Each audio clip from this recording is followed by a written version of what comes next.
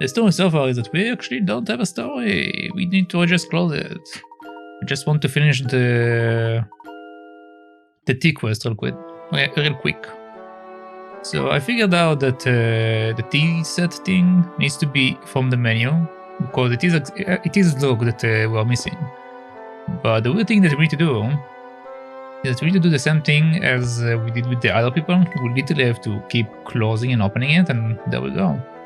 It shows up. I cannot know why it works this way, but it's fine. Okay, so let's see what Luke wants. Help. I'm exhausted. Could you make me a tea with some oasis leaf and a double dose of brisberry? Yeah, there you go, buddy.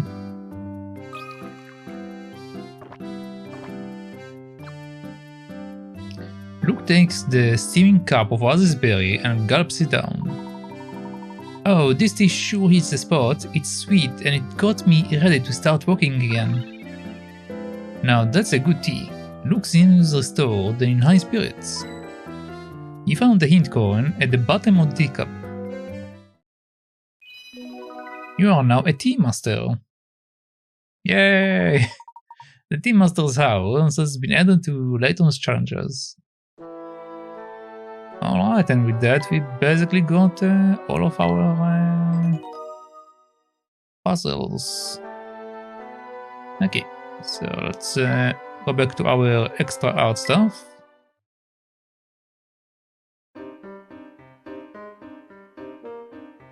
Bonuses.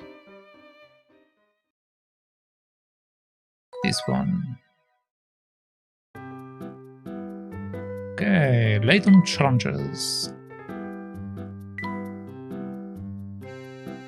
The Scholar's Life.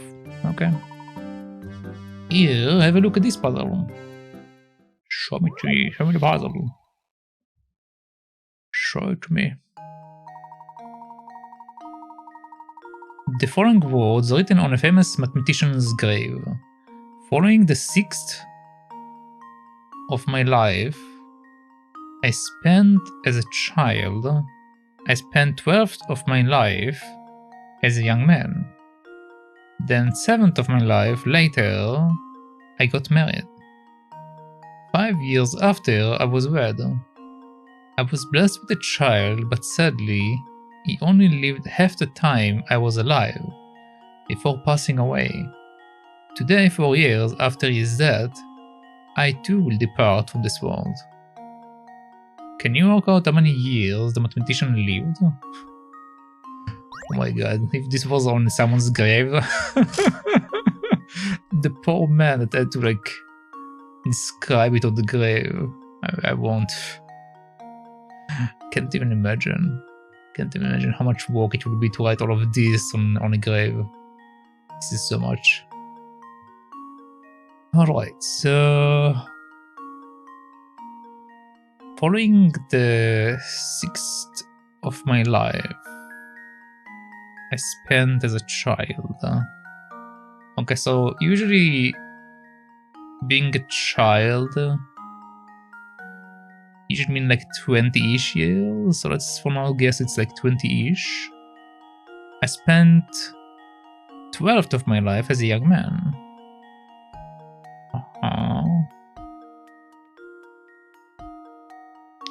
Then 7 of my life later, I got married. 5 years after I was wed.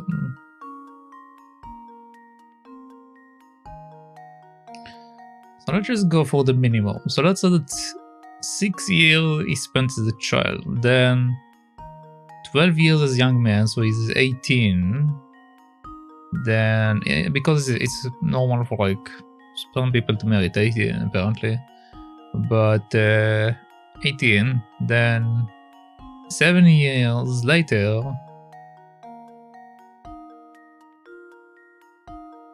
he got married.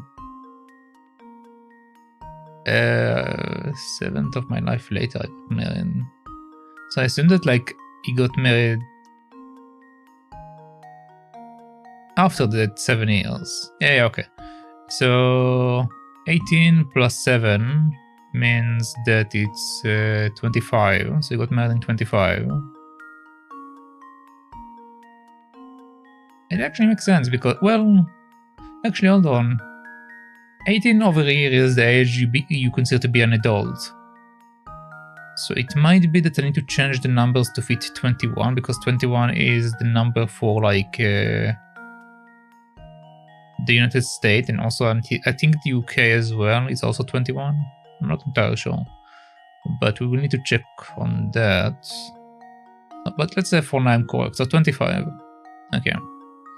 5 years after I was wed, I was blessed with a child, which means now he's 30. But sadly, he only lived half the time I was alive before passing away. Okay. Today, 4 years after his death, I too will depart from this world. So 30 plus 15, it would be 45.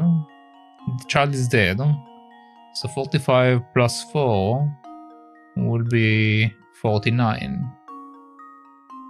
Can you work out how many years the mathematician lived? So 49 should be the years that he lived. Now again, this depends rather the ages they refer to are the ages that I think, which I think I'm right, but I don't know. So let's see. It should be 49.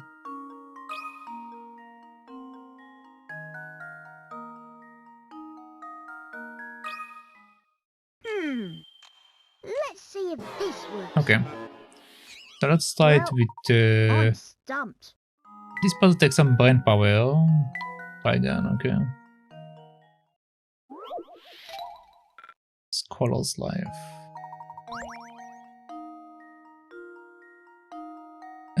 Okay, so following 6th of my life. So okay, so we're changing the numbers to be 21. So if it's 21, we need to do it a bit differently.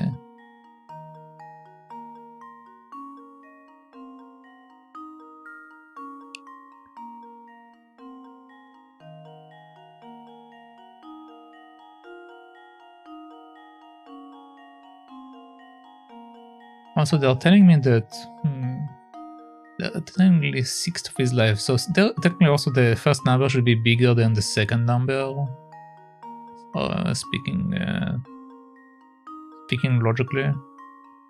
So basically the first number should be double the second number, and the third number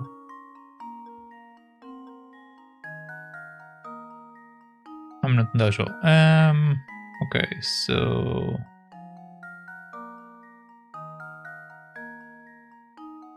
let's see. So we're saying that our number goal is 21, okay? For the first two. If the first two is 21, then 70 of his life is spent as... I don't. Okay, so first of all I need to figure out a way to split 21 in a way that makes sense for 6 and 12. So let's see. If I split it to two numbers that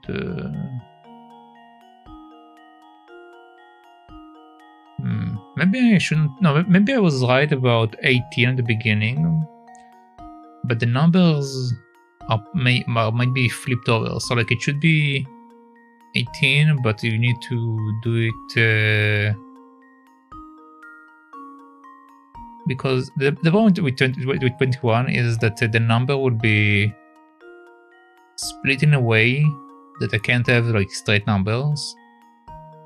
Like the numbers will be slightly off. Since I need basically to combine two numbers together. that one is times to the other one. So in order to get to 18, let's say that we are doing 12 and 6. So we basically flip it. So 6 of his life is 12 years, and 12th of his life is 6 years. So these are our numbers. And if we want to know the rest of his life, we just need to technically multiply it, right? Because if it's 6 of his life, then 12 times 6 should bring us the amount of years that he lived, without needing to do all of the other stuff. But I should definitely like also test it with the other information. Okay, so we got 72. Should be 72. Okay, so if we try to split 72 by 7, the number is messed up. Okay. 72.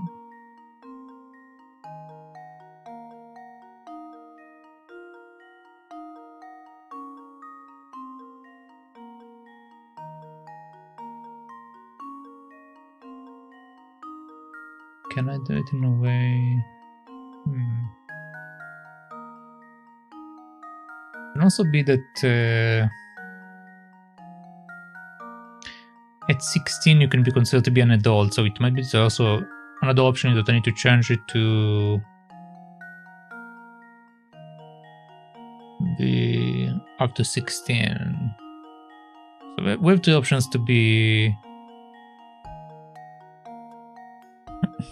to be an adult. Can also be that well, they're saying young men.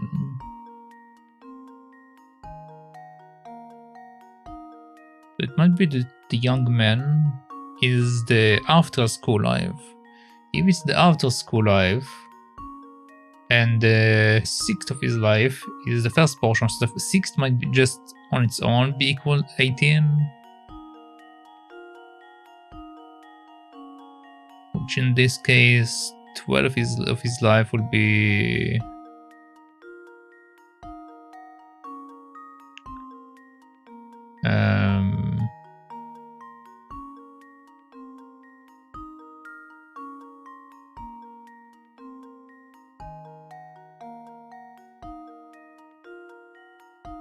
is there a way to actually calculate it straight away? I'm not entirely sure. 1/6 of his life I spent as a child. I spent 1/12 of my life as a young man.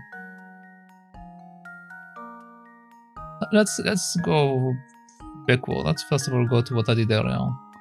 So we're saying that it's 72 based on the first calculation, but...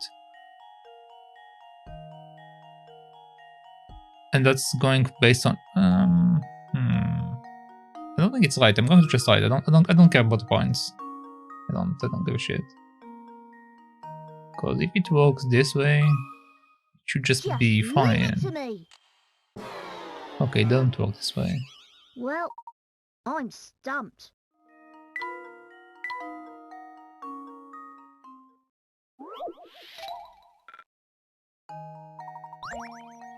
Alright, so... following the 6th of my life I spent as a child. Spent 1/12 of my child as a young man. Then 7th of my life later, I got married.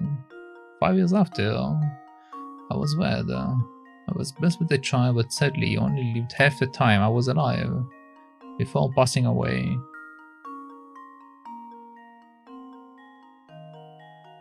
Today, 4 years after his death, I too will depart from this world. Okay,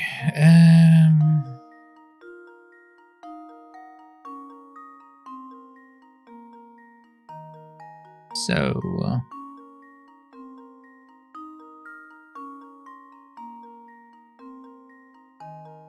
How do I tackle this? 21 is the age you are considered to be an adult, but not like a young man. When is a young man being considered? I feel like I'm overthinking it. I'm going to take a hint, because I'm not entirely sure if I'm misunderstanding something here. Try setting up a linear equation where this mathematician life in years equals x.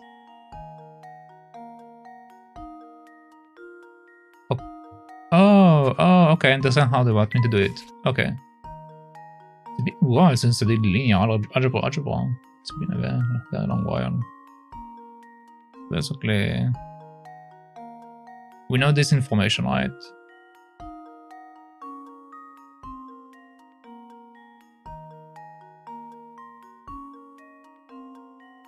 Okay, so now we know that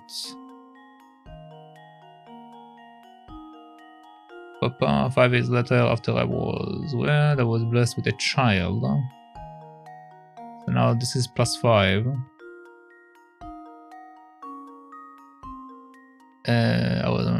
But sadly only lived half the time I was alive before passing away. Okay, so that will be half the time I was alive. I assume that it will just like say how long he was alive, period. So it will be this number, because if they do it based on the time that he actually died, it will be a bit messed up. So this is our next part, and then we say that today 4 years after his death, so +4. Okay, and all of that should be equal to the x. Alright.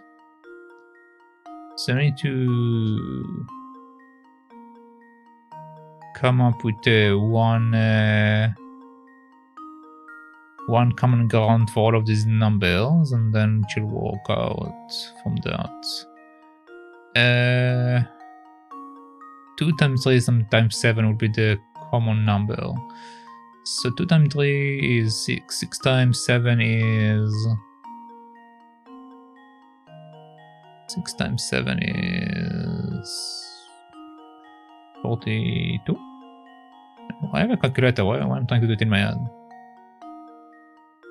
Yeah, 42. Okay, so... I just combine these. So 4... No, actually... Ignore that, I don't want to clear the board. Okay, so we need to...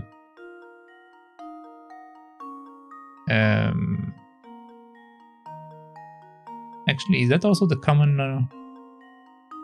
ground with 12?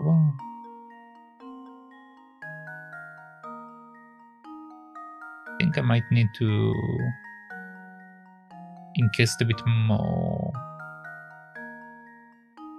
Yeah, 12 is not good the way it is. But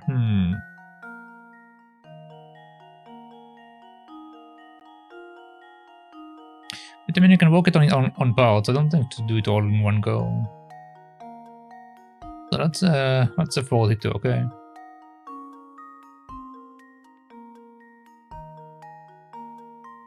So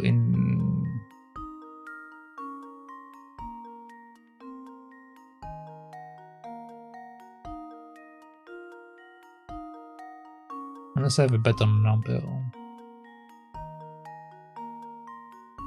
If I just do 12 times 7, it will be better probably, right?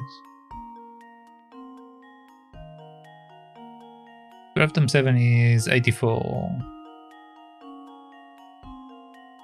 Yeah, 84 is better for me to work with. Okay. So we'll do it with 84. Okay, so 12 times 7 is our thing. 12 times 7 is 84. So 84x split by 6 is 14. This one is 7. This one is 12. This one is to do an Excel. This one is 5 times 84.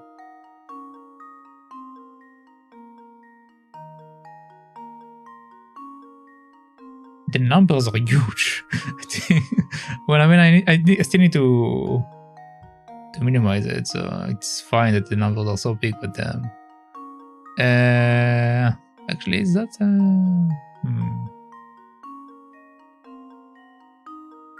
it should be fine. It should be fine. Okay, so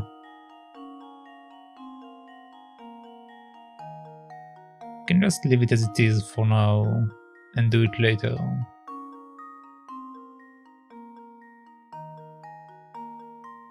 Yeah, I could probably just do it later. I'm running out of space. I want to use my notepad. It's too annoying to do it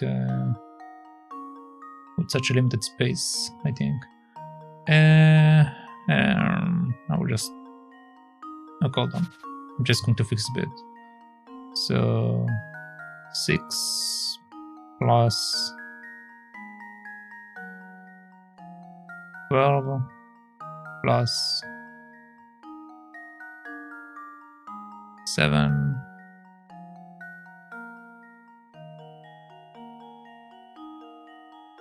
plus 5 plus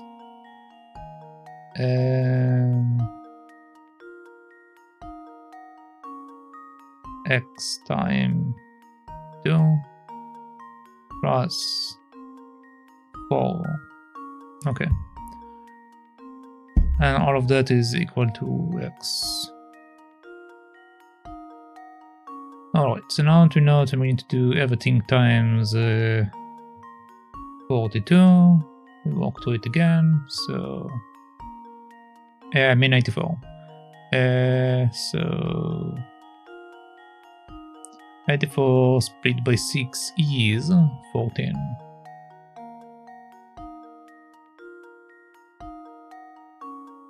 Plus 7 plus 12 plus 5 times 84, 420. Blaze it. Alright.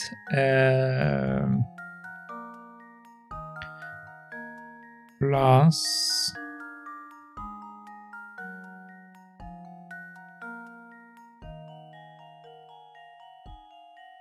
42.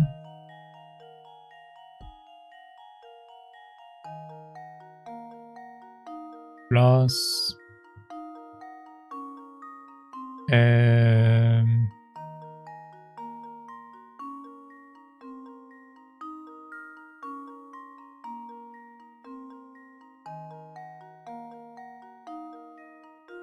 4 times 84.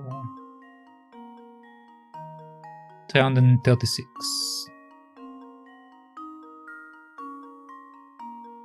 Okay, that's equal to 84 over there.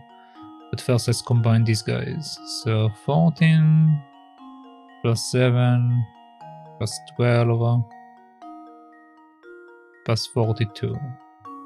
Okay, that's equal to 75x.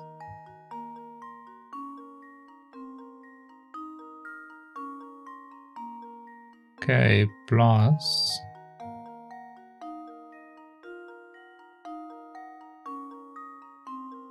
so 420 plus 336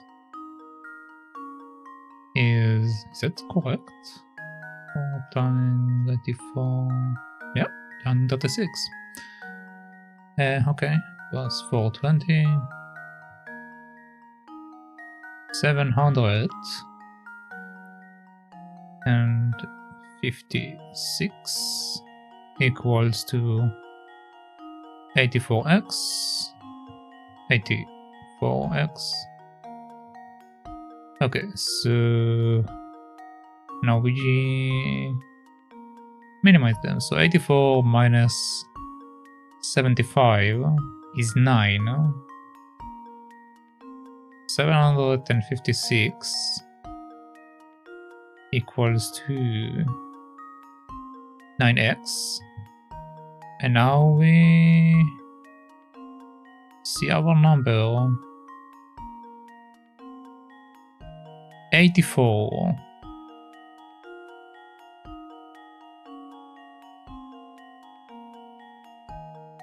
Okay.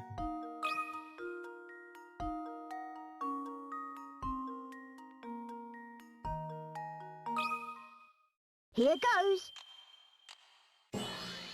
That was quite the linear That was equation. almost too easy. Very nice. The mathematician was alive for 84 years. Setting up a linear equation as shown above makes short work of this puzzle. Interestingly enough, a puzzle very similar to the one you just solved is said to be written upon the headstone of the grave of Diabolical, a famous ancient Greek mathematician. The poor gravemaker. The poor gravemaker. Alright. Quite nice look, I knew you could do it. Ladder calculations. Here, try this puzzle look. I'm just going to keep my calculator open. Ladder calculations, alright. If you take the problems 11 times 11 equal to 121 and replace them with the ones with A's and the 2's with B's, you get AA times AA equal AB. A similarly generated later equation would be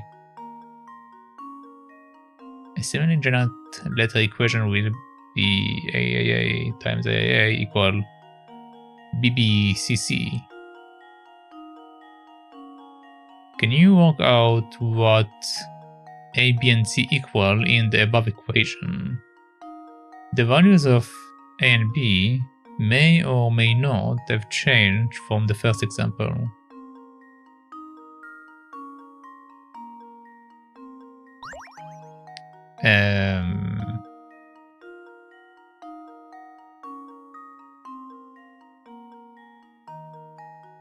A similarly generated ladder equation would be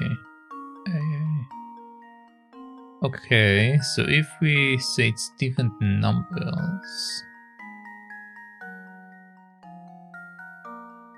so if I say it's 22 for example, so 22 times 22 is 400 and something. We need to get to a number that is above 1000, and that is have two options from what I understand at least.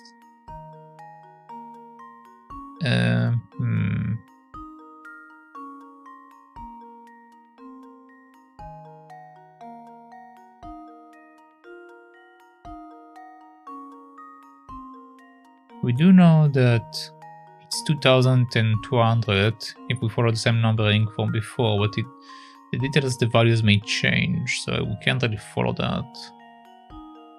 Don't think I know for certain that I need to have double days.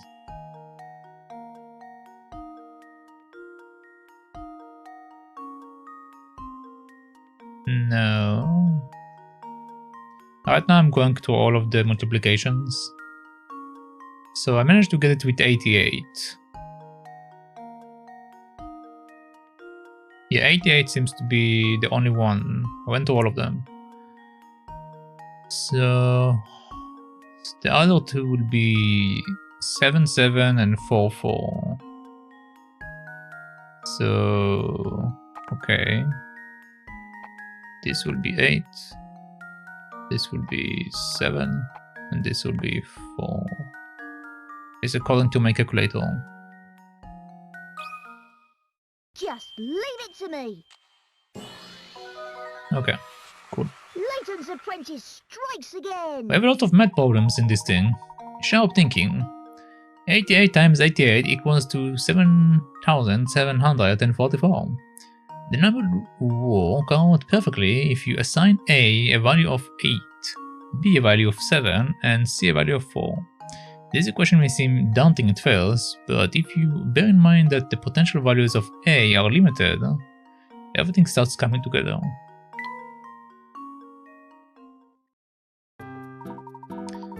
Top-notch job look. Now, not that I expected any less from you.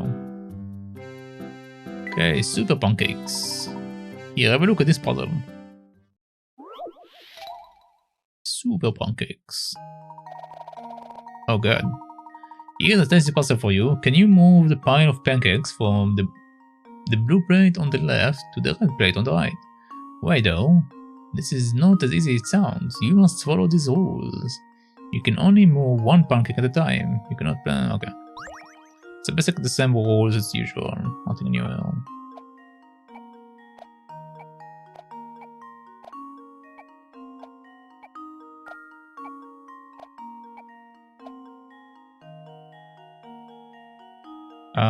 No. Over here first.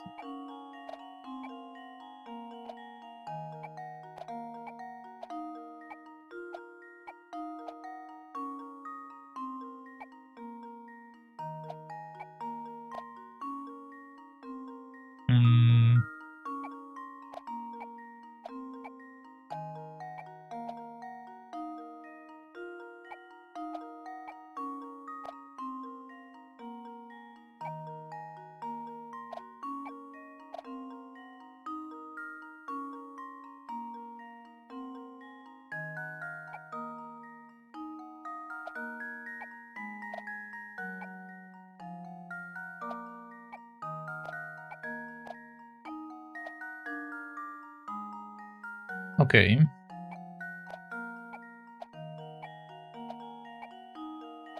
We're getting there. It's a lot of steps, but we are definitely getting there. Okay, so now we need to... I guess it doesn't really matter that much.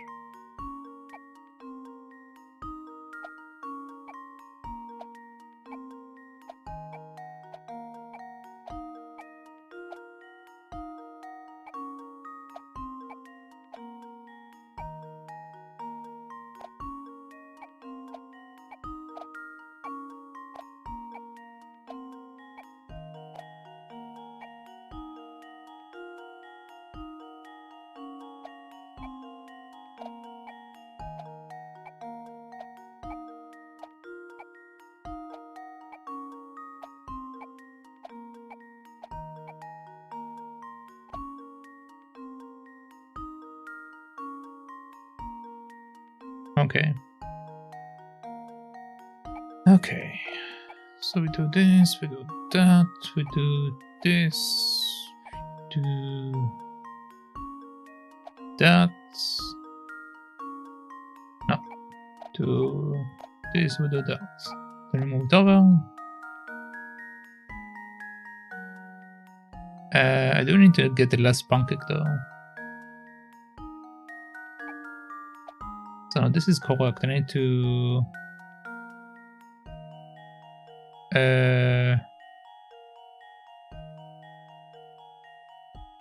this one is the medium one.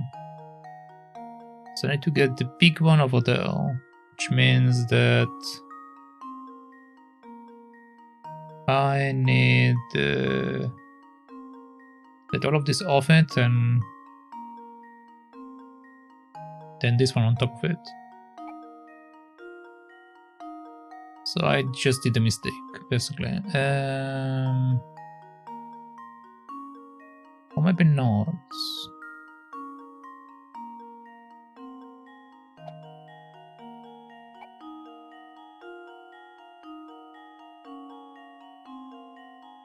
No, it's fine. I'm doing okay.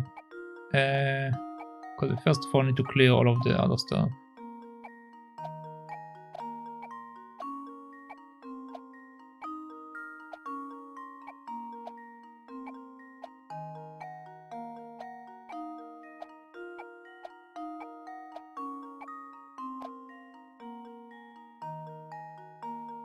Okay.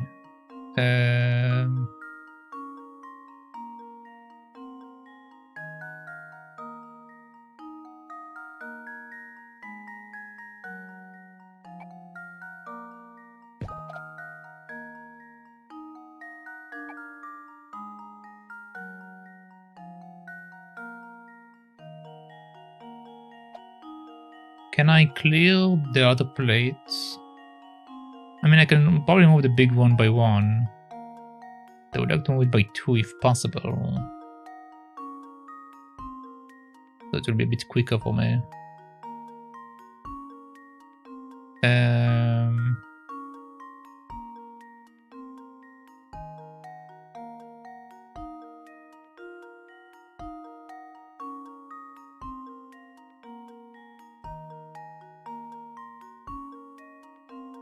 Not sure. Okay, so right now the plan will be to move this one over, move this one here, that one there, then this one on top of it, and this one on the other side, and this one down. It won't lead me anywhere. If I move... I need to move them to the second plate. I need to keep clearing... I need to clear also the next one. And then... move into the middle. I think.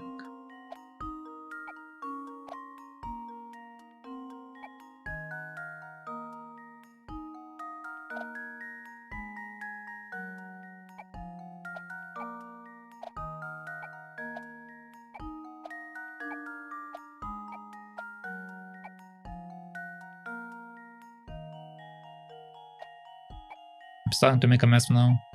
I'm getting confused. Alright. So we got this guy.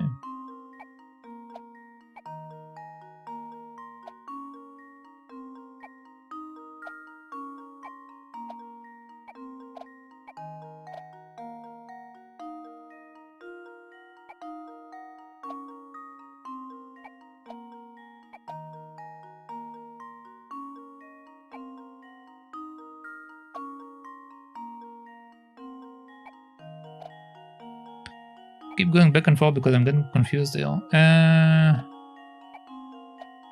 So I need you to get out of here so I can move the big one there. To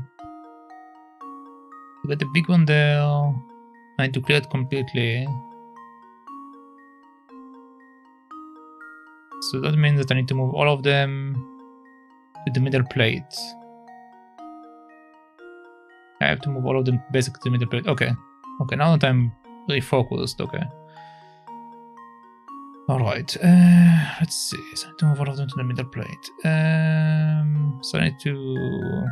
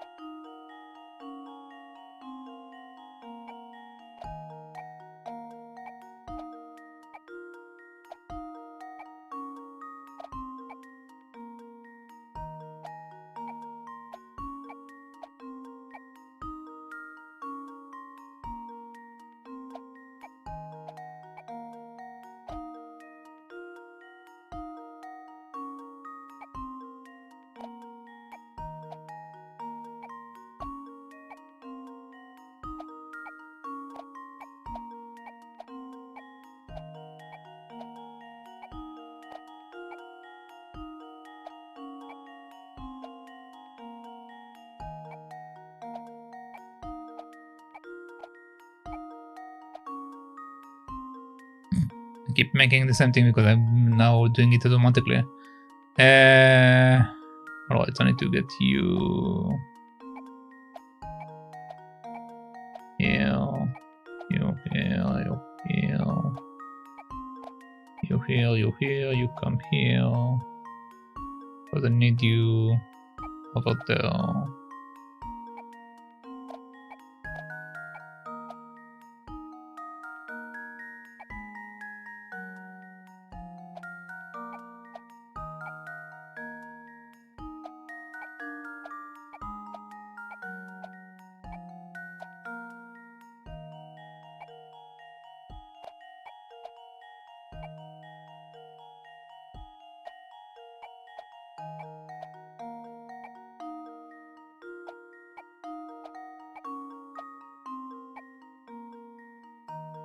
I don't know which of them is bigger, so I need to experiment.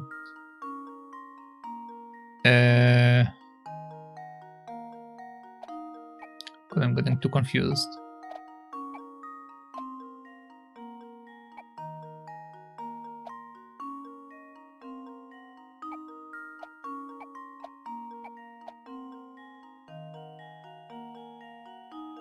Okay, so judging the sizes, this one is that size. Time to get this one here.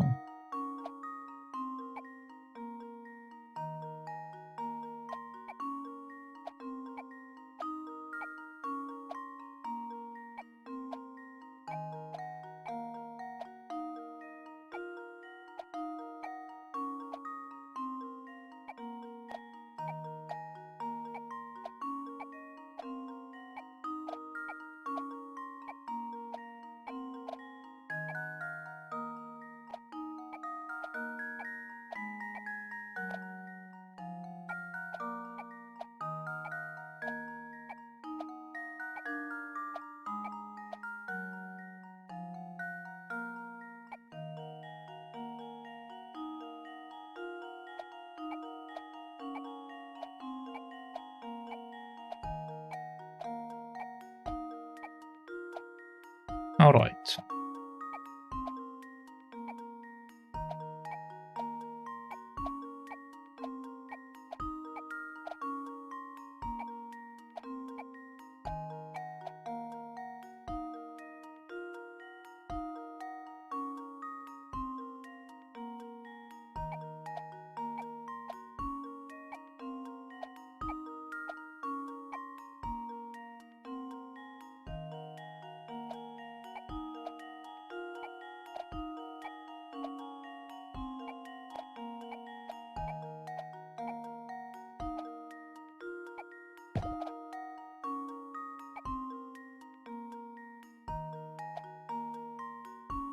Um,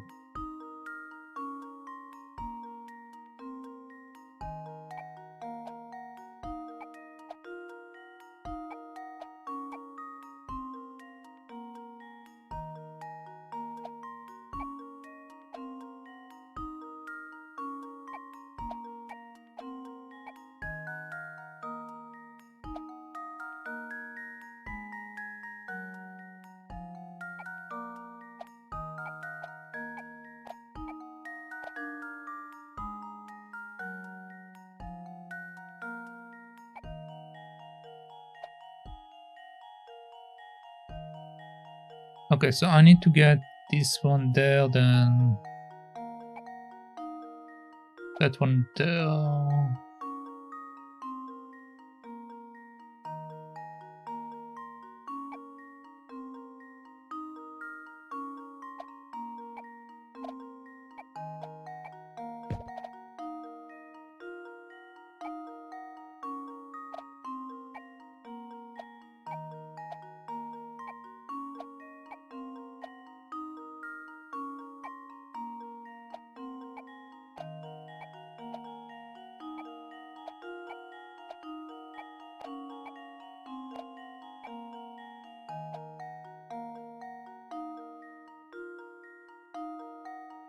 I need to liberate this pancake, and then I need to Move them all to the left side again. Okay, so in order to do that, we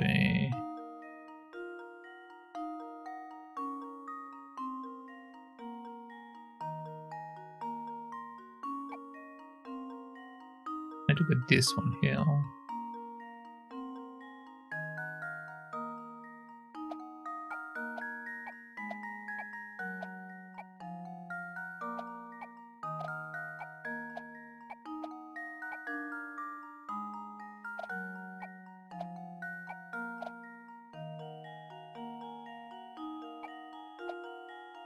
Wait, is that the biggest one or the other one?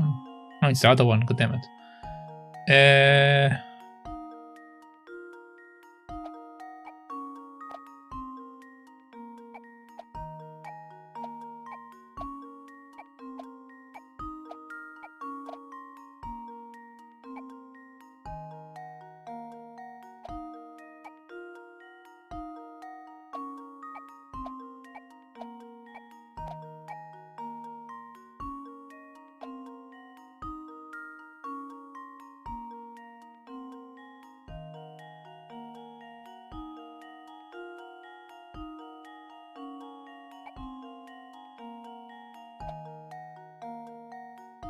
I did so well and then I'm getting confused because there are so many moves. But basically what I need to do, I need to keep moving them away and then on the other one. This is the end goal on the right side. I need to, for all intents and purposes, move all of these all the way from here to this plate, then move this one over, then do it again, basically. So in order to do that, we need to get all of this here. In order to get all of this here, we need to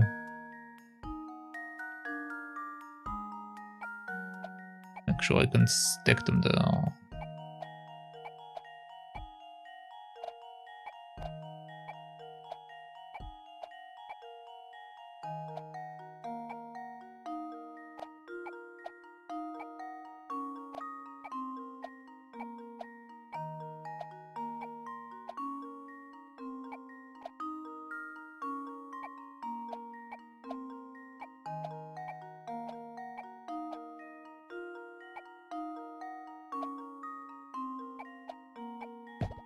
Yeah, okay. So now I need to change the location of these two. So now to change the location of these two, I need to get this one on that side.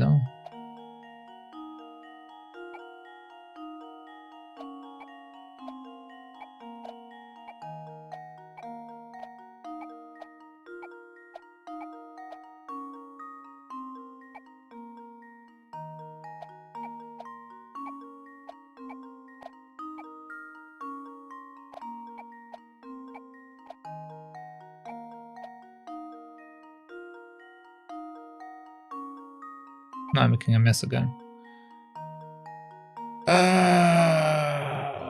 Because I need to get the lower one first.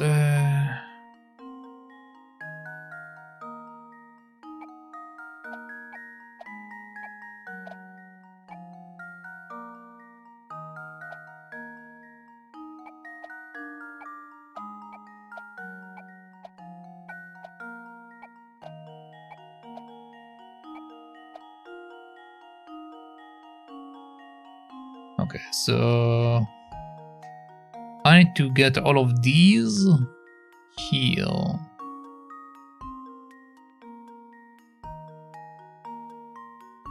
In order to get all of these here, we need to get the lower one to here first. So this will be the base one. The base one needs to be on this side.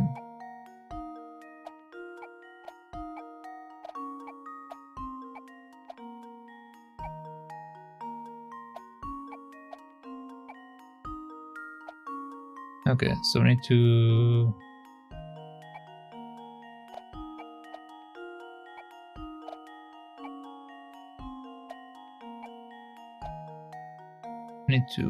get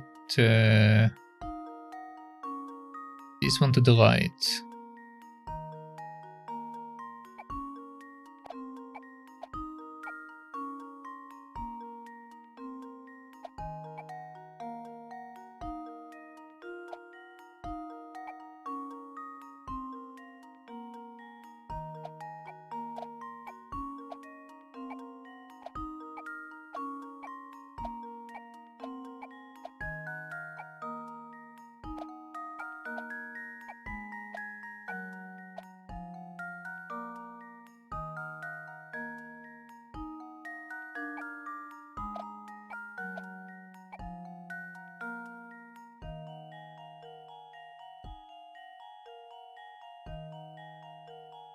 Okay, so we got this out. I need to... Now to get this out, I need to get...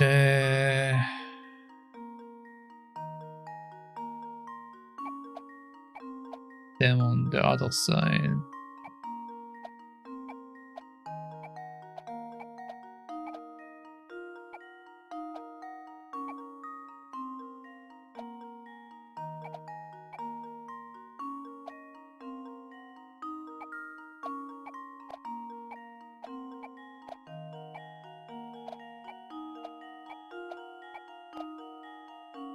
Alright. I made a mess, but I'm starting to now get it again. That's fine.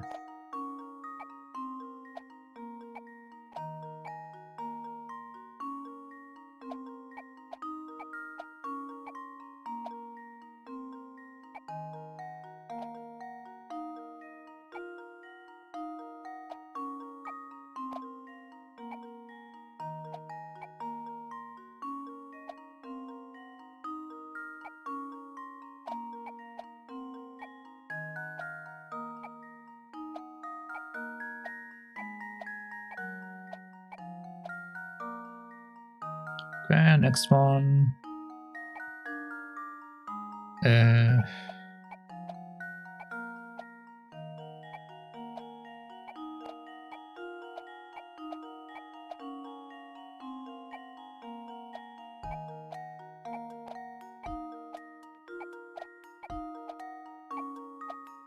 Alright. Let's see if this works. Layton's apprentice strikes again. That was a lot of moves. Scrumptious. You gave your stars quite a workout. Yes, I did. God damn it. I must say, I'm quite impressed with your skills, my boy. Thank you. Thank you. Yeah, the animal lava box. 500 pearls. I think this is the one we saw last time. That was too tired to do. Yeah. Okay. A wizard sets a traveler a strange task. There are 500 pearls in that cave. I want to go and bring a certain number of pearls to me. This number allows you to divide the pearls into groups of 2, 3, 4, 5, 6 or 7. And I always have 1 pearl left over. Bring me this number of pearls and you can keep them all for yourself. So... Traveler tries his best, but the number of pearls he brings back doesn't leave 1 pearl over when divided into groups of 4. How many pearls does he bring to the wizard?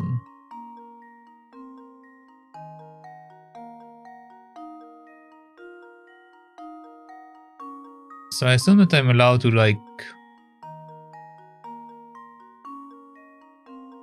groups of 2, 3, 4, 5, 6 or 7. I don't... Okay, let's try something down. So if I do... Let's use my calculator. So if I do 2 pearls, 3 pearls, 4 pearls, 5 pearls, 6 pearls, 7 pearls. No, but they're saying group, so... What happens if I multiply them?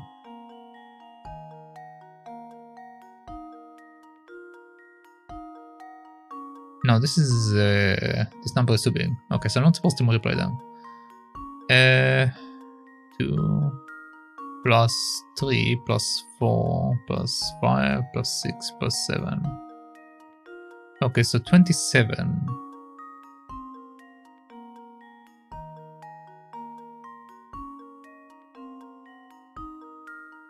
So it will be 28. But then we say it needs to be Total size best, but the number of pearls it brings back doesn't leave 1 pearl over when divided into groups of 4. Okay, so 21 plus 1 is 28, And 28 is 7. So 28 can be the answer, but groups of 2, groups of 3.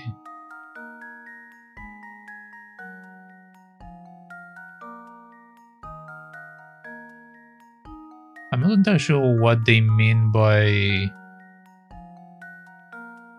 groups. There are 500 pearls in that cave. I want you to go and bring a certain number of pearls to me. This number allows you to divide the pearls into groups of 2, 3, 4, 5, 6, or 7. Okay, so I think this number should allow you to divide the pearls into groups 2, 3, 4, 5, 6, and 7. And always have 1 pearl over. So I need to have a number that can be split by all of these numbers, I think. Okay.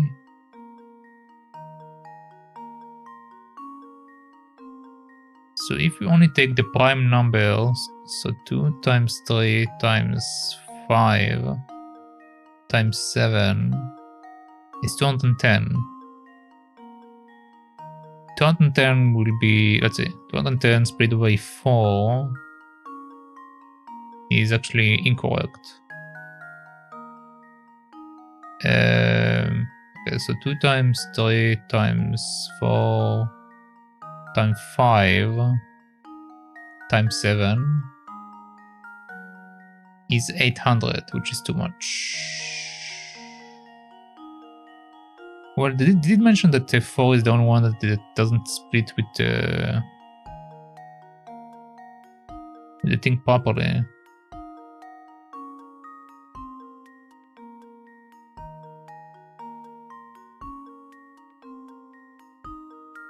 Yeah, I think I just need to ignore 4.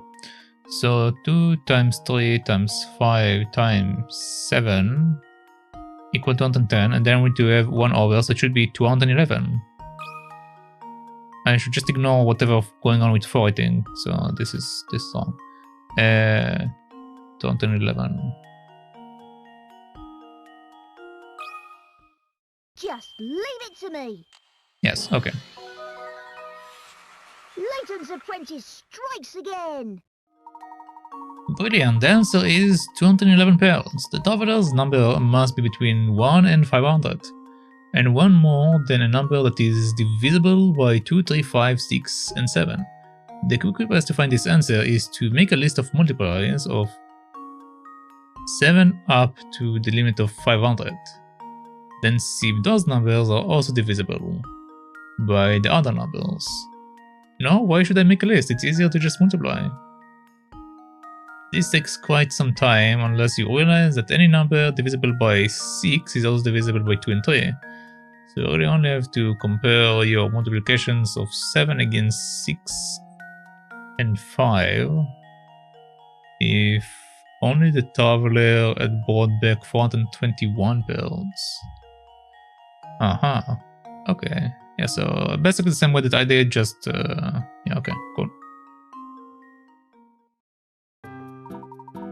Well done, Luke. I knew you had it in you. Angles in a box. Why don't you give this one a go? Sure.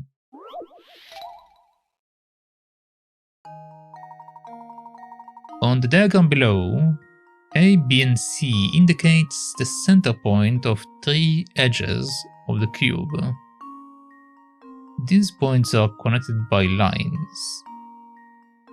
How many degrees is the internal angle ABC at the point where lines AB and BC meet?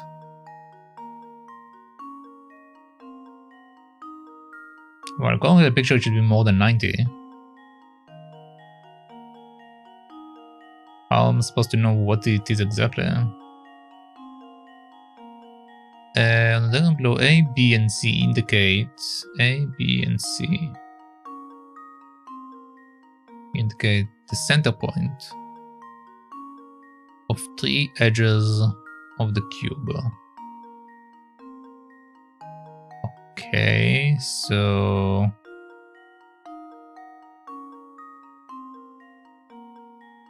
I see. If it's the center point, this line is basically a straight line. It's not like off as I think it is. Since this is the center, this is the center, and this is the cube, so the cube should be equal. So all of these points should be the same point. But we do change the angle of the location we touch. But why did they put the A over there? Shouldn't the A be in the middle? Oh, I see. It's because... Oh.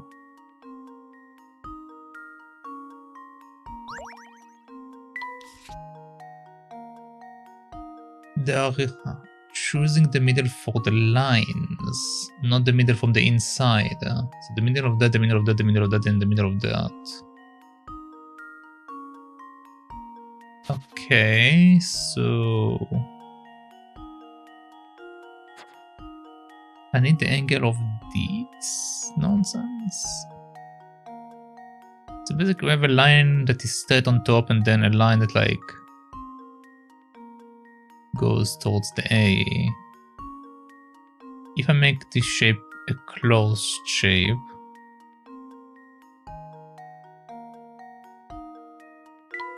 so if I make it a triangle,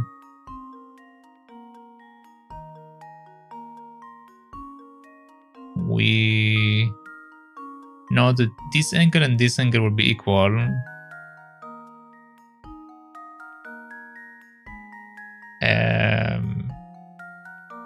But I don't know if we can figure out the number out of that. I know that if I make it into a square, what do we know?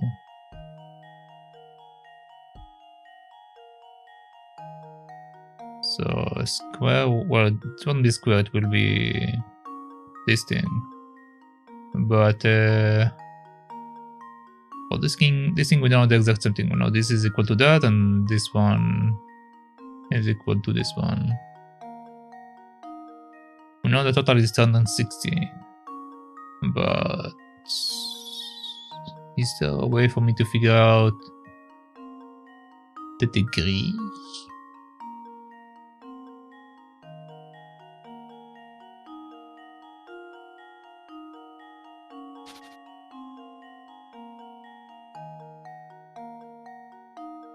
One, two, three, four, 5.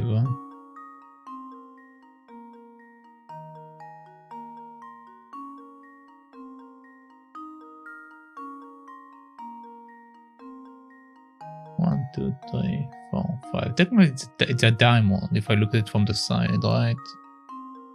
What is the total value of angles in a pentagon? I don't know. Let me Google that. Pentagon total angle value. Okay, so pentagon is 540.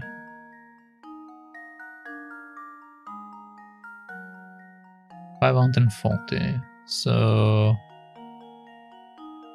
we are saying this is 90, this is 90, and this is 90. Okay. So 90 times 3 is 270. So 540 minus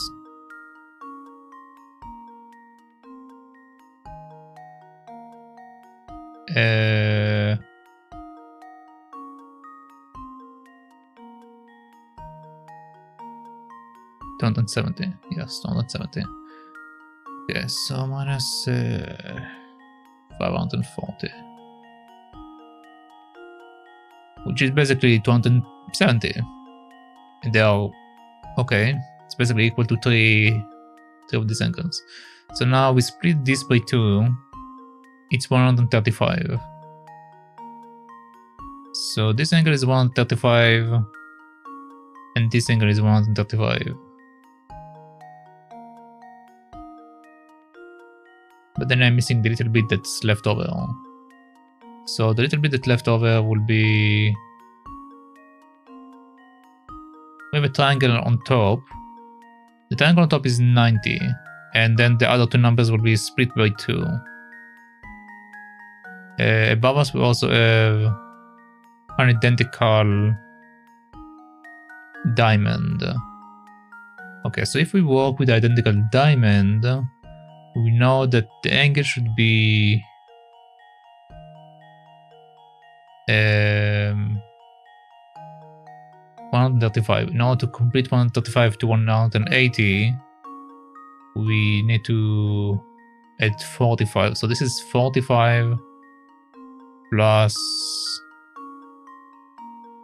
135, which is again 180. Right? This one is 45.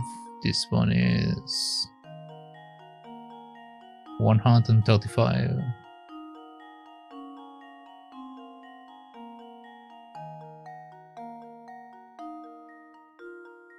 Is that how I'm supposed to do it?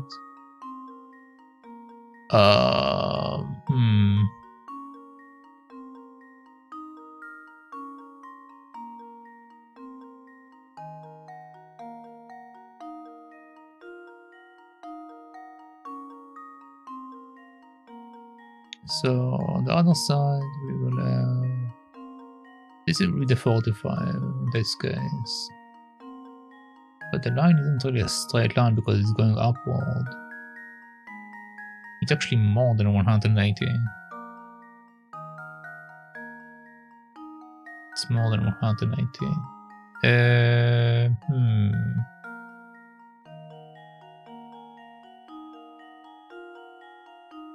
Well, this is 1045.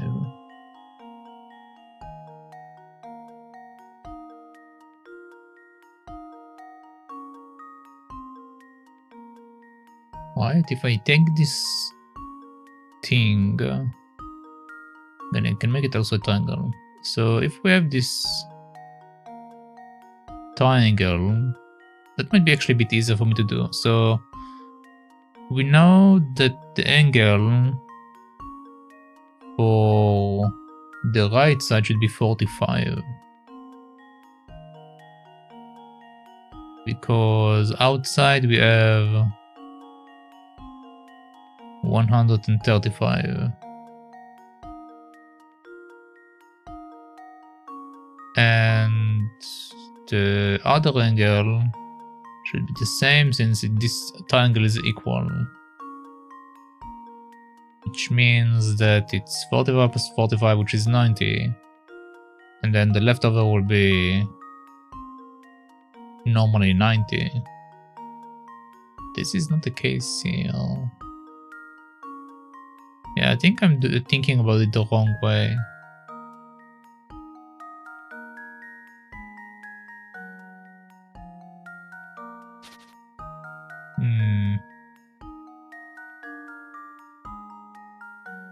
They are all middle points. What if I keep doing the middle points? What shape do I get?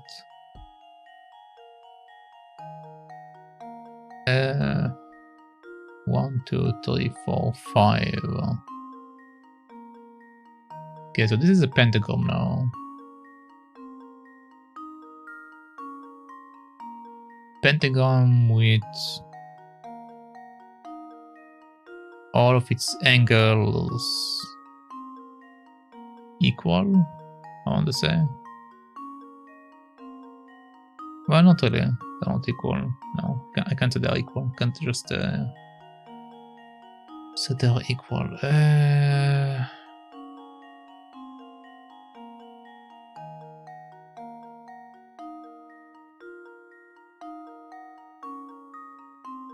How many degrees is the internal angle ABC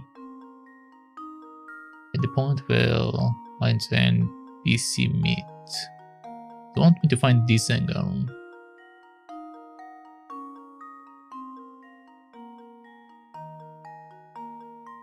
Okay, if we increase my scope, so we are saying I'm working with 160. Okay. I'm increasing my scope. So we said that the outside is 135. We're saying this one is, in this case,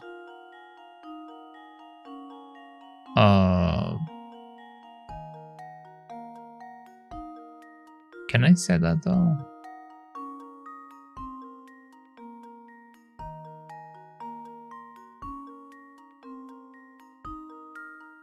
Like the angle to it is 135, yes, but the angle inside is different because this is going downward. It's not going to the side. But even if it goes downward, it still should have the same angles on the outside. Still should be a total of 360.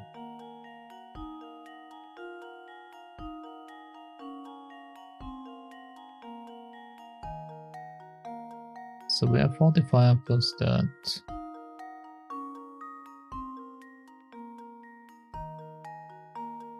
Right.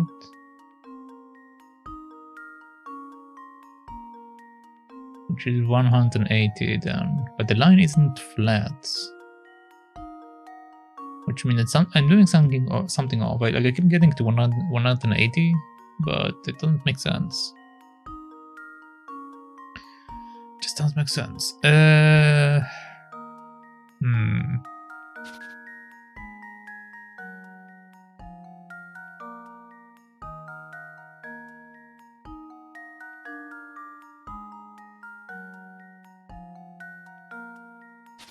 I didn't.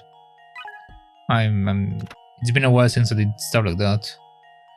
There's no need to do any complicated calculations. Visualizing is the important part. The 3 points are each on the center points of the edge of the regular cube. Yeah, this doesn't help me. 3 points are each a center point of a regular cube's edge. Think about the other center points. What would happen if you continue connecting center points in this fashion?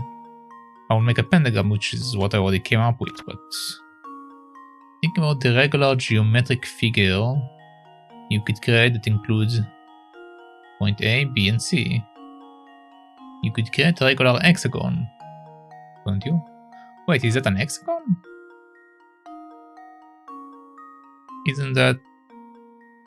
I mean, I guess if they include the last section, like we have this, we have that, we have this,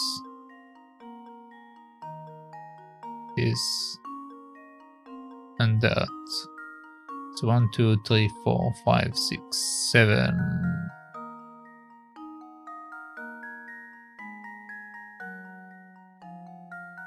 X is 8. I'm short one.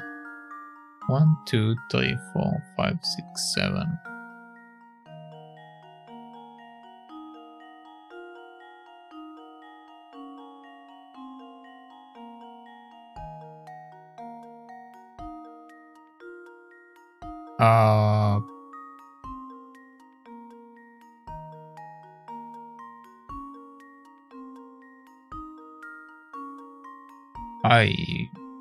What? Hexagon is 8, right? I'm not going crazy.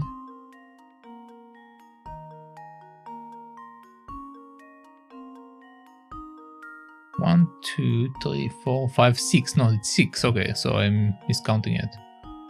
So I'm making an hexagon. So I need to actually cut one of them off.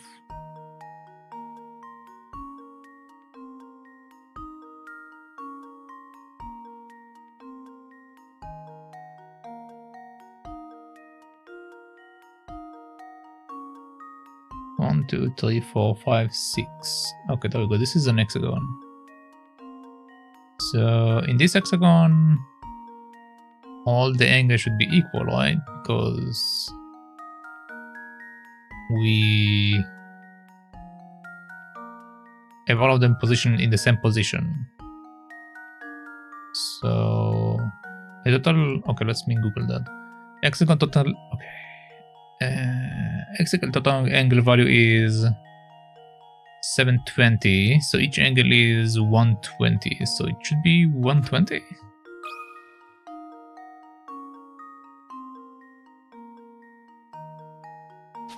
I wonder what is the... Just leave it to me.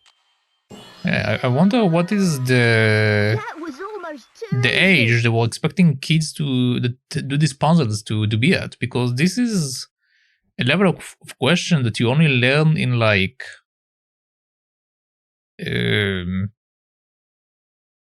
high school, I want to say, or maybe like the end of high school. Like this over here, that's when we learned about this stuff. Good job. The answer is 120 degrees. If you continue to connect the middle points of the edges in this way, you would draw a regular hexagon. And the internal angles in regular hexagons are always 120 degrees. Yep. Okay. Wonderful, my boy. Your skills are improving all the time. Sliding level nets. Would you care to take a shot at this one? I'm kinda scared about this one. This makes the peaks an underground labyrinth, but it's unscrambled, so it's up to you to put it in the proper order again. Tunnel segments of each piece must meet up with tunnel edges of joining pieces.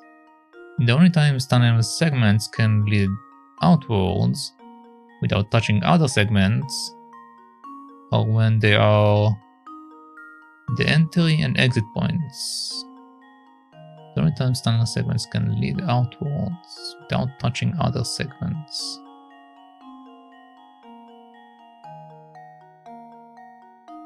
Okay. Or when they tunnels can't dead end at once otherwise. Okay, so the same was as usual. Set the pieces around and see if you can solve the puzzle. Alright. So the option for this wall are either this one or the other one.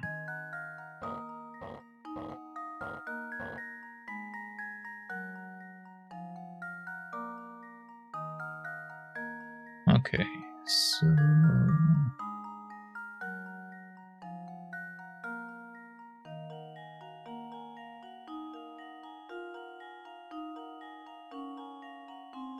but I'm not allowed to have this one little wall, so it have to be okay. This middle piece have to be where it is.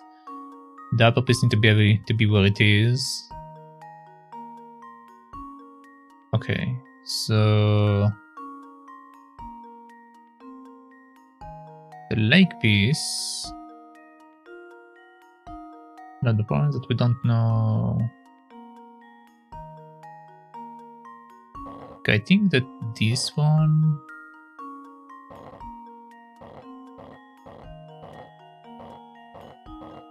need to be here, and then this one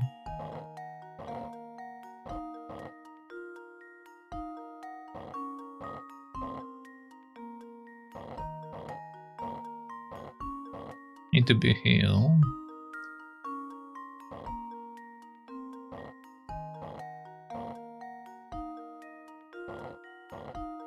This one need to end up here.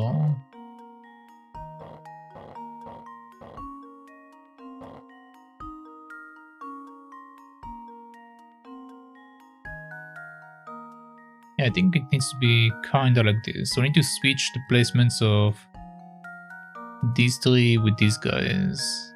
Okay, so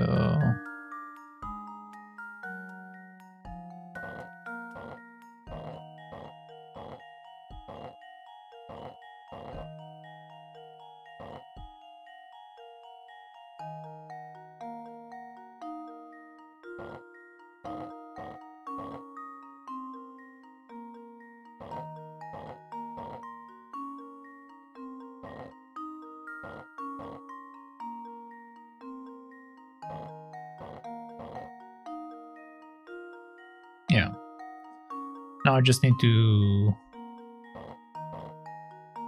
switch the other ones as well.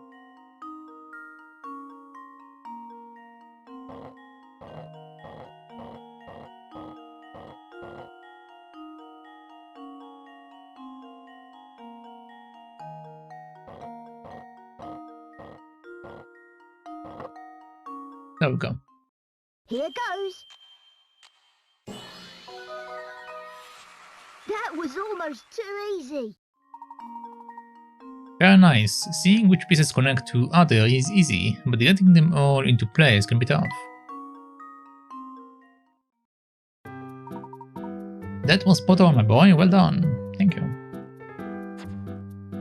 Alright, next one. The Sweetheart House. 8 cards.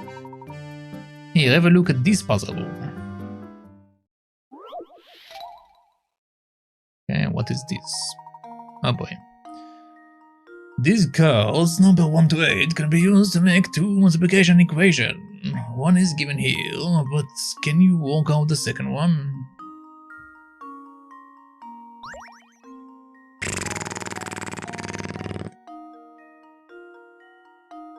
Are there rules to make this thing? Like how did you even like what is the rule to make that?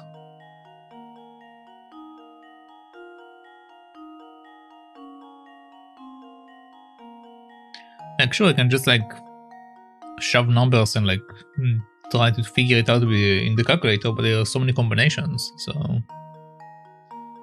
there must be a rule, right? Like what I would like them to do with these kind of puzzles is to at least tell me what the rule is. Because how am I supposed to know what the rule is without actually ever seeing something like that? Like this is like me looking at a language that I don't understand. So it's like, well, what does it mean?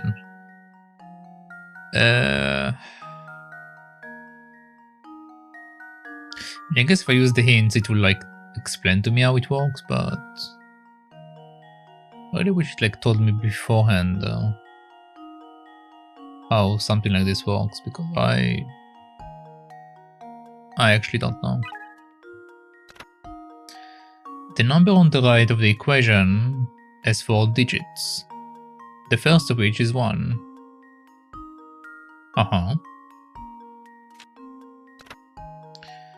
The last digit in the answer is 6. Wait, are they just giving me the answer?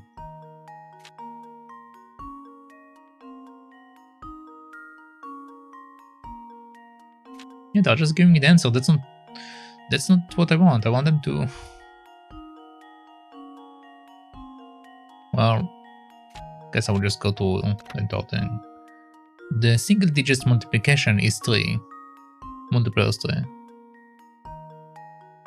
Which means that it can be 3, 6 or 9, I guess.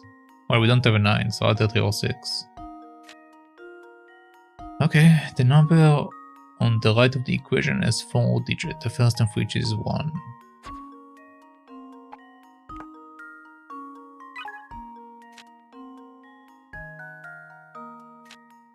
The last digit in the answer is 6.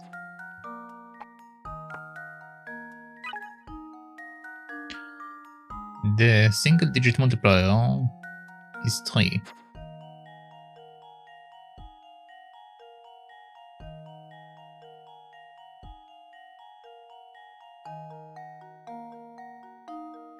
Isn't that already 3?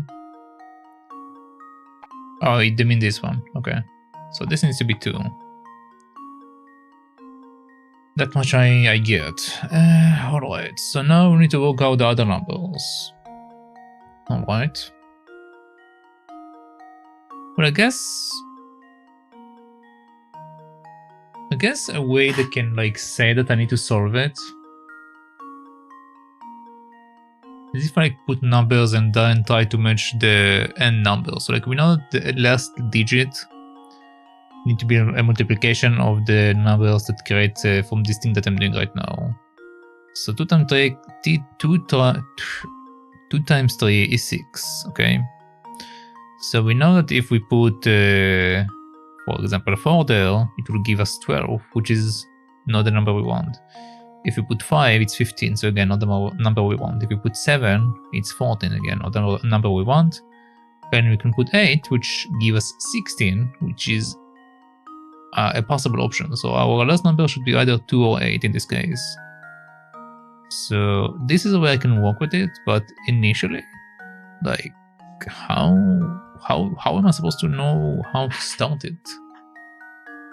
Like, I don't know. It's weird, man. It's weird. So let's see.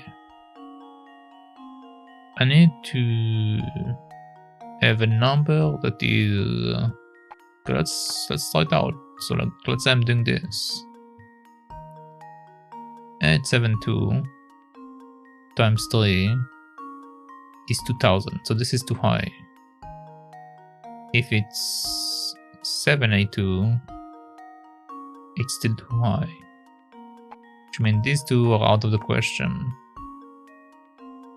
Okay, I know that 5 is also out of the question. Well, 5 is fine. Right, yeah, 5 should be fine. So if we do 542 times 3 equal 1626. But we have 2 6s, so that's not a possibility. We need to have something else. So 452 times 3 is 1356. But we are using the 3, so it can be 1356. So we know the first number is either 5 or 4. So now the question is, what is the second number? Okay. So let's say I'm switching it to this. So 582 times 3 is 1746. Okay, there we go. This I can put in. But again, I don't know how am I even supposed to begin it. Like, without the hints, I don't know I'm supposed to start that. It's like way too many options. Let's see if this works. That was almost too easy. Well done. The answer is 582 x 3 equal 1746. They don't really give an explanation. Ah, there's nothing quite as satisfying as a puzzle solved, is there? Number cycle. Here, try this one, look.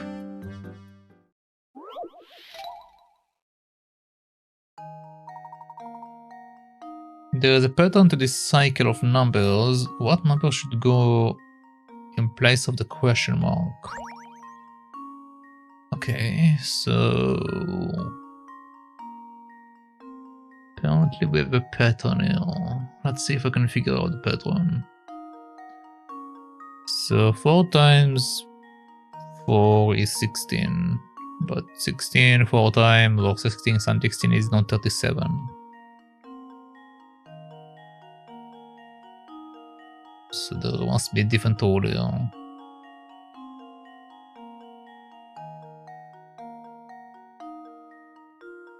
Um, 20 minus 4 is 16.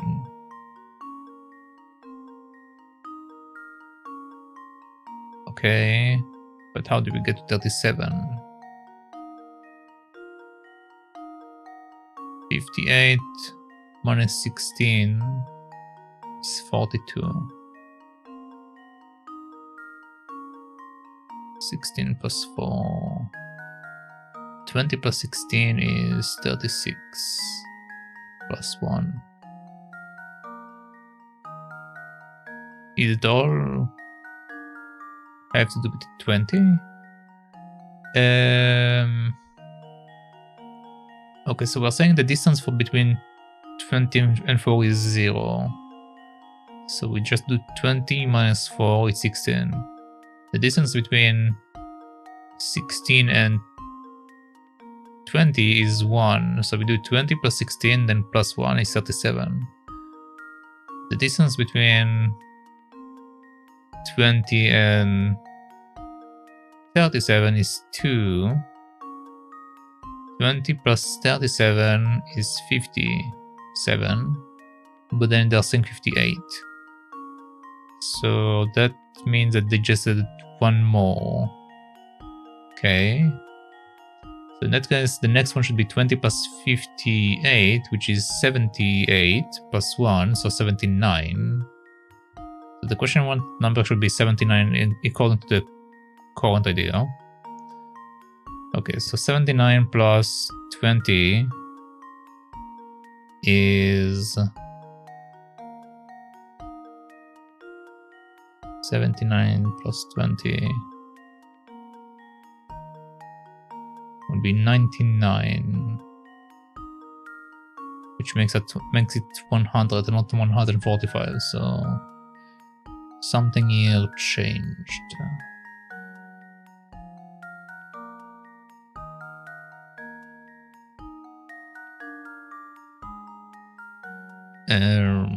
But the pattern did work with the first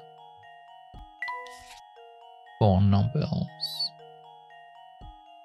Well, partially. Over here we had to do minus, and over here I had to do plus.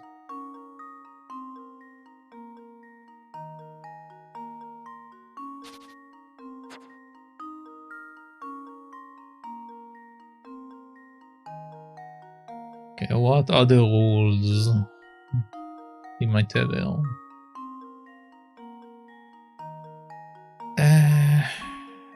Okay, so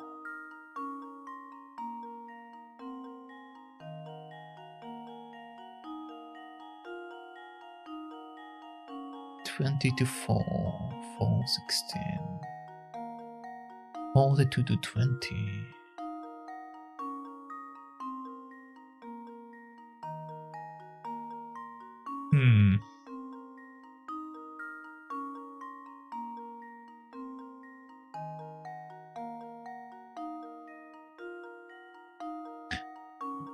Even if I say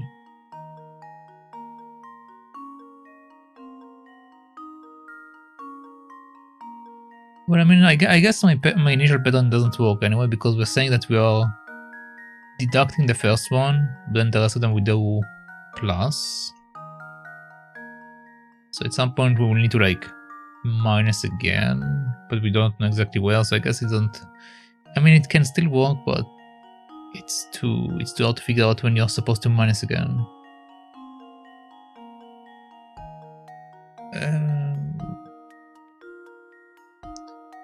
But it's a big leap to get from 58 and 37 to like 145. But the weirdest thing for me is, why are we going to be down from 145 to 42? Like, what's causing the reduction?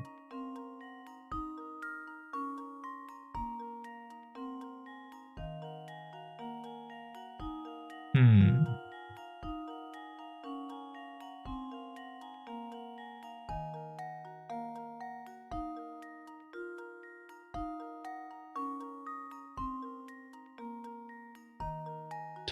Minus 4 is 16. 20 plus 16 is 36. And like it doesn't. It seems too odd that the numbers are that close to like matching stuff.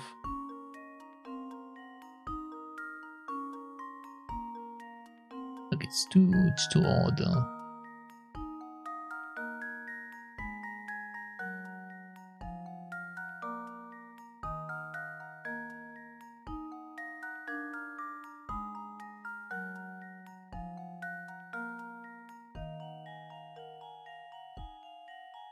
Okay, let's try something else.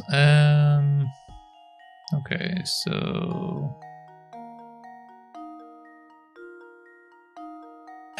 so in order to get 4 in some kind of relation to 20, we can say that we split it by 5. So it's a multiplier of 5. Okay. 4 is a multiplier of 5, which is 20.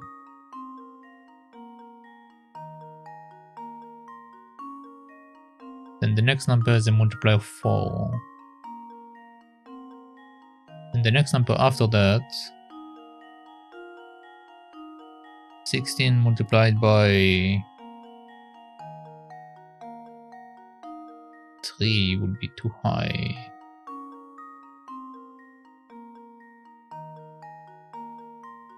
It would be 39. I mean 48. I did 13 by mistake, not 16. So 48.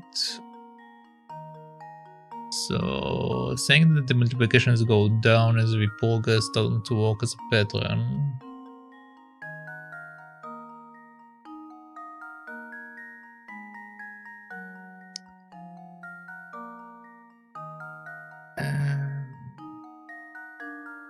The difference between 37 and 16 is 16 plus 5. 16 plus 5. But why 5?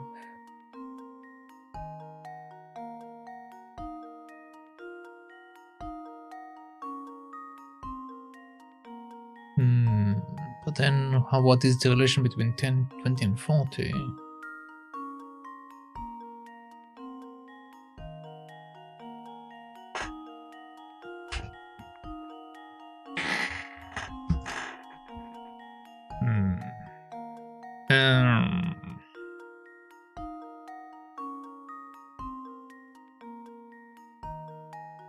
Get 21. 37 minus 58. This is also 21.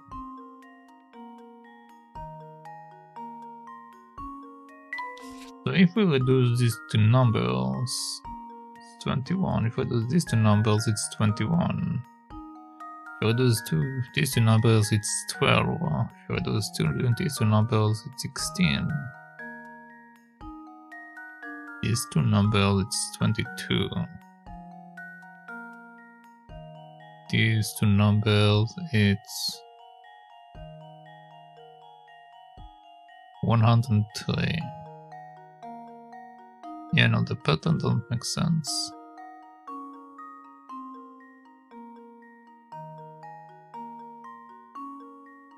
But interesting that we have these two as identical.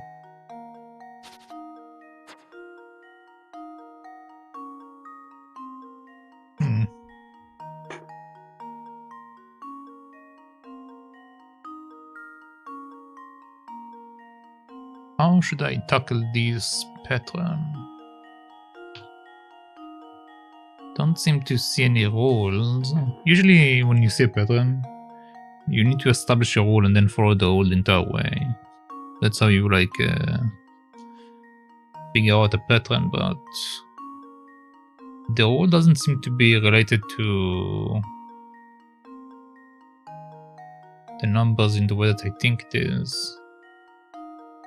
I had a case in one of the previous games when we had a pattern that relied on some weird bogus bullshit.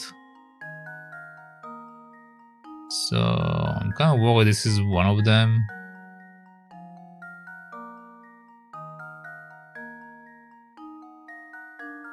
I'm going to take it. Yeah. Try to think each digit as a number as a separate entity. Try to think each digit of a number as a separate entity. 2 and 0. 4, 1 and 6. 3 and 7.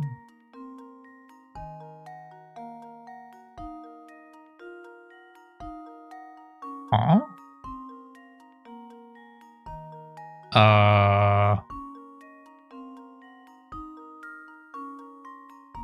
Okay.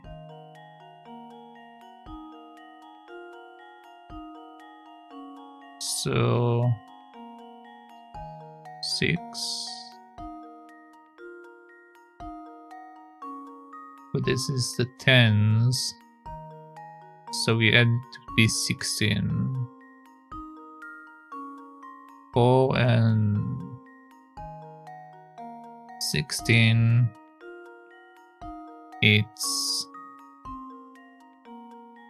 12. No, it's 10. Huh? Increase the number by 2 again. But we don't have a 16, so we had huh? What?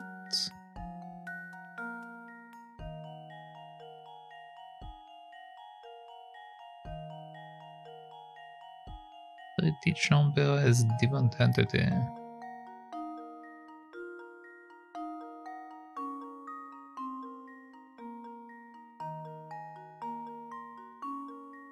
Yeah, this, I don't get this pattern. Makes no sense to me. Try to find a rule that uses digits from one number to create the next number in the cycle. No kidding. Try squaring the individual digit of each number first.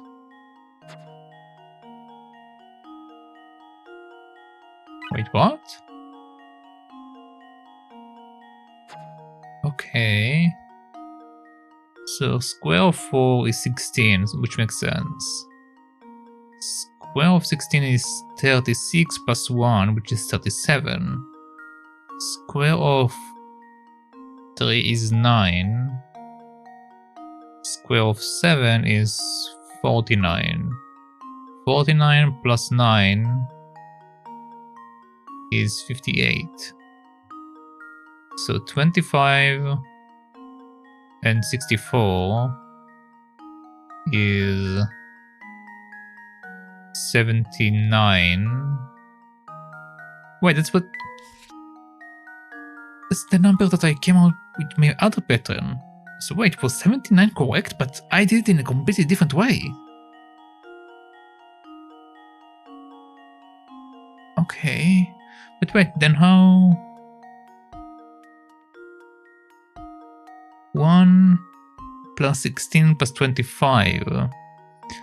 16 plus 25 is 35 plus 6. 35 plus 6 is 42. Then the square of 16 plus 4 is 20. Ah, so interesting.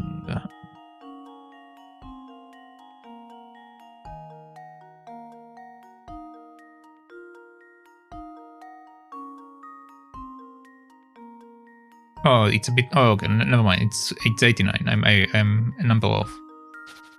But it's interesting that it's that close to the number that I figured out, because I figured out it's supposed to be 79,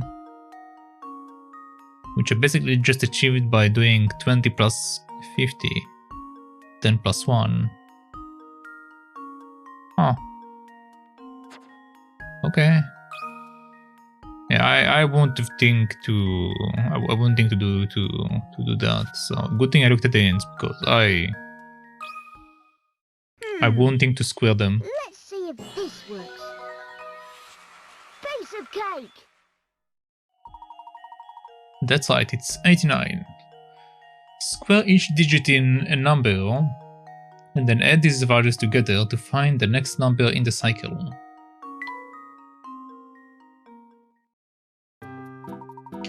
I'm impressed. You made that one look easy. That wasn't it. Oh boy, another night mission. Look, my boy, take a look at this one. The night tour. Oh god, this boat is huge. Alright, well.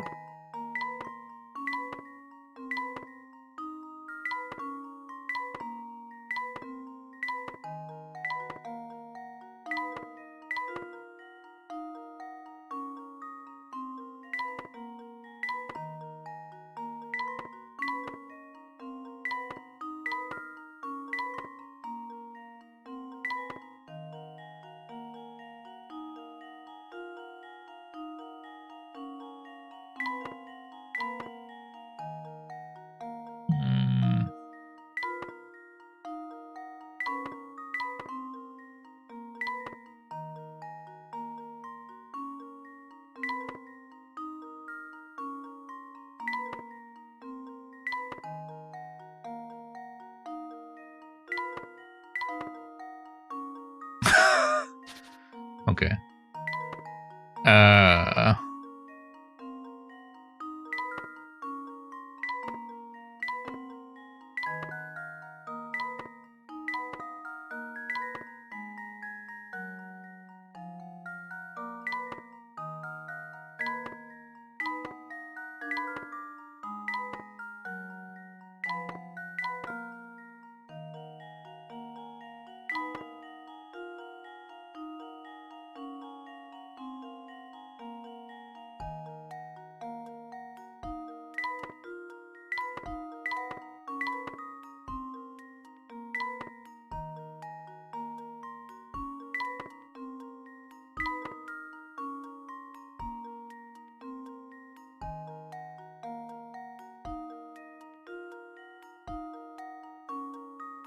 I need to end up here.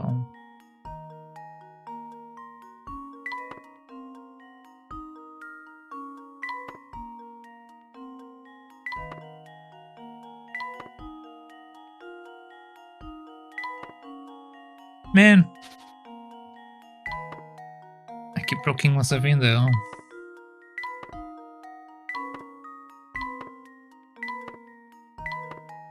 just going to go all over the board. I'm limiting myself to 1 sections, and I think this is biting me in the ass. So I'm just going to run around for a little bit.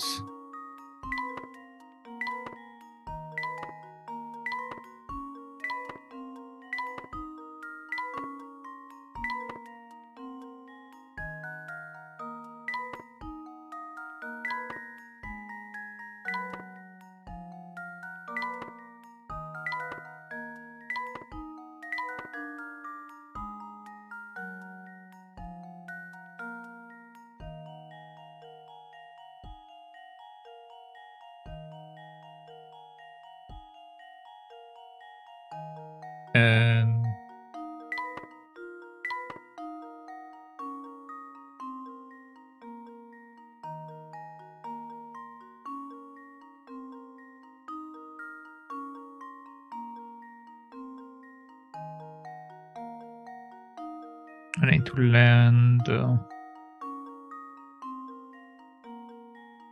on that one in order to go there, and then go back down.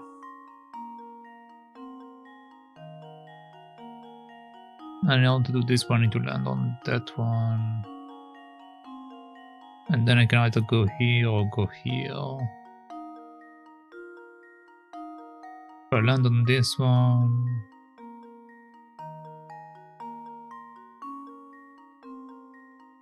Okay, so if I jump right now here, let me come here.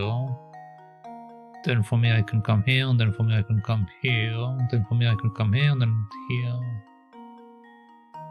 Okay.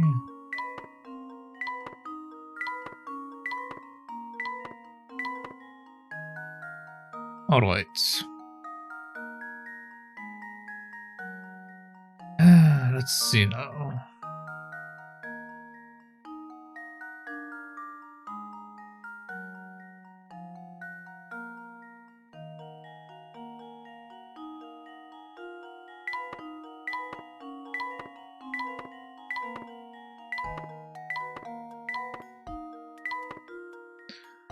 Alright. We have a little smaller room to work with. Now let's see if I can do it with this way or if I block myself in. So this will be the first move. Then the next move will be this. Then from here we will go here. Then from here we will go here. From here we will go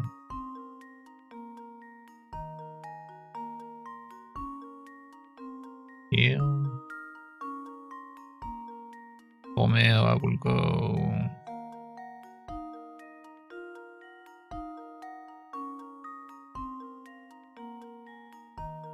here. I need to mark them in circles, so it's a bit clearer what I'm doing now. So this is gone. Then this is gone. This is gone.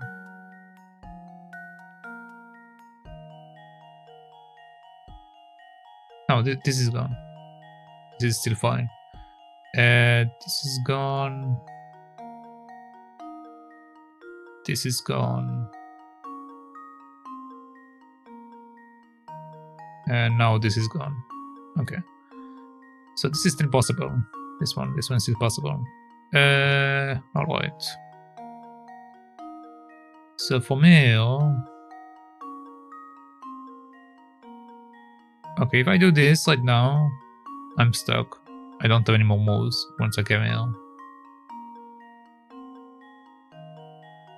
Means we're not going this way. Yeah, let's start again. So this is first stop. Okay, over here we have two options. I can go up, I can go down. So we go down.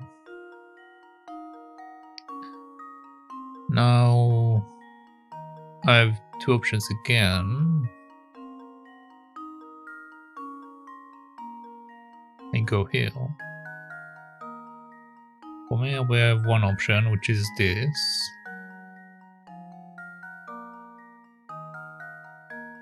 Then we come here. Okay, from here we will go here.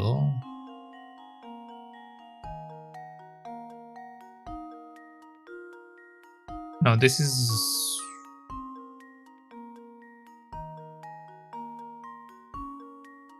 This is last mode. In the current situation, so we're not doing that. Okay, so we come here. Then I go here. Then from here I go here. Okay, now we're going to change it. So from here I'm going here.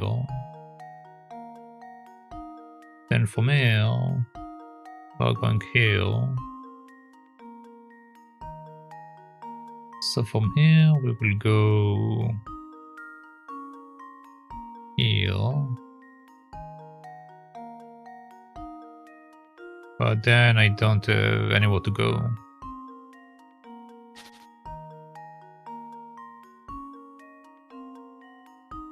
Alright. So we come here.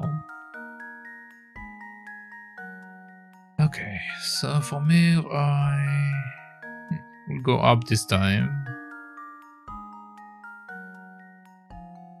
Okay. So I will I have two options. I will go to the left first, because why not? Okay, this is blocked, blocked, blocked. This is open. So we will go here. Then from here we will go up here. From up here, we will go here. From here, we will go here. Then only one option, so we go here.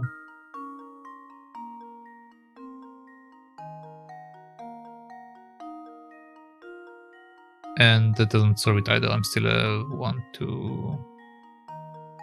I still have 3 slots I can't do anything with. Okay.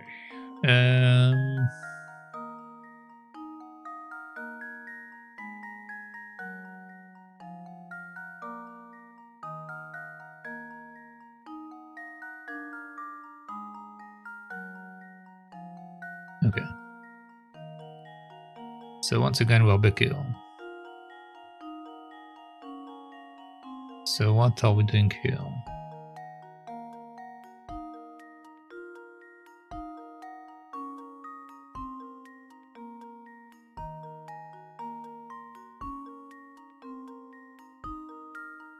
If I go to the left, it will lead me to the same thing that happened earlier.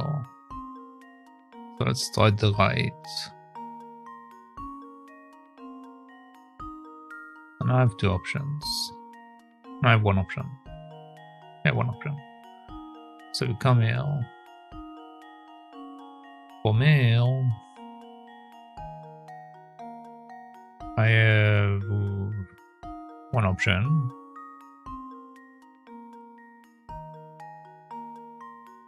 From here, we have 1 option.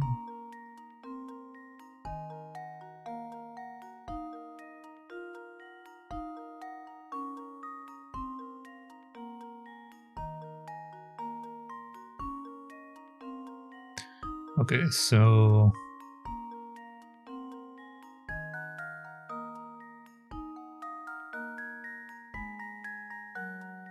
I can't tell if I used the horse or not. I don't think I did, so I think it's still fine. So let's say I'm going here, then for me I go to here, then for me I go to here, then for me I go to here. Then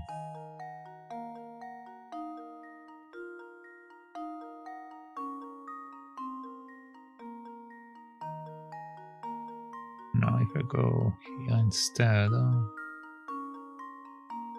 from here to here.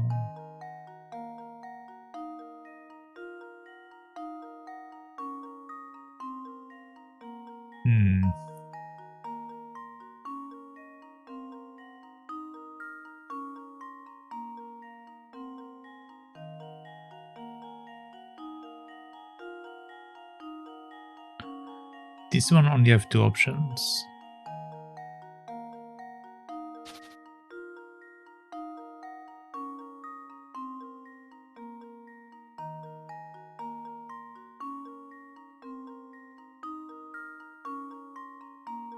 Okay, once again, it might be a mistake that I'm starting from this one, but you know what? Let's try another one. So let's say we're starting from here. Okay, so from here I go either here or here. If I go here, I can come here, then come here, then come here, come here.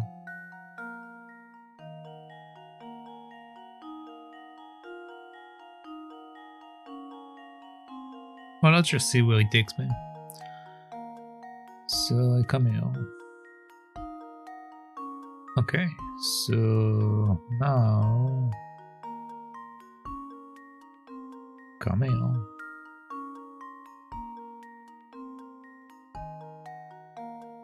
From here I can only go here. And from here I can only go here. Now from here I can only go here. Then go here. Go here. Go to the horse. Then from the horse I go here. Go here. And come back to here. And that should cover all of them. So let's see if this is actually correct. It does seem correct, but I need to double and triple and all of that check. Okay. So we're starting from here. We go to here. Okay. So from here,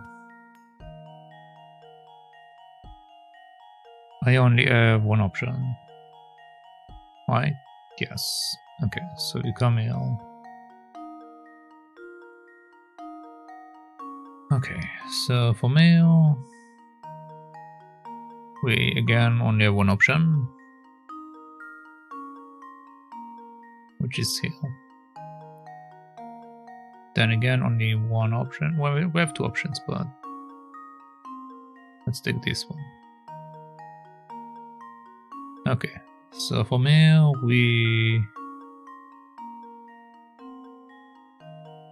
have one option, which is to come here. Then from here I go to here. And from here I go to here. From here I go to here.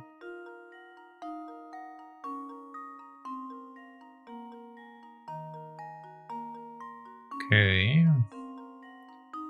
So now from that I go to that. From that I go to that. And from that I go to that. So it seems to be correct. I got the same result twice. Okay, so initial path is we come here and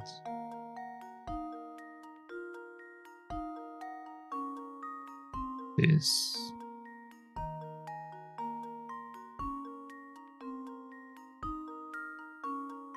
That.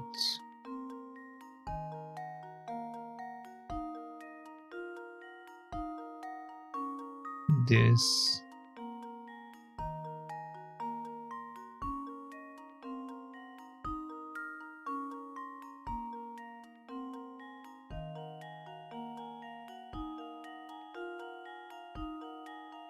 That.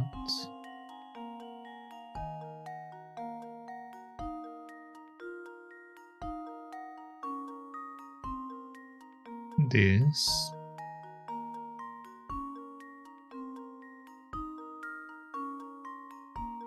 Then that. Then this. Then that. Then this, then that, and this. Okay, I don't want to draw more lines, but this is the correct path. Okay. So I jump from here to here. Then here. Then here.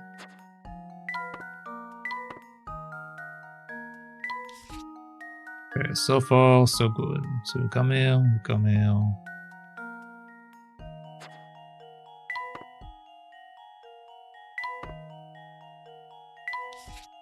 Alright, so this gets us here. Now once again from here I go here. Then I go here. Then I go here.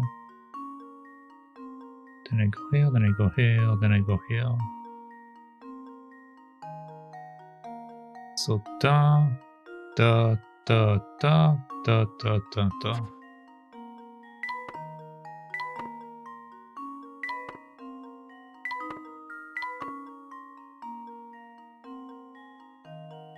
I miscounted. Damn. Damn.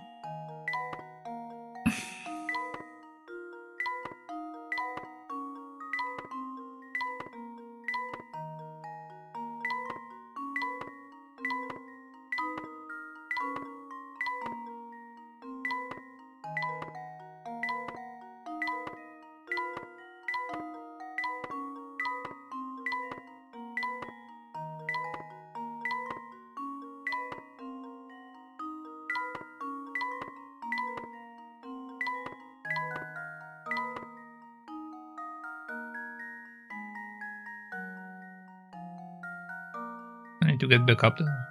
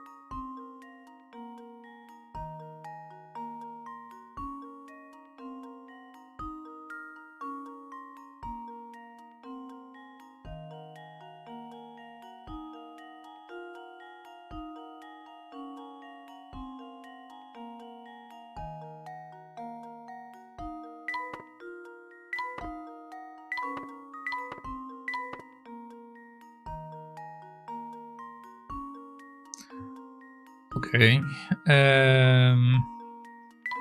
Sure, let's say that I'm working with this now. Alright. So we come here.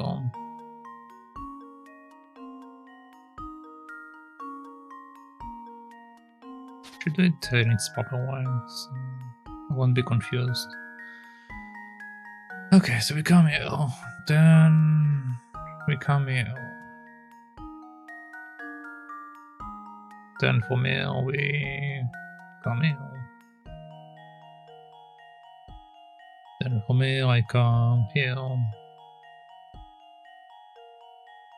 From here.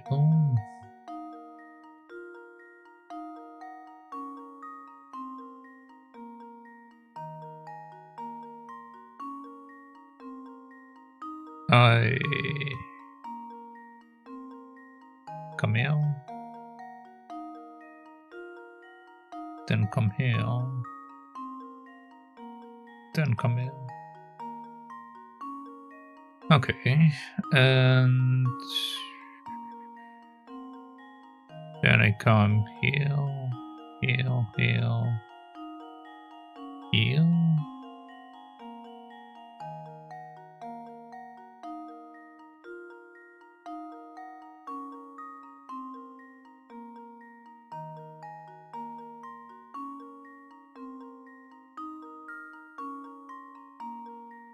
Down here.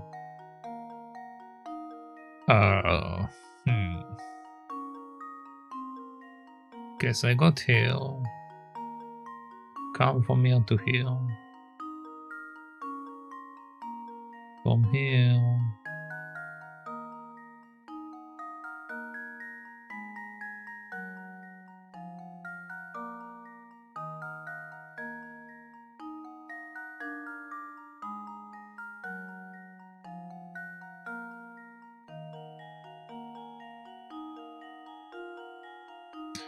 Right now I'm in the middle. From the middle I can go down and I can go up. If I go up, it puts me here. Then I come to the horse. Then from the horse I come here. Then come here. Then we're stuck. If I go down, come here. And then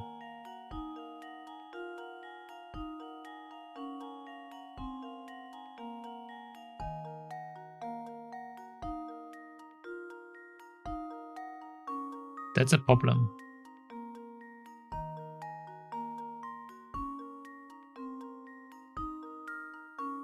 That's a problem. I basically don't have a pet backward.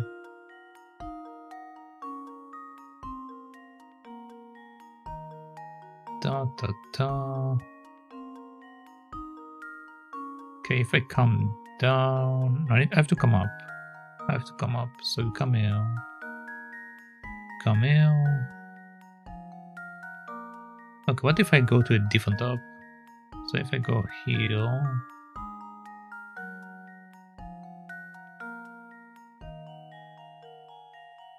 I'm stuck. Okay. I go here. For me, I come here. For me, I come here. For me, I come here. But then I can't reach the last one.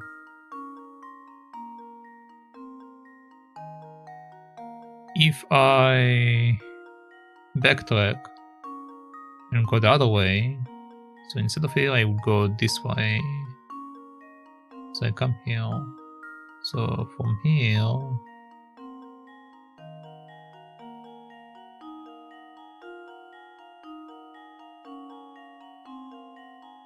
I can come here now. So now I'm here. And now I can do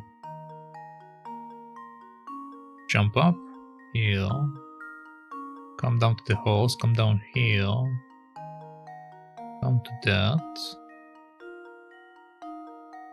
and then come to this. Okay, this might be the answer. Let's retry that. So we do this, we do that.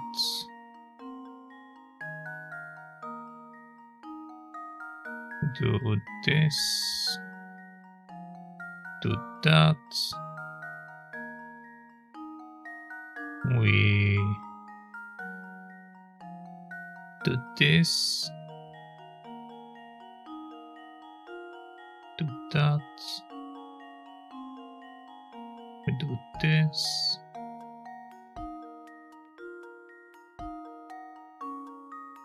Do that.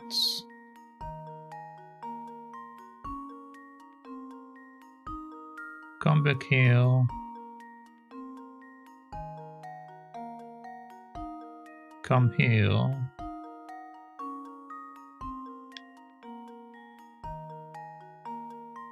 Then we come here. And we come here.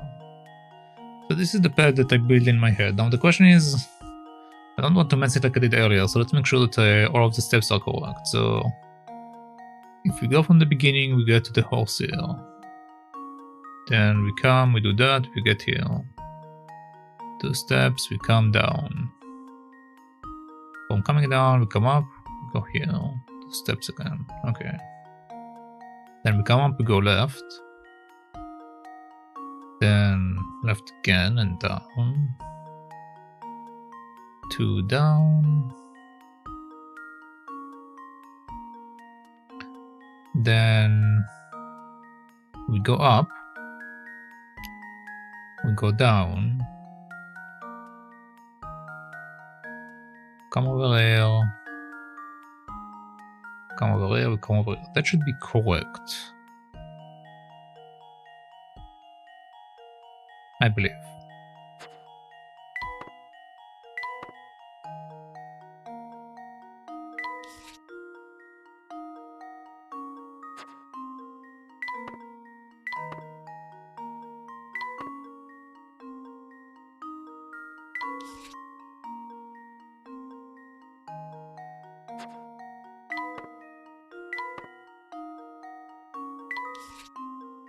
Okay, so from here I go up.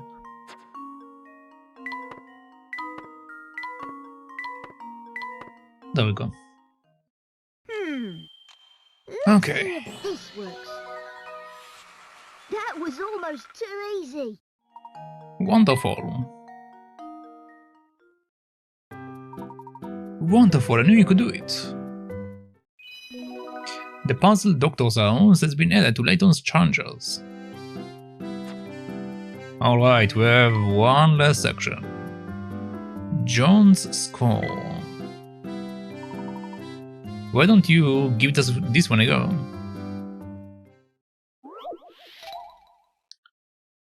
John's score. Oh boy. 4 students took a test where every question had 2 possible answers, A or B. Each question was worth 10 points, for a total of 100 points. The student test results were posted as seen below, but the teacher forgot about John's score. John was heading to the teacher's office when Mary called him back. saying they can determine his score using the results from the other tests. Can you work out John's score? Sure. Let's see. So 1, 2, 3, 4, 5, 6, 7. 1, 2, 3.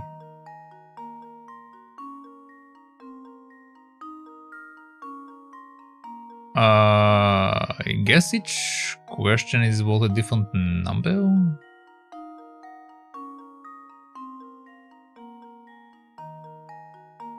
No, it says that each question is worth 10 points.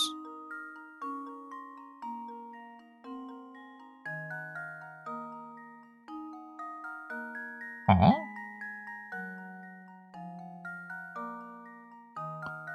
If each question is worth 10 points, then it means that B is correct and A is incorrect for the lady at the top. Well, no, it doesn't mean that, because it just means that some of the A's are correct and some of the B's are correct. Basically, it's like an American question, so it's like either the answer is B or the answer is A. So, for example, the thing that we need to see the things that are in common between them, and these are probably the correct ones. It can also be that some of them are incorrect, but let's roll with it first of all. So we know that Mary has 70, so Mary is the highest, and we know that Donna is 50. So the first answer is B according to both of these. Now the second question, she put a B, he put an A. The third question, they both put an A. The fourth question, he put an A, she put a B. The fifth question, she put an A, he put a B. The sixth question, she put a B, he put an A. Seventh question, both of them are B's, A's. Then she put B, B, put A.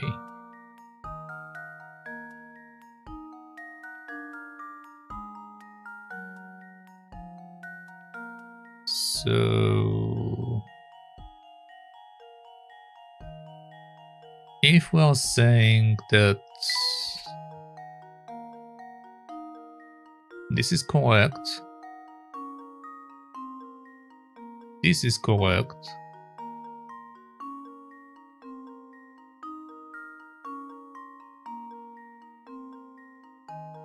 and this is correct for certain, this is 30.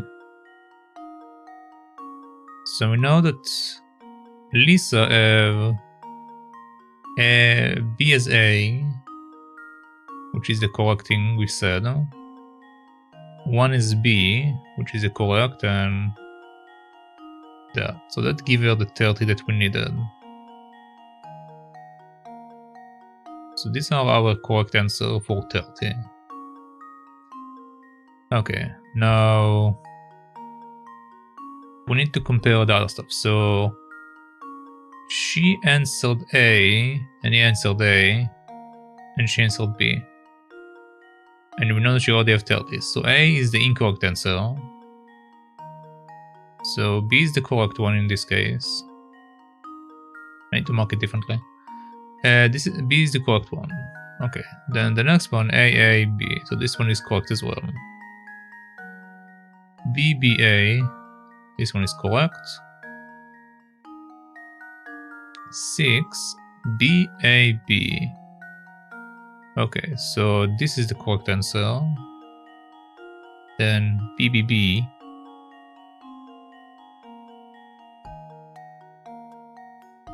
Oh, I didn't see this. This one is B, B, B as well.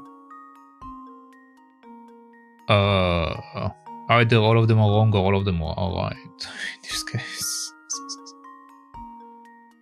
This one. A,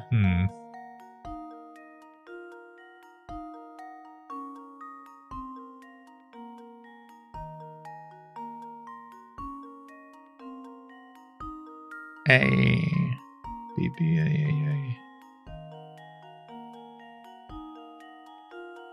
interesting thing is that all of them have these answers in common.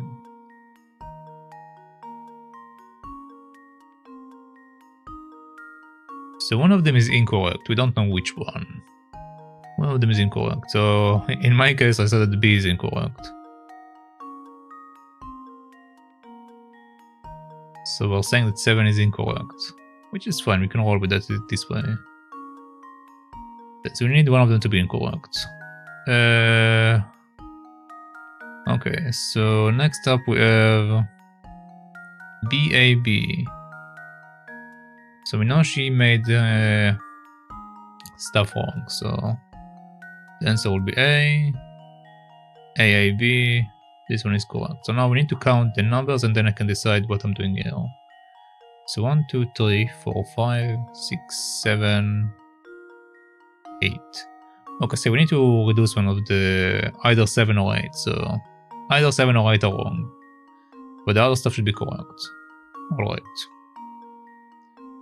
So we know that this is correct. We know this is correct. This is correct. B is the answer, so this is incorrect. A is the answer. For 6, A is the answer. So this is incorrect. For 7, we are saying all of them are wrong. We're saying that this is correct. For 9, the answer is A, so this is correct. And for 10, the answer is B. So E should have 1, 2, 3, 4, 5, 6. Should be 60.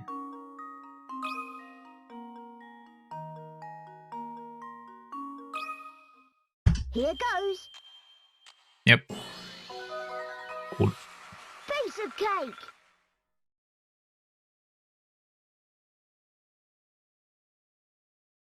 Alright. A plus. An A plus for you, that is, unfortunately for John, his score was 60. Based on the results from the 3-score test, you could come up with 4 possible answers, keys as shown. No matter which one you use, John's score is 60. Okay.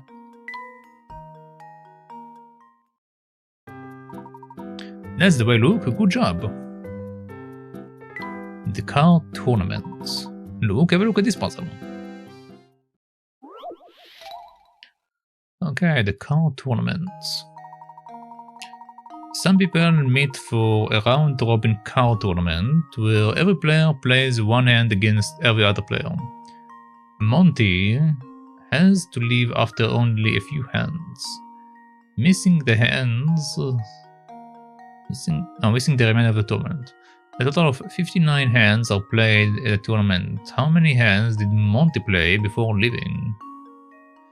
The card game in question is a 2-player game and no person played with the same opponent more than once. No one missed any hands beside Monty. Okay, where each player plays one hand against every other player. Monty has to leave only after a few hands, missing the remainder of the tournament. A total of 59 hands are played at the tournament. How many hands did Monty play before leaving?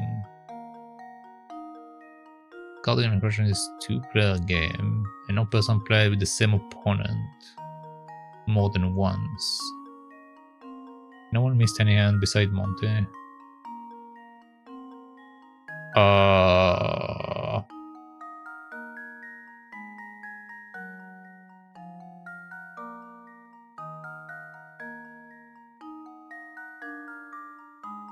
How am I supposed to know how many hands Monty played?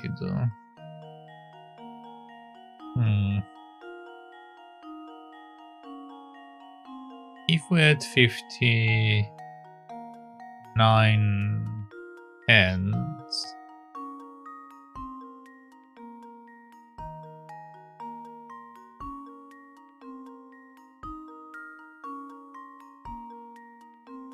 I don't think, well, I mean, Does it also count the double amount of hands? So like we're saying that 59 split by 2? Because we have like 60 players.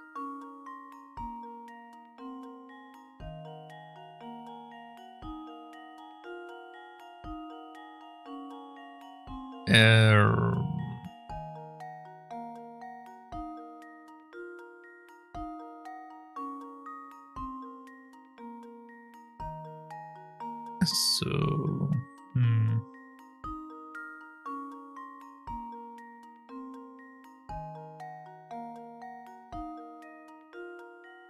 if we are saying, for example, that we have 10 people, okay,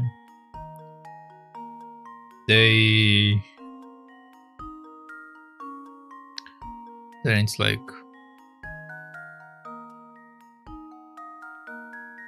do we do it in turns? How do they want us to do that? Like we have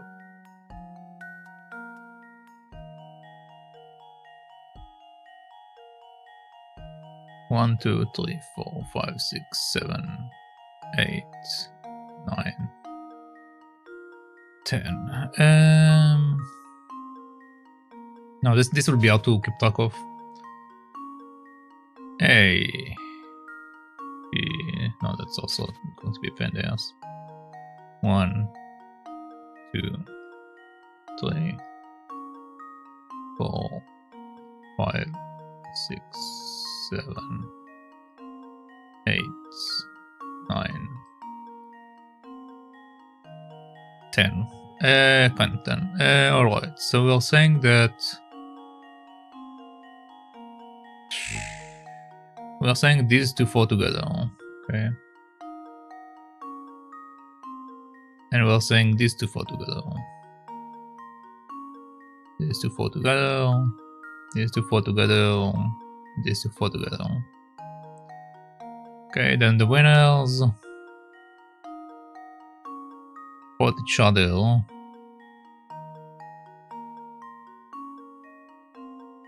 Which, let's say the first one for the third one. And this guy for this guy.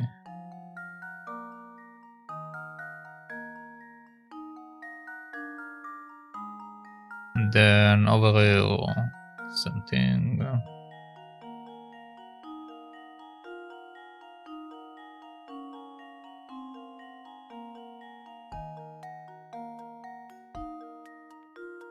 Okay. Over here it will happen the same thing, just don't have enough people apparently. So what I did it.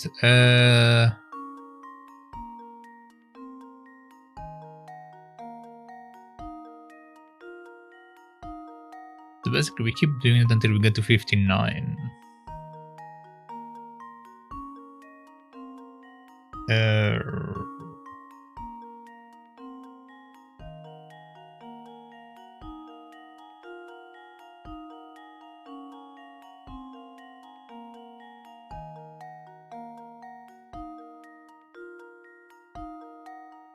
How am I supposed to figure out how many hands he played?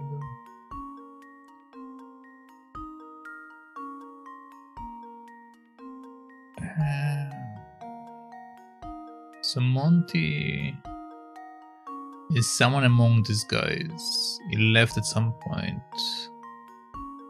These guys keep playing until they get to 59.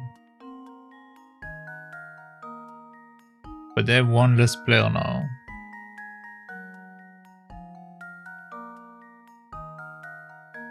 So if I knew how many of them there are, it would be easier to figure out, but the fact that I don't know how many people there are, it's a bit annoying.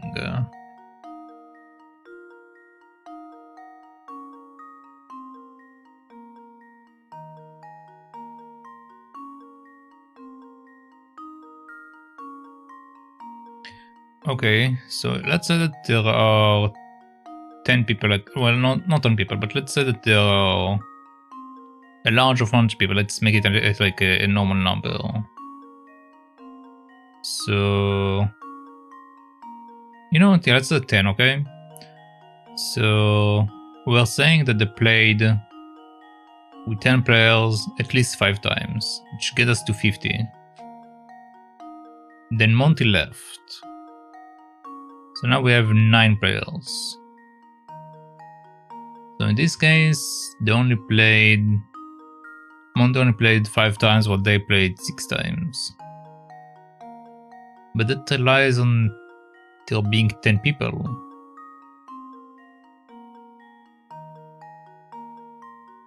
But we can say that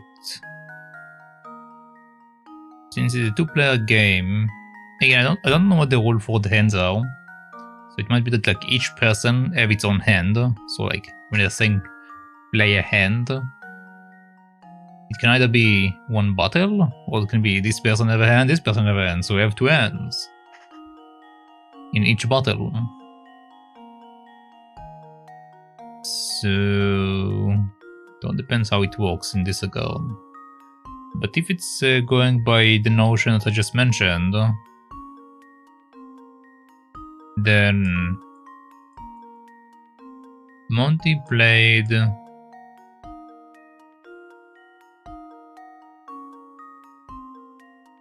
58 split by 2, maybe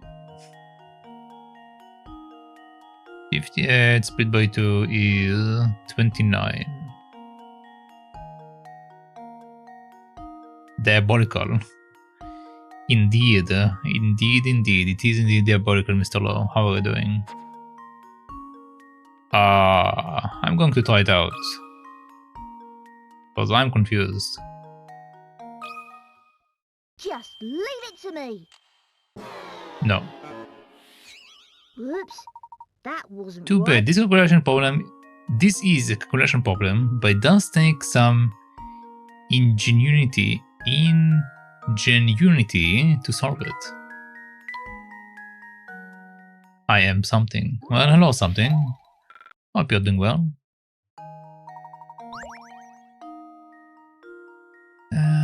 Other than the something that you're something, that you define by something, which is something.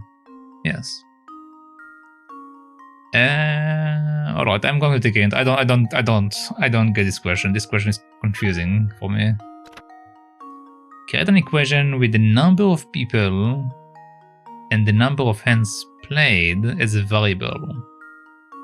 That will be a good place to start. Okay, so we need to make a formula. Create an equation with a number of people and number of hands as a variable. That will be a good place to start. Okay. So we're saying we have 59 hands, which means that if we take the number of people and combine it with the amount of time they fought, but Monty leaves at some point. Yeah, I'm fine-ish. Just the usual deadline in April for taxes again. Oh yeah, it is tax season. I forgot about that. I'll be done by then. My brain just needs to shut off a bit. Well, I don't know if you can say shut off when you look at this puzzle, but you're welcome to try to think about this puzzle. It will definitely shut off your brain trying to think about it.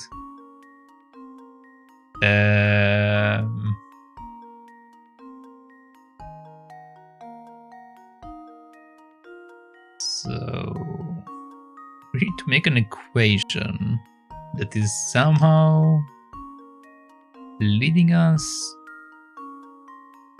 to 59 hands. What kind of equation can I even write to do that? if we are saying we have X amount of people, we know that the X amount of people played each other for Y times, or each time. Okay, so we know they never fought against someone they already fought before. So it's X for their number, and then the amount of time that they fought other people will keep being reduced by 1 every single time. Because at the beginning there is 9 people they can fight. Then there are 8 people they can fight. Then 7, and so on and so forth. No, but this is probability. This is the probability they will fight someone. In general, they are only going to fight 9 people, for example. So like X people are going to only fight X minus 1 people. So these are my X times X minus 1. That's the amount of time they are going to fight each other. And they're saying that this is the amount of hands. So X times X is X squared minus X. And we're also saying that does 59 include Monty? Yes. Yes, Monty is included in this formula.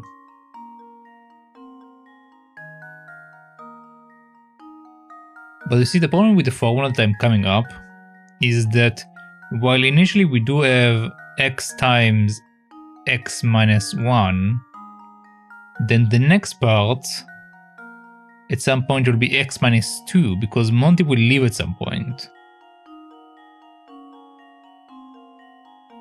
So it should be also like X minus 2 at some point.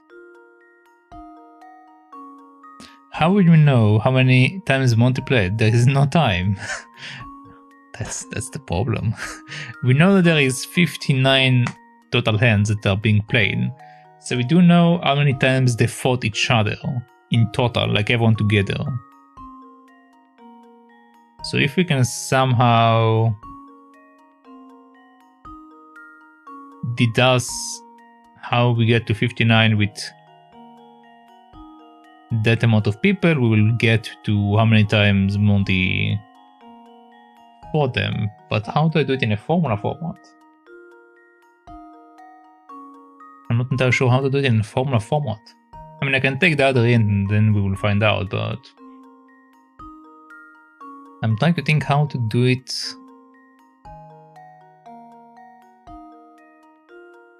without looking at the hint. So yeah, like 59, okay. Monty leaves later, but how much time does a round take? And what time? But the round, it don't matter how long does the round take. They just straight up play 59. It don't matter. Time is irrelevant. And what time Monty leaves? Down that, how do they know how many times Monty plays? Yep.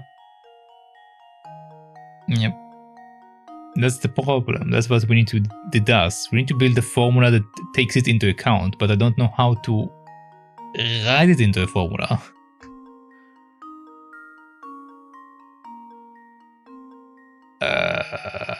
I think we're going to take the second hint. I'm not sure how to build a formula. Okay, in order to create the equation for the number of hands, you will need to multiply the number of players by the number of players minus 1. Yeah, that's what I did. Then divide this product by 2. Why divide by 2? If there were 3 people, there would have been 3 hands. If there were 4 people, there would have been 6 hands. You can assume from the conditions given that if no one left, the minimum number of hands will still be divided by 2 because it's a 2-player game.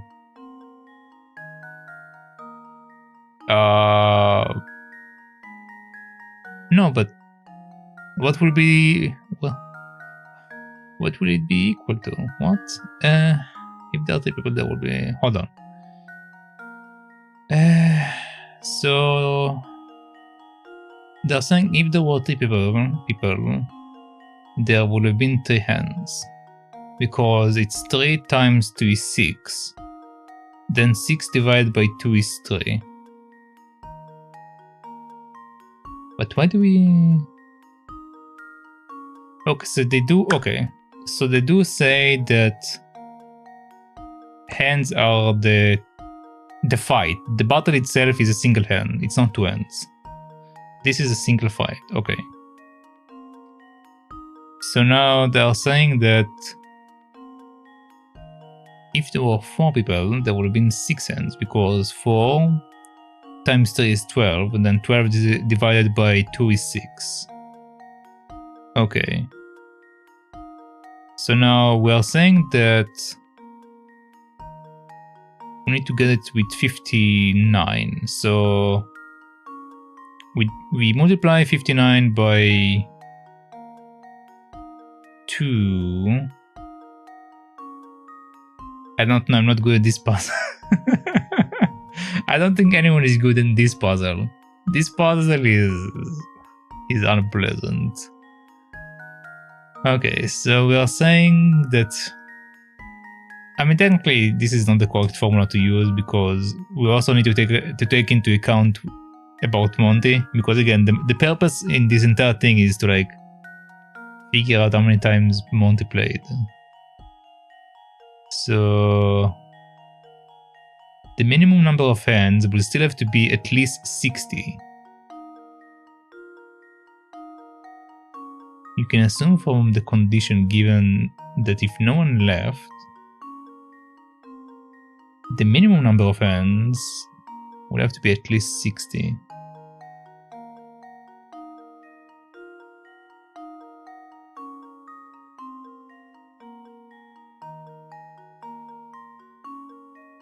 If no one left, the minimum number of hands will have to be 60.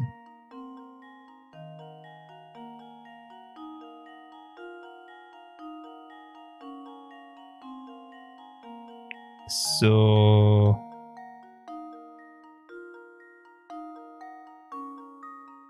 if we say that the minimum will be 60, if no one left, okay, if no one left and the minimum is 60, then the formula will be that 60 times 2 is equal to 120. Then 120 gives us x squared minus x, which is equal to 20, which means that no, 120. So we do root for 120, which then give us the what?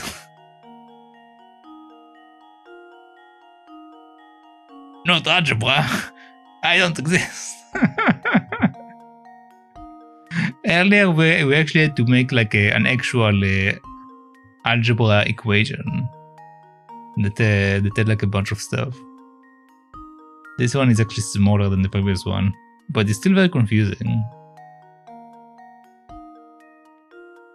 So they're saying, okay, so 60 hands at least. How do I get 60? Hold on. Okay, so they're saying that this is my formula.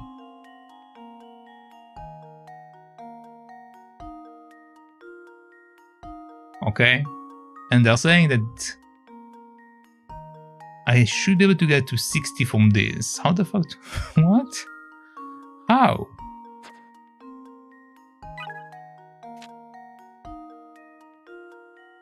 Given that if no one left, the minimum number of hands would still have to be at least 60.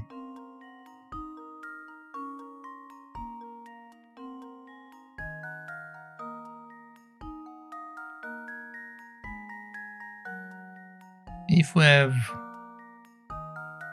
120 people. No, if we say if we have one, no, this is too much. It's too high. We have 10 people. Okay, let's walk in reverse. We have 10 people. 10 times 10 is. I'm going to do with the calculator. So this is 99, which is not good for my equation. So I'm not going to use that. Let's use a different number. Let's use 9 players. Okay, so 9 times 9 is 81, which is 80. Then 80 split by 2 is 40. So we have more than 9 players.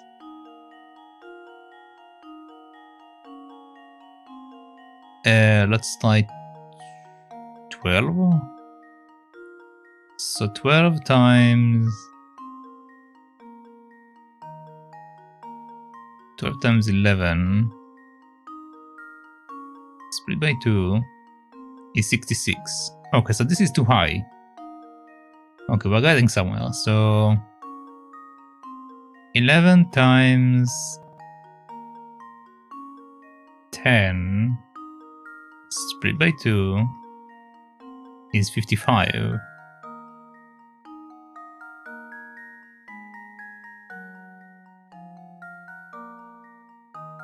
I can't reach to 60.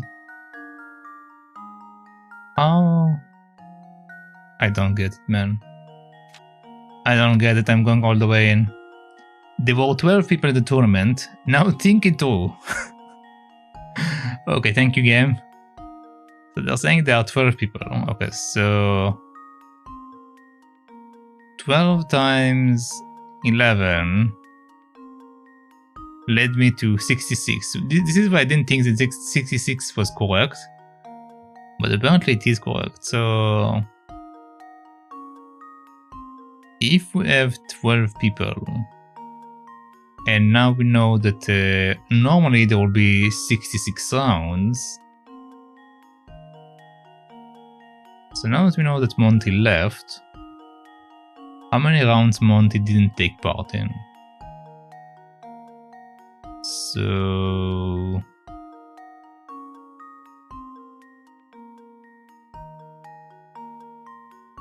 if we have 12,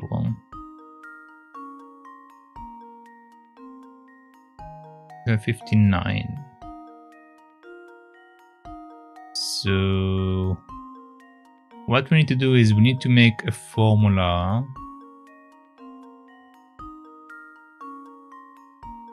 We need to make a formula that will reduce the amount of rounds. Well, no, we didn't need to do that. So we're saying normally there would have been 66 rounds, okay? So the fact that we don't have 66 rounds means that Monty was supposed to be playing the other rounds. So if Monty was there, he should have played 7 more rounds.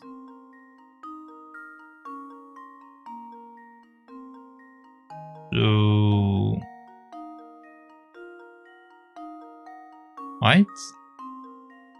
Monty was there. He was supposed to play 7 more rounds.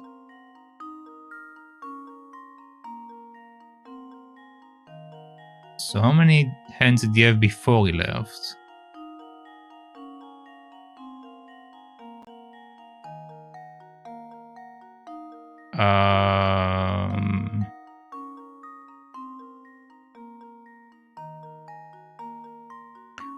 I'm going to do it in the dumbest way possible. Okay, so we're saying that there are 12 people Okay. So there should be 12 rounds, right? So plus 12. Okay. Plus 12. Plus 12. And I believe we can do one more, so plus 12. So that means 5 times, which is 60. That's the minimum that we have here. So we are saying Monty left, which instead makes this one 11. Okay? So that means that Monty played 4 rounds. Right? We go based on this weird logic. Let's see if this works. Okay, there we go. That was almost too Yeah, easy. this one was confusing as hell. Good job, Monty played 4 hands. First, you need to find the total number of hands if everyone stayed. You can find it with an equation like the one here. If there were 11 people, there would have been 55 hands. And if there were 12 people, there would have been 66. Since we know 59 hands were played, there must have been 12 people at the start. When you subtract the 59 hands played from the 69 EDR, we learn that Monty missed 7 hands, since everyone would have played 11 hands, ideally. That means Monty only played 4 hands. Alright. This was confusing. Alright.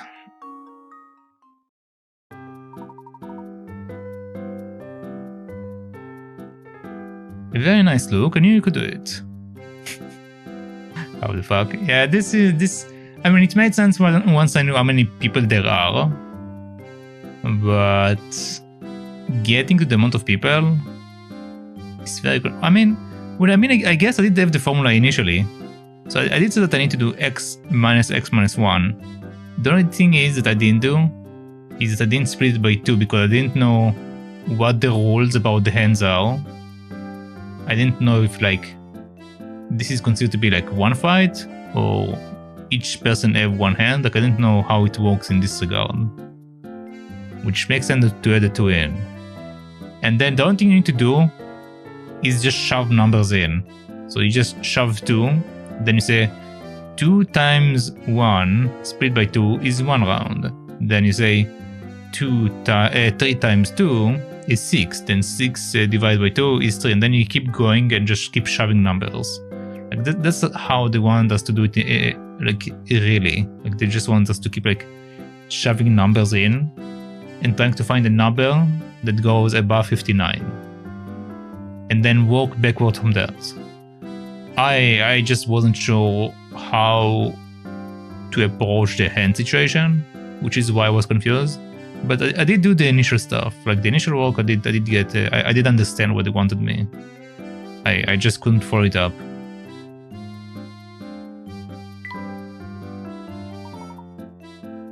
Here, try this one. Look.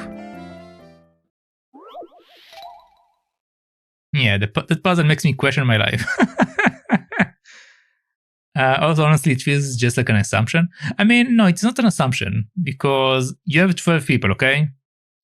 So you do know that they fight each other. So you count all of the fights, basically. So like, you know that each of them have at least 1 round, first of all, okay? So and we know that Monty technically it says a couple of rounds. So we know that there was at least 2 rounds, okay? At the very least. So we know that there is at least 6 plus 6. So there were at least 12. And then we keep going because now we know that there are the other people. I mean, the one assumption we can say is that no, there wasn't actually an assumption because they do tell us in the information. Yeah, They do tell us in the information that each player fought all the opponents, but they didn't fight any opponents more than once. So we do know that everyone fought everyone other than Monty. Like at some point Monty disappeared. So it makes sense. It makes sense. There isn't an assumption there. It's more like if you understood how the hands work, whether you split them by 2 or not, you can do it. But I just didn't. I didn't know. This last puzzle is an escape game where you need to move the pink gem to the circle outline at the bottom. This one is especially devious as it features some very unusually shaped blue. Give it a go. You don't exist? I mean, who says that any of us exist? Who said that any of us exist, Mr. Lau? We are all part of the Matrix. We are all part of the illusion.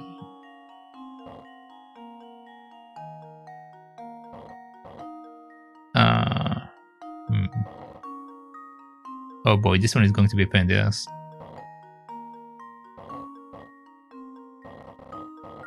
This is going to be such a pain in the ass.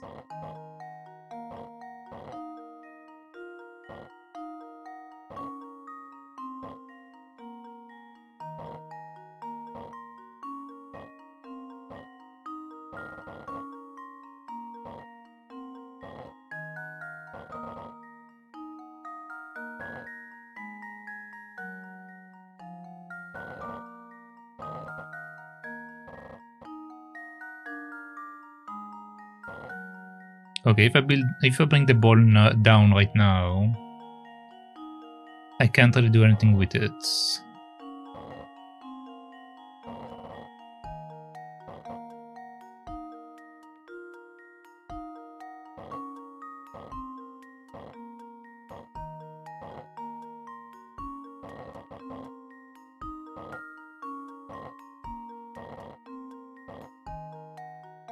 Same with this situation, okay. So I need to keep moving them around to try to figure out what to do here. That's fine.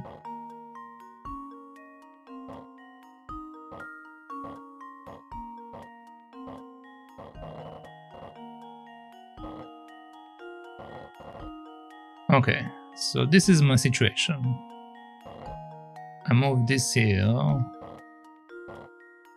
Move that here. This guy can technically come out of here. Ever. So he either can be on this side or can be there. That's the very least I know. Okay.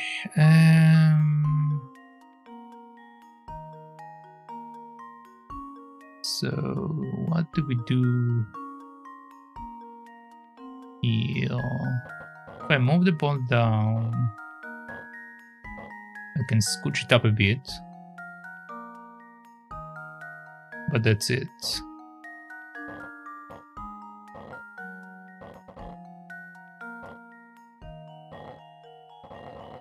Could do that.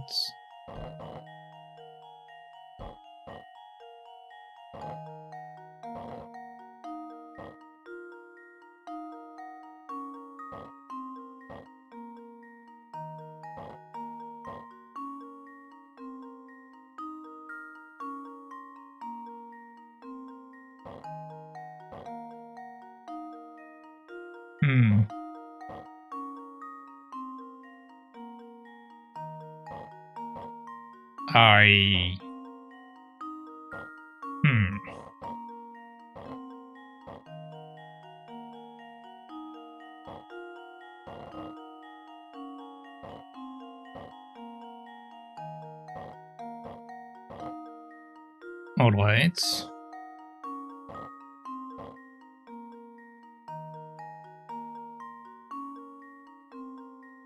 This doesn't help me. This doesn't help me.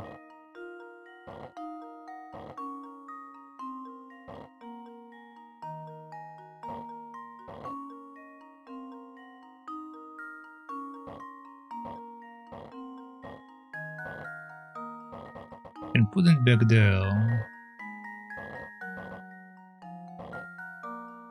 But again, we can't really get this up there. So it makes sense to move this one here. Problem is that I can't really follow it over there.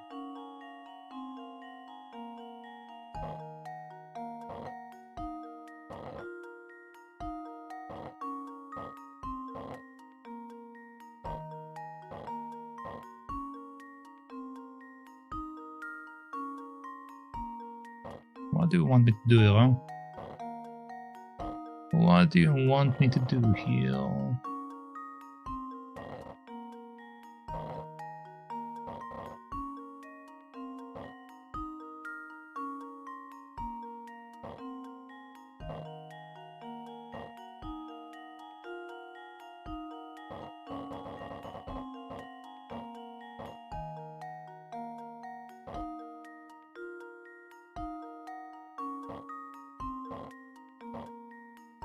Okay, let's try something else because this doesn't make any sense. Alright, so...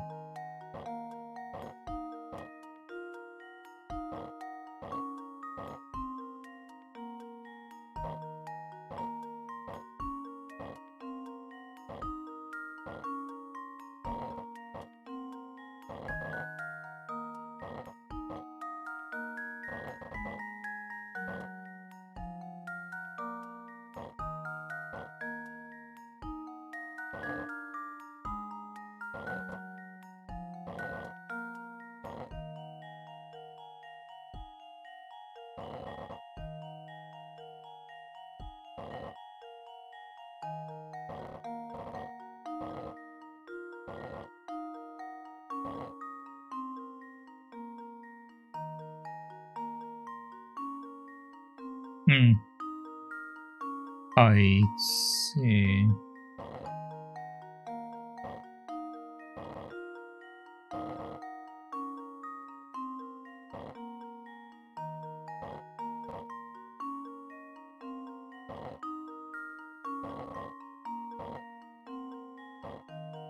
But I can't pass it through here.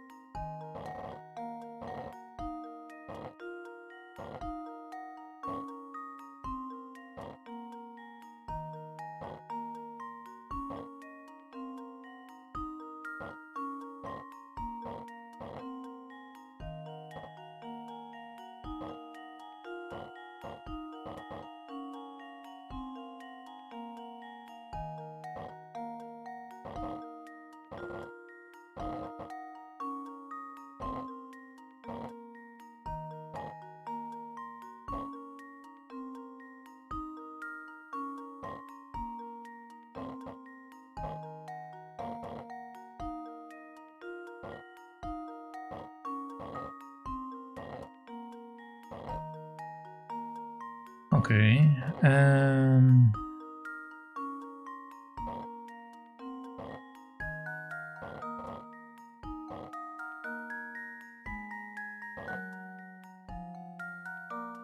Still can't do anything with that.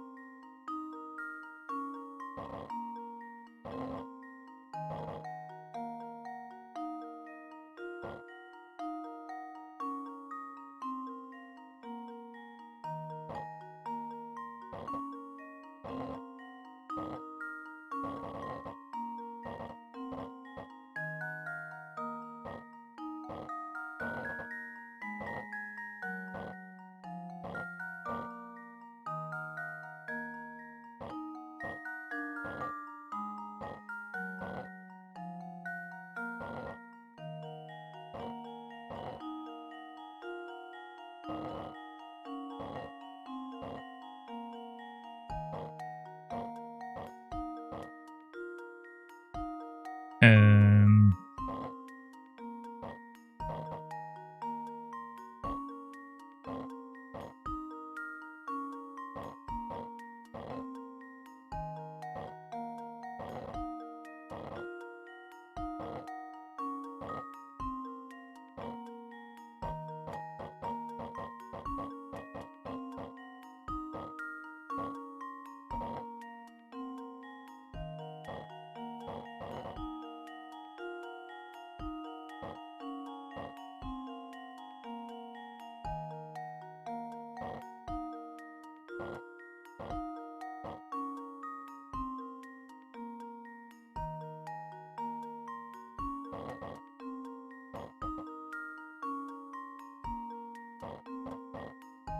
no, it doesn't lead me to anywhere.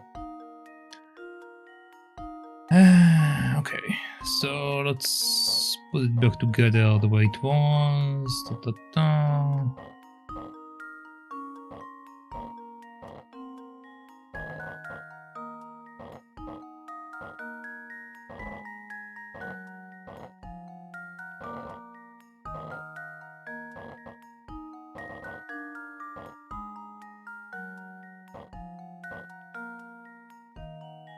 Okay. So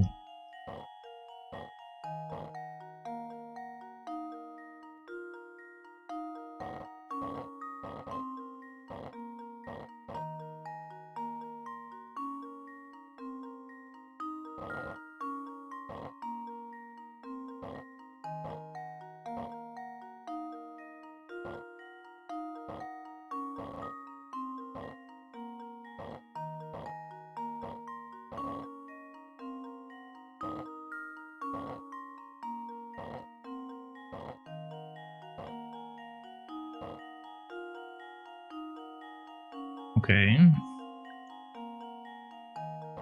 How does that help me?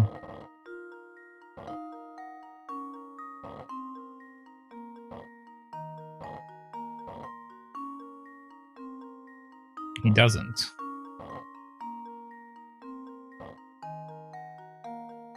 Hmm.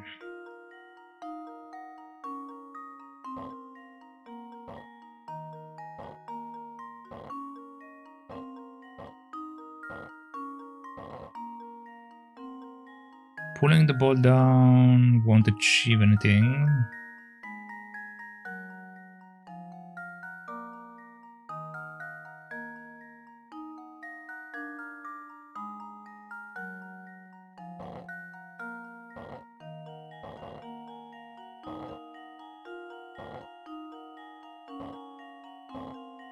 So I'm going to leave the ball where it is.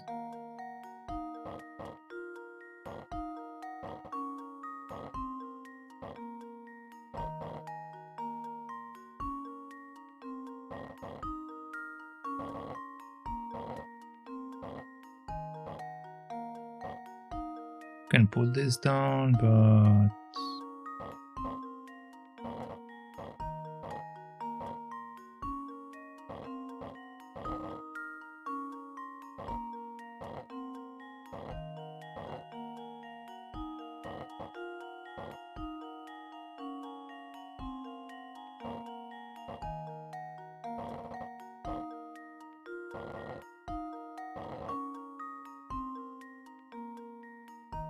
can't pull it down afterward, which is part of the problem.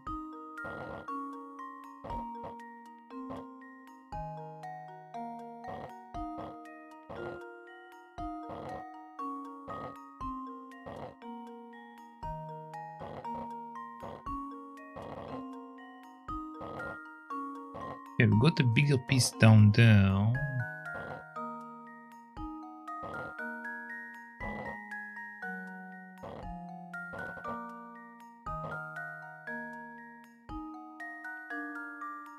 Does this help me? Don't think so.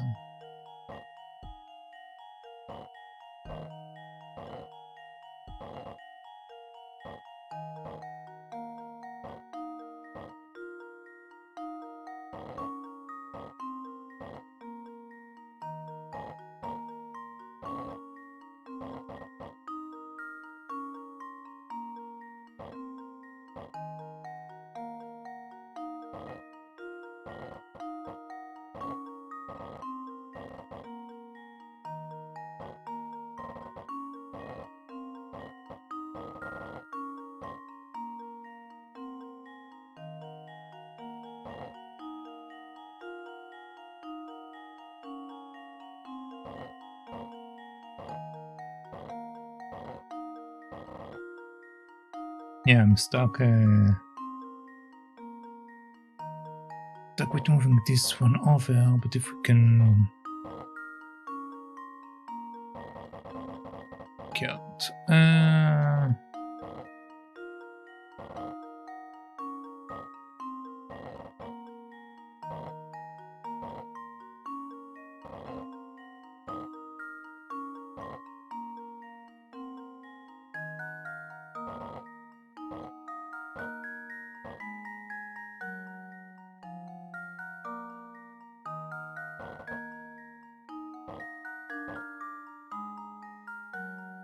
Can't do anything unless I can pull him down, which I can't at the moment because this won't work there.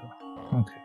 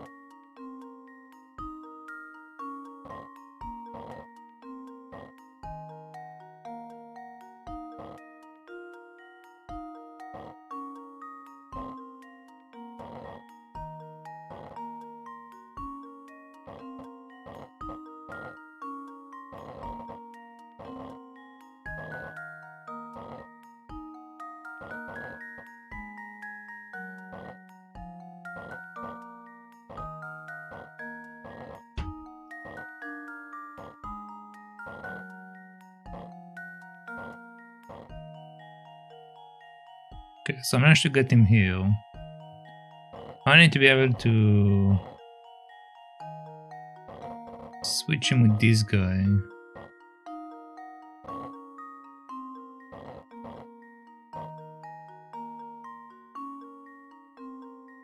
How do I do that? Good question.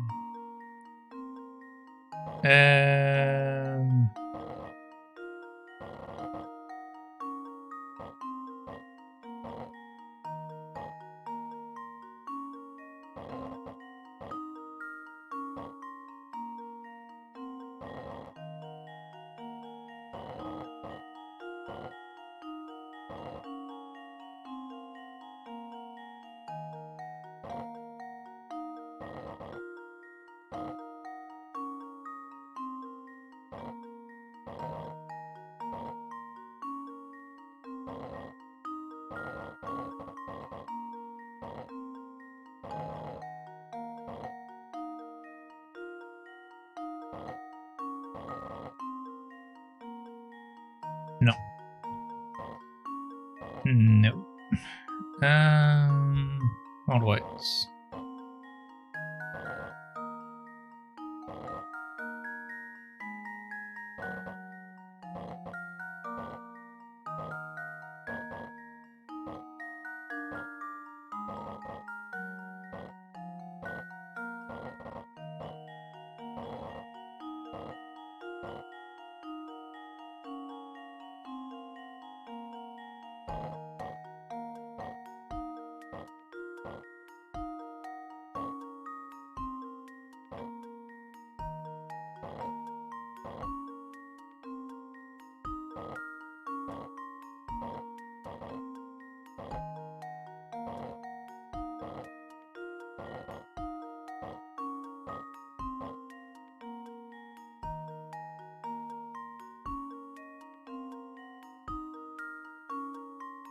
Mm-hmm.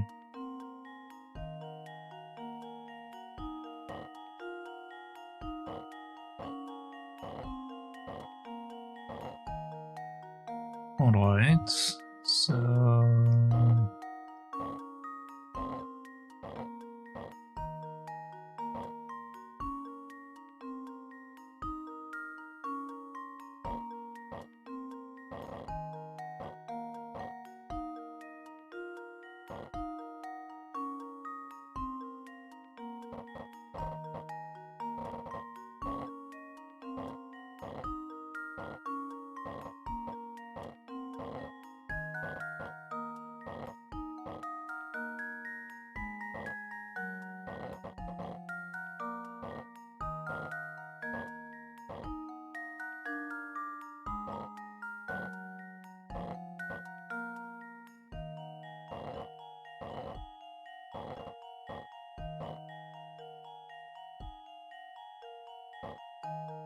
Yeah, no, it doesn't make sense either.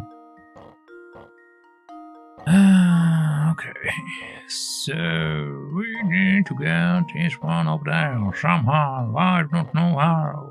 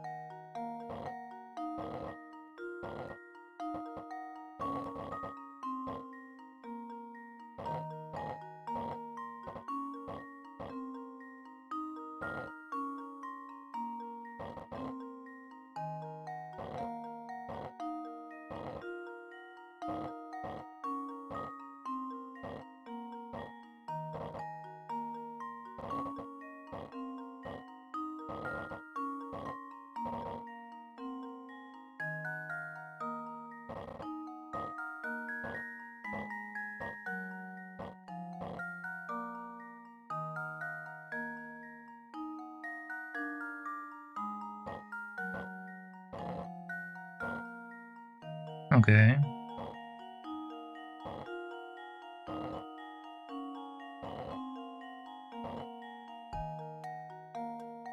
So I managed to do what I wanted. Does it help me?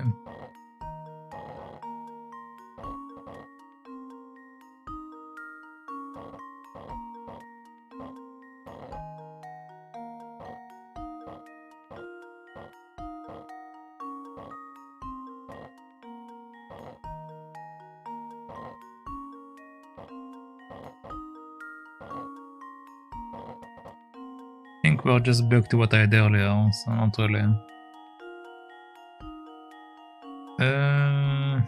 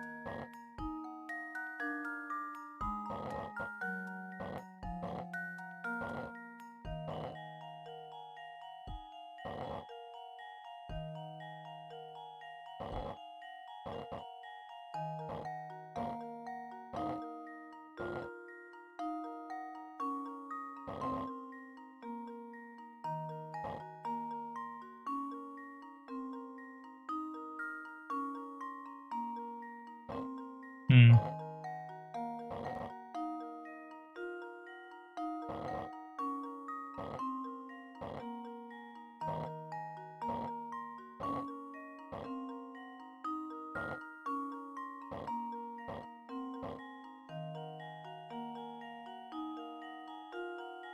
Okay, so I made it a bit easier on myself by having these two here instead.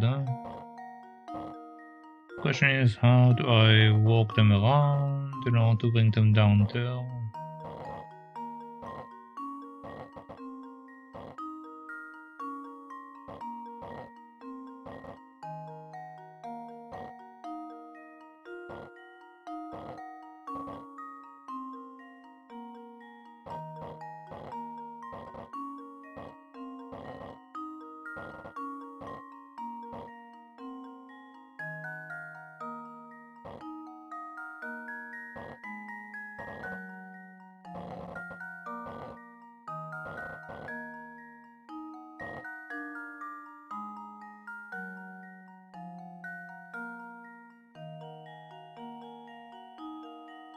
How does it hurt me to have it on this side?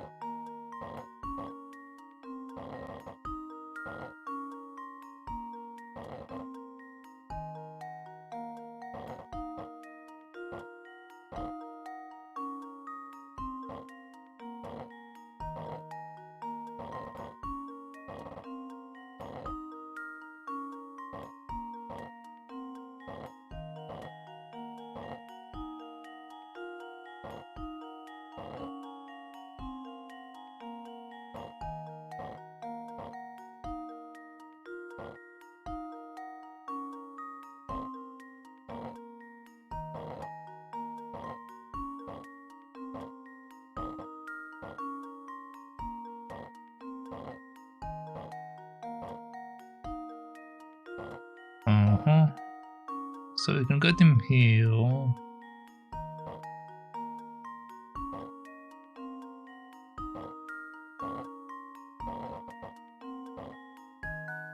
Which is close, but not quite what I want.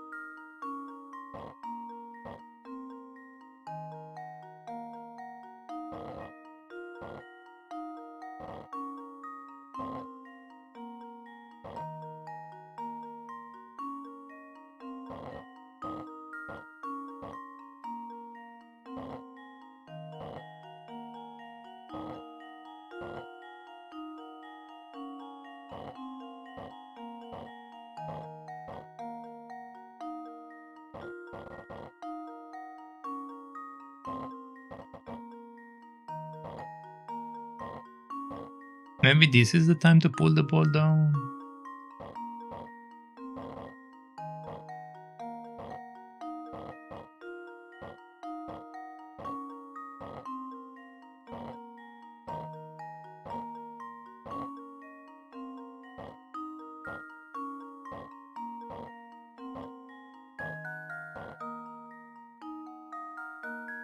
No, but we can follow through with this.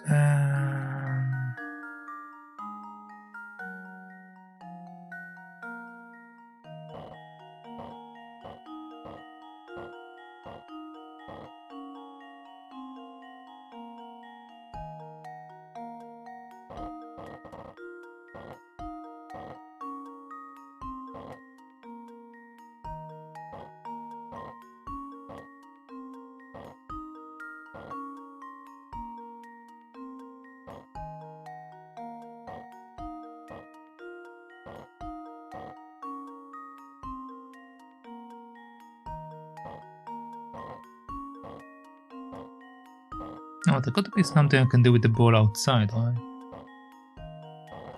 Like, there must be a reason why they let me do that.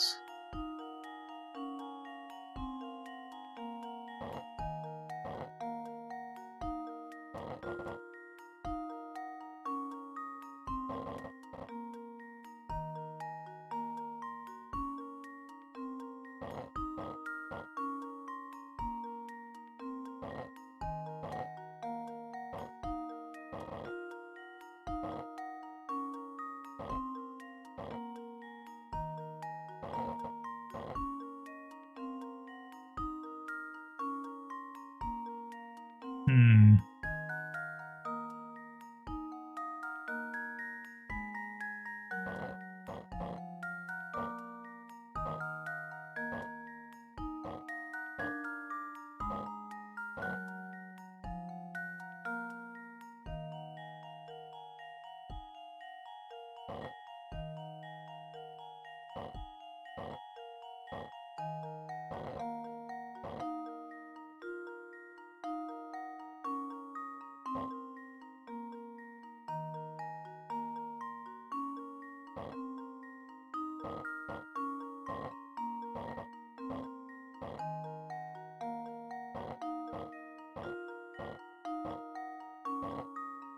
Okay, maybe not then. Unless...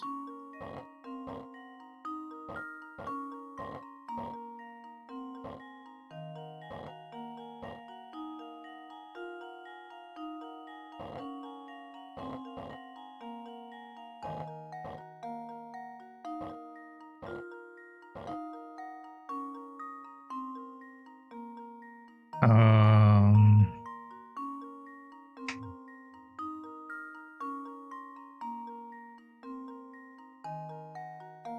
Uh, hmm.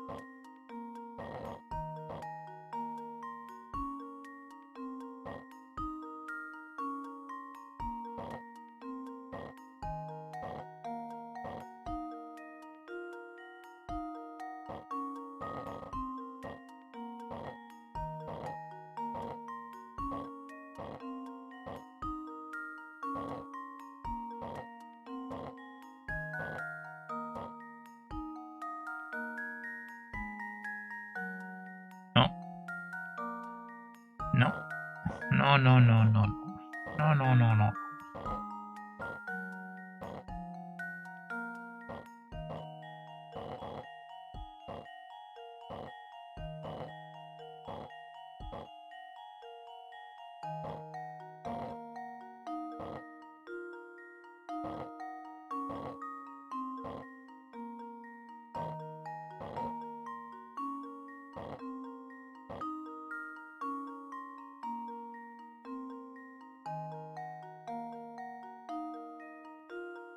Well, I have to get a ball out of there at some point.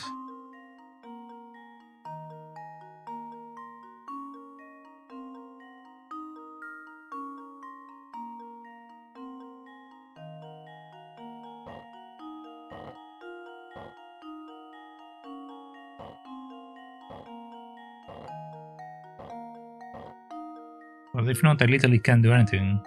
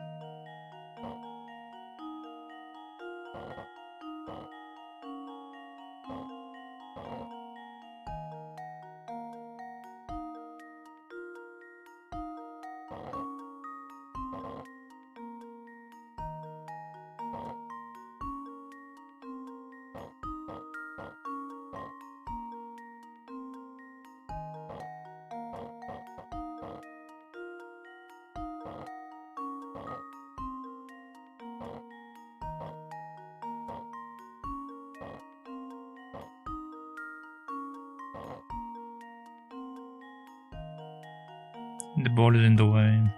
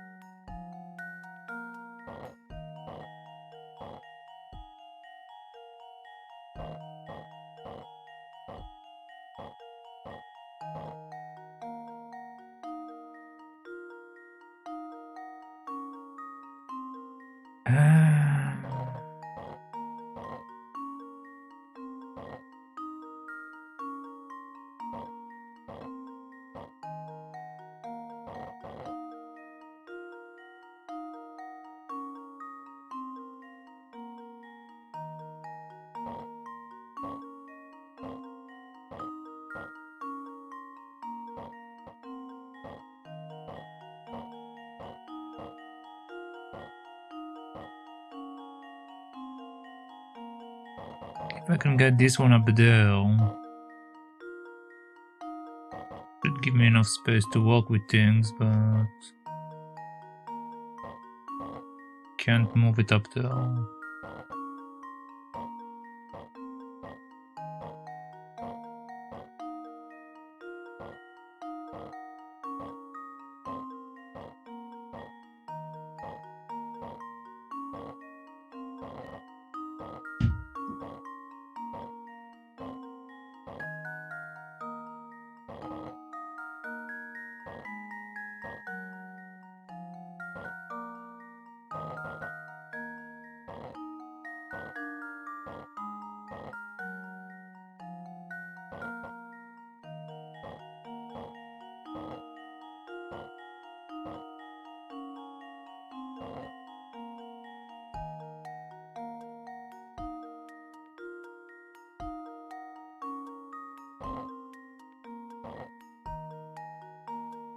Yeah, doesn't lead to anything.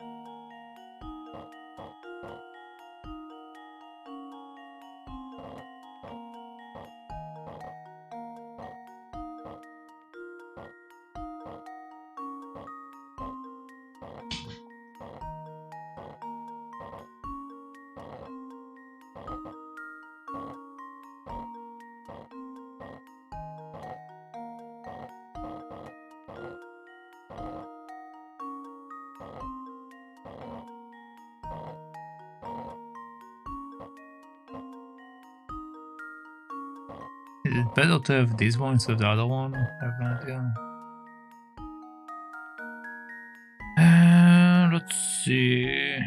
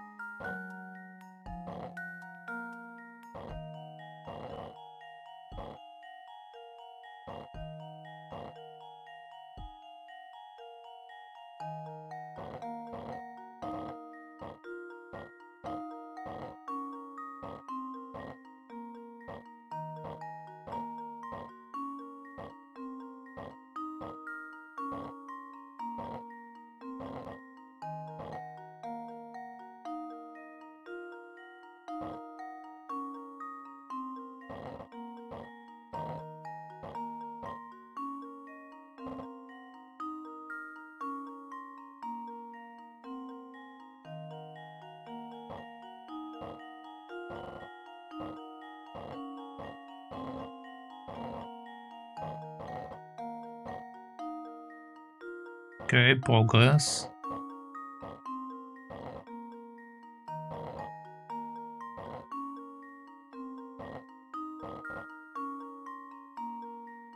I think.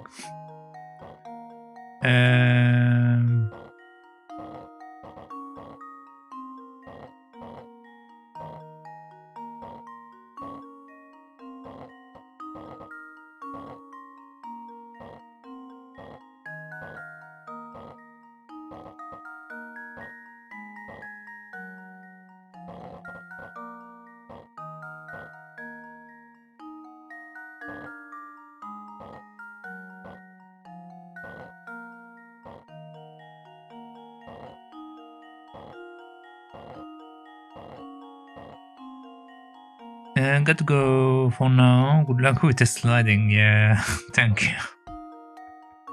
We should get it eventually. Just it's a process. It's a process. A very tedious process.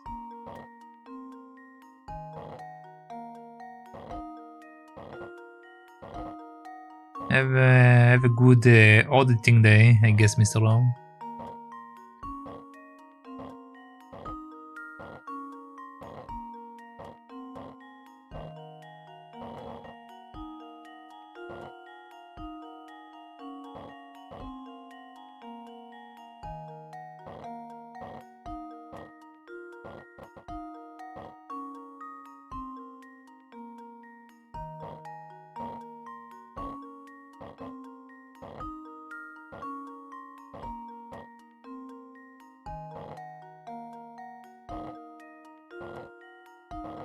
So I can get to this situation, but what does this situation help me? Other than sliding the ball all the way. Whee! What does this help me? Whee! Absolutely nothing.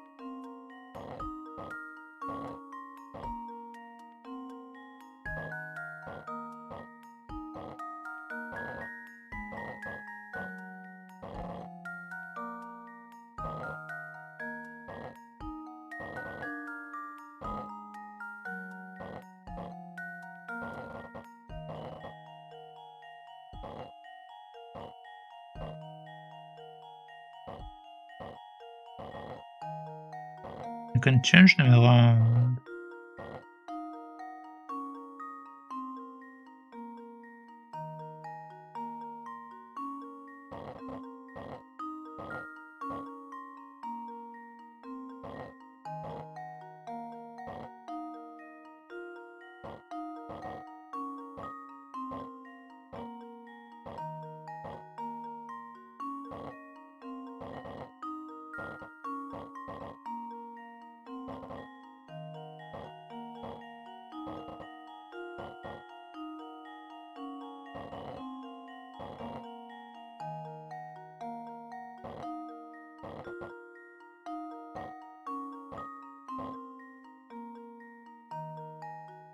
Don't really help me that much.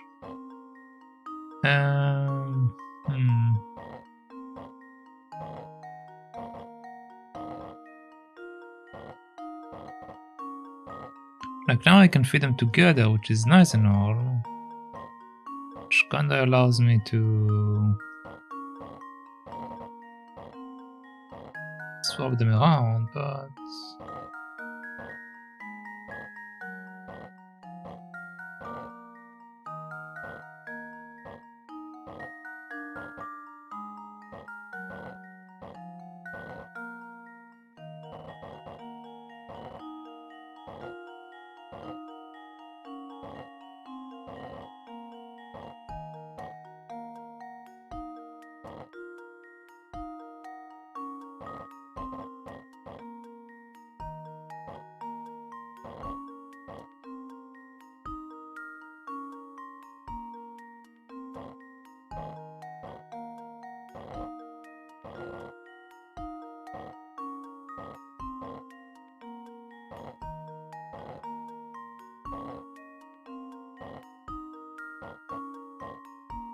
I can put them around and switch them around and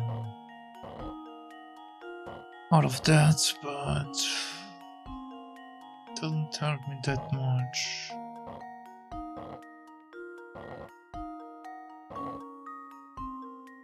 I can put basically any of them in my current setup.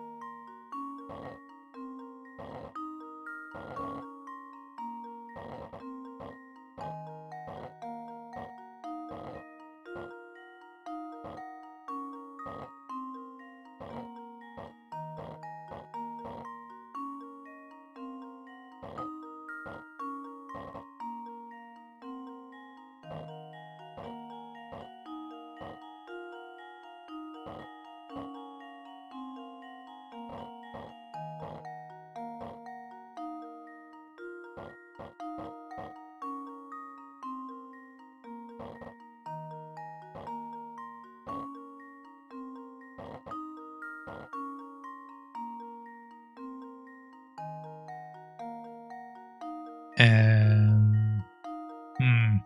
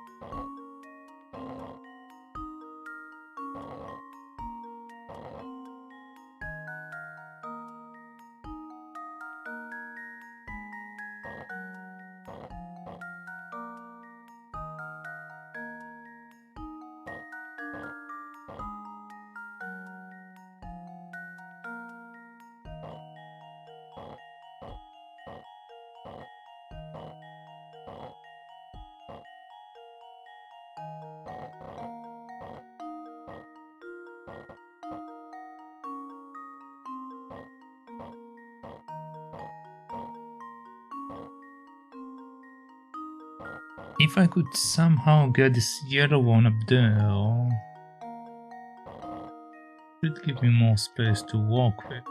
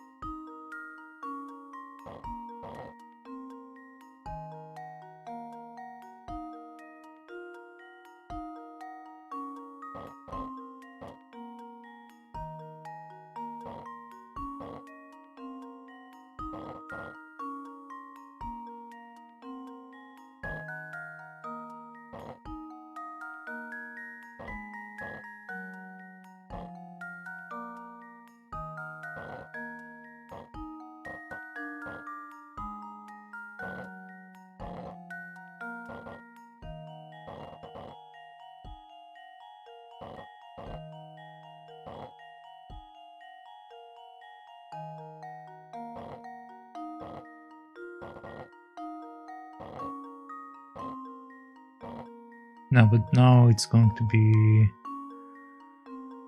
outside of the zone. I can manipulate it.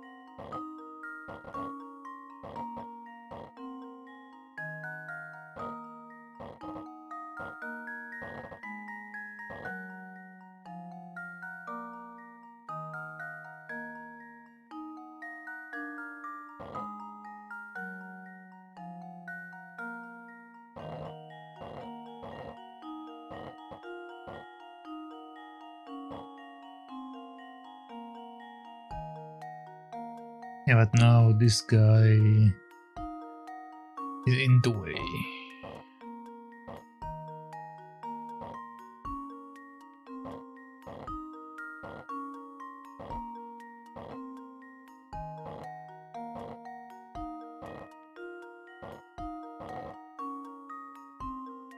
Sure. Let's see if this works better.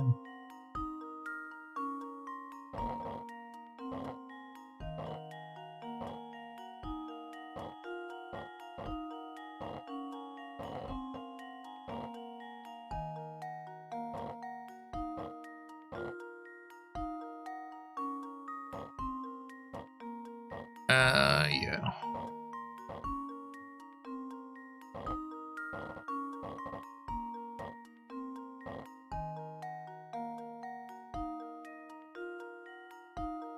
Okay.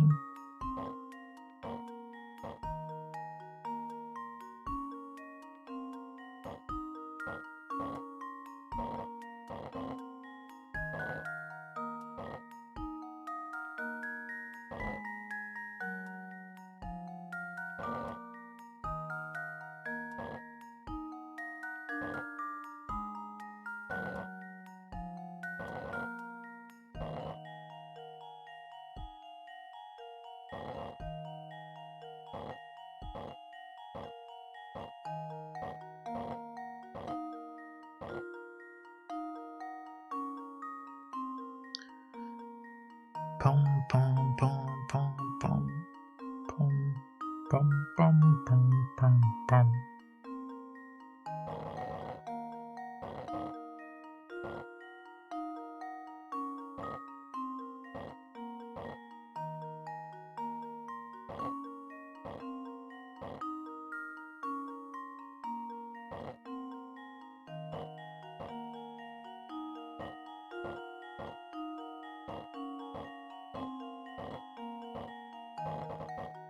How do we do that?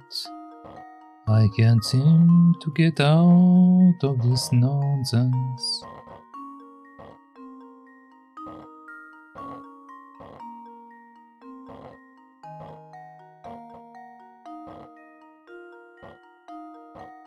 I needed to go one more down.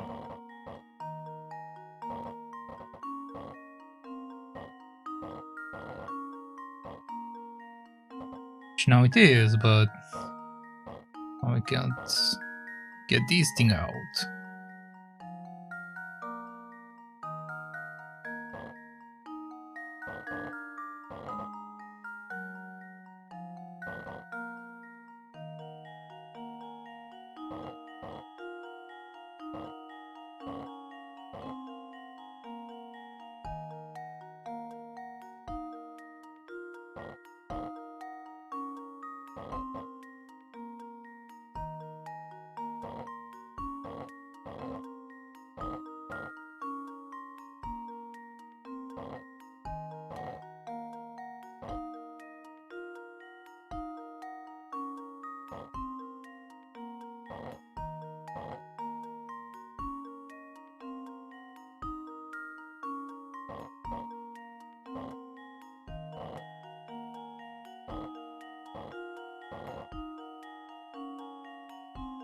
If I didn't have the thing below, I could shove it in.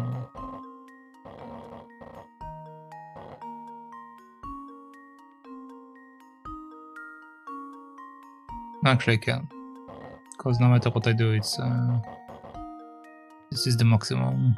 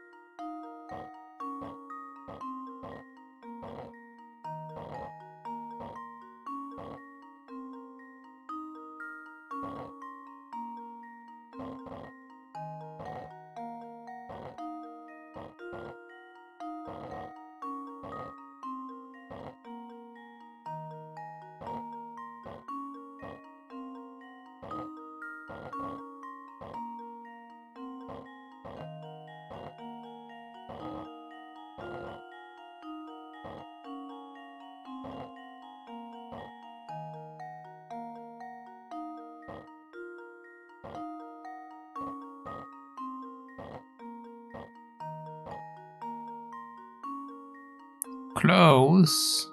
Not quite.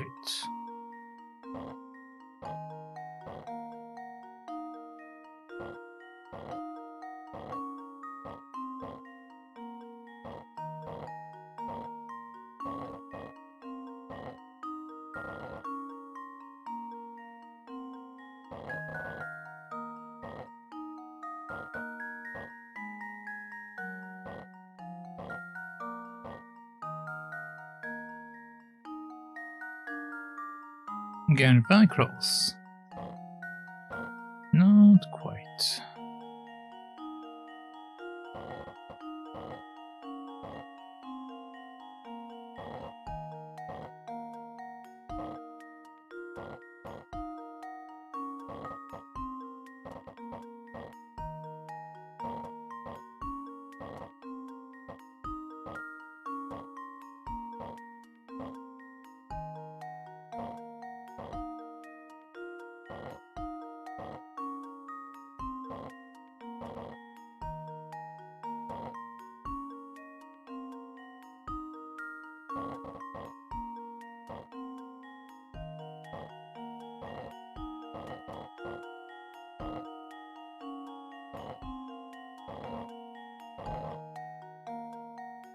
Closer, but not quite.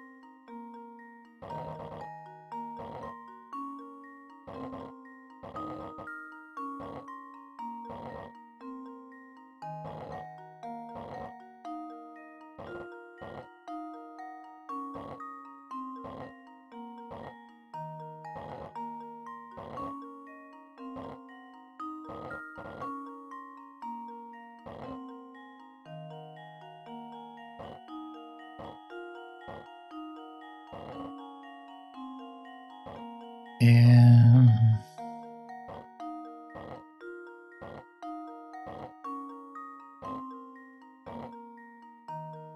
This doesn't change anything.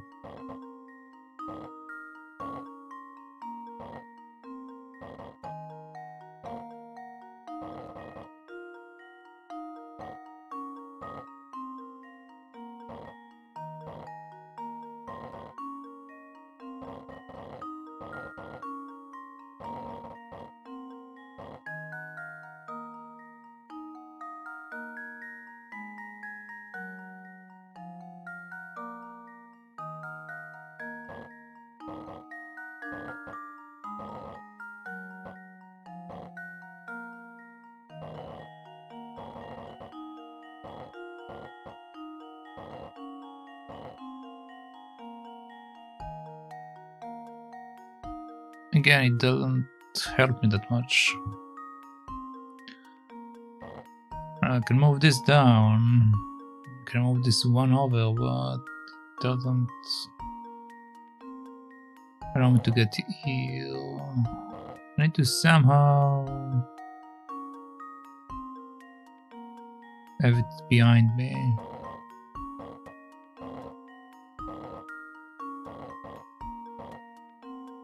I need to figure out a way to get one of these in there.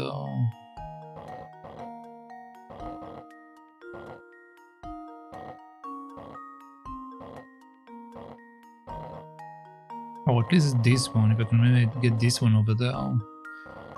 Might allow me to do that.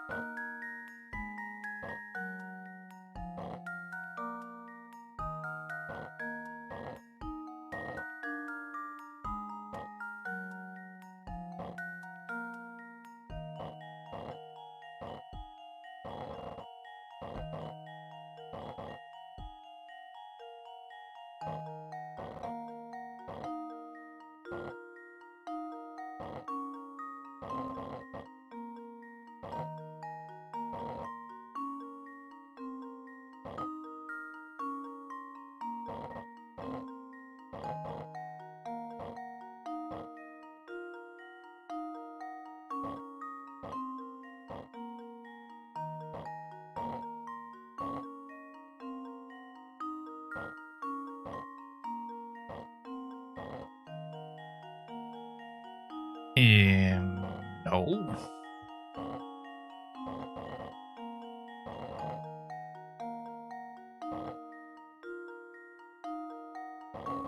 Very close, yet so far away. So far away.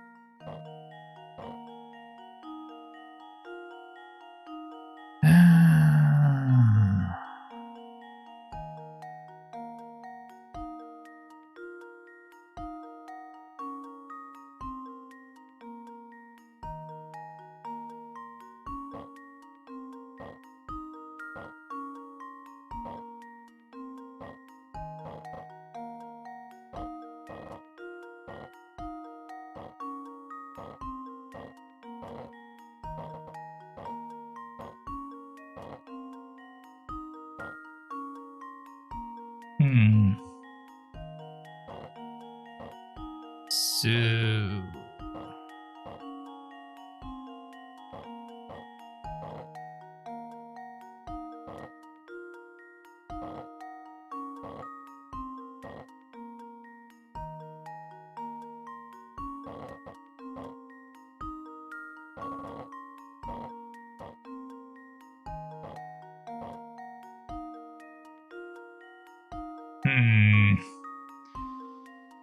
That doesn't seem to go like I want to go.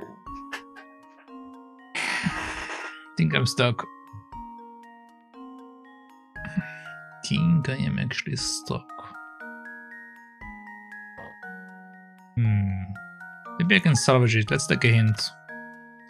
There's no easy to find solution for this puzzle. You just have to find ways to fit the blocks together and open up a little bit of space at a time. You can't move the gem out of its alcove at first. You should focus initially on making room so that the gem can come out. There's one small hint. Move the yellow vertical bar to the top half of the puzzle. Yeah, that's what I'm trying to do as well. So nothing new with this. Here is your last hint. You never have to move the cross-shaped piece any further right than the center of the puzzle. In other words, the gem has to move clockwise to the puzzle.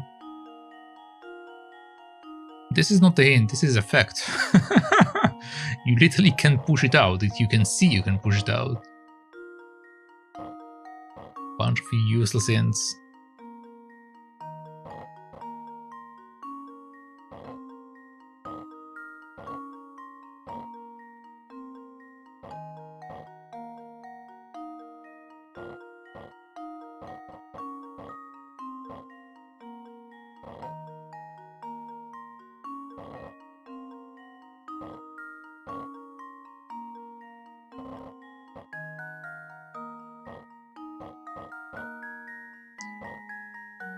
Okay,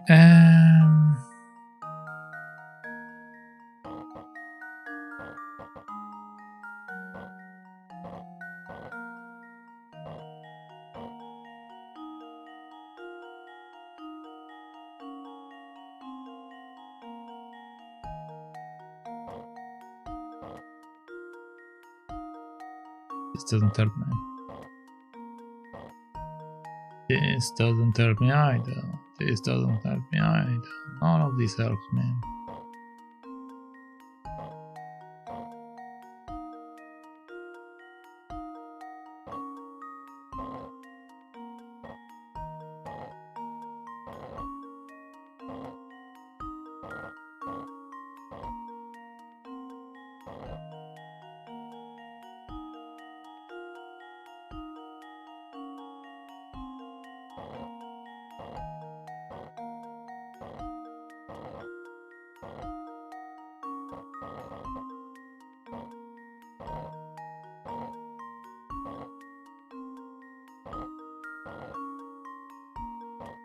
I'm reversing the entire thing.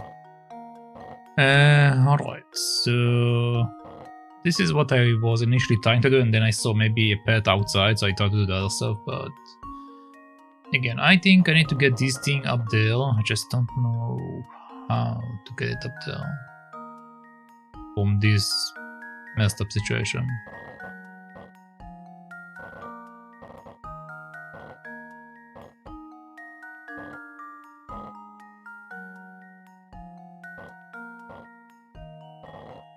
And the hints are useless, per usual. Per usual.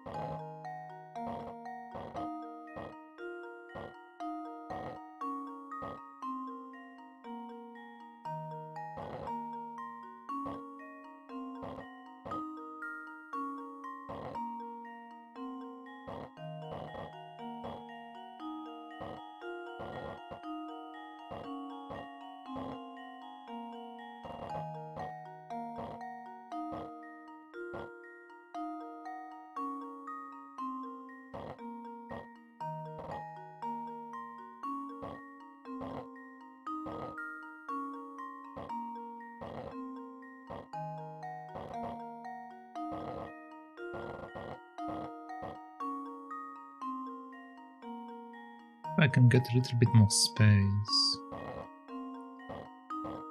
A little bit more space would be lovely.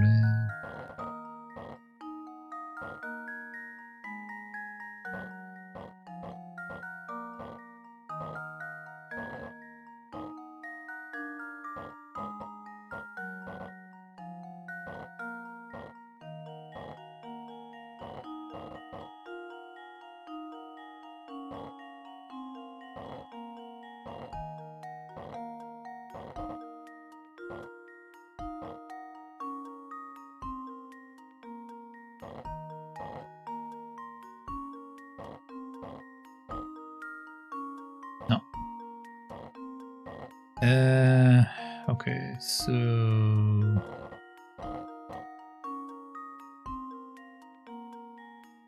can't pull it further than this.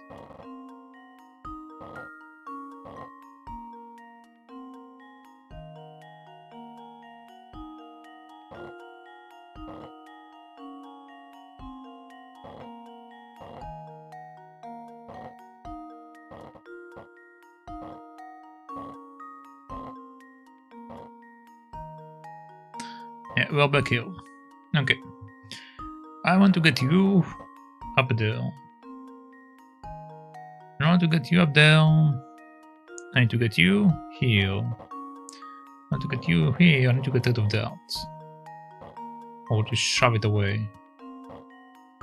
Which is what I do by doing this. But I need to be able to go one more down. Which I can't do quite yet.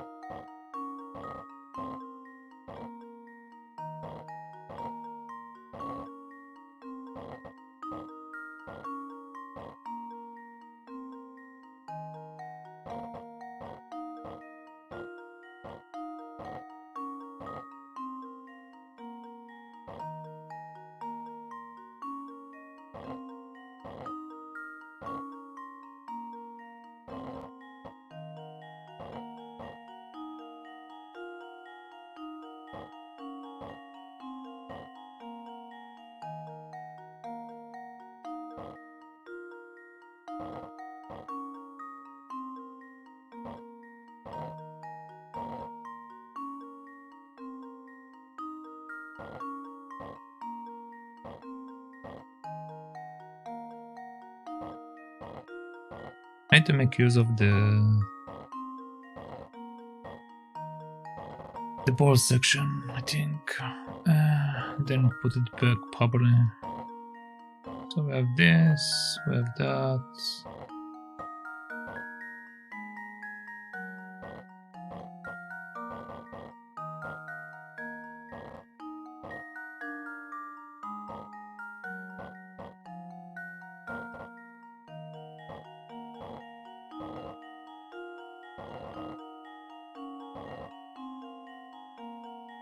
Yeah, but now this goes far away, which is not good for me.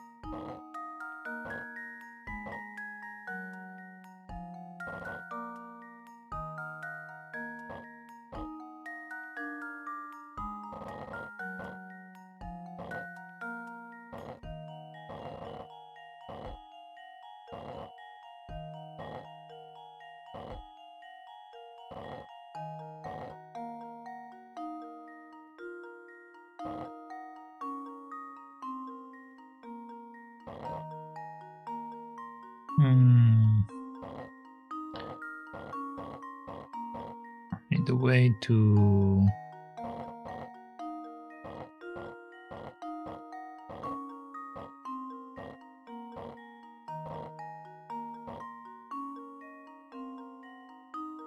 get them lower.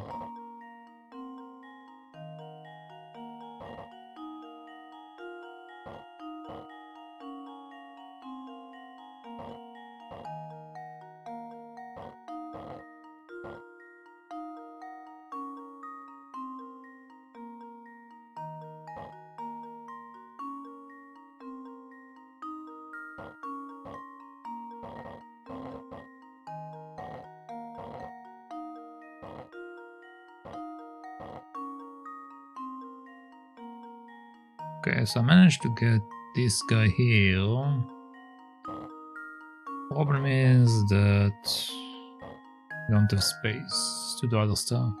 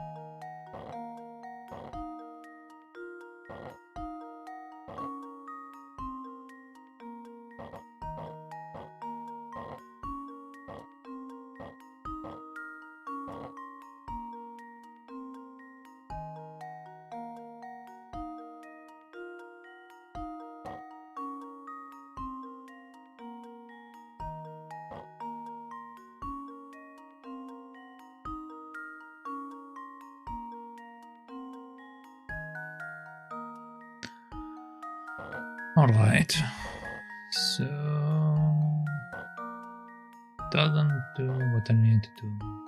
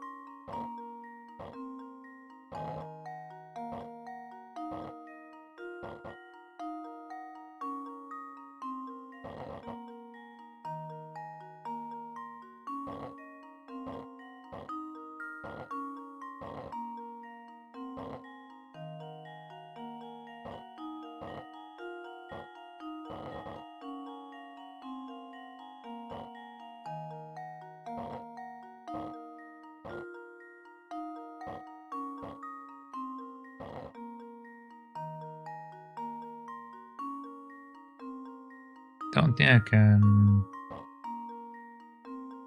Well, if I can get him there. It's might work out.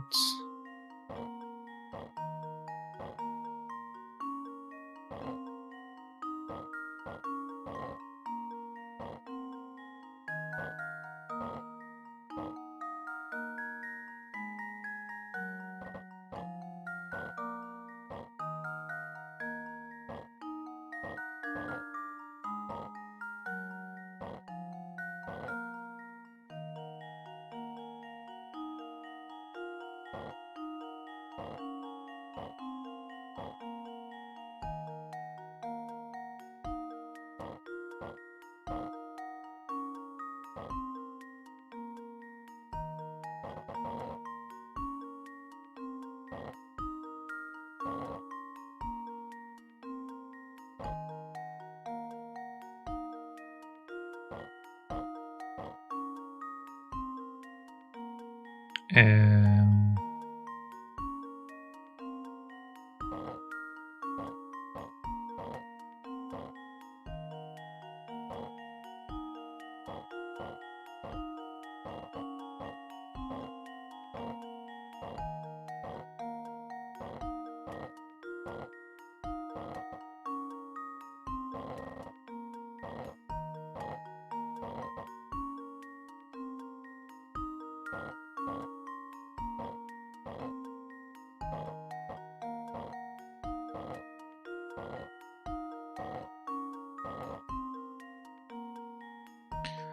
all right.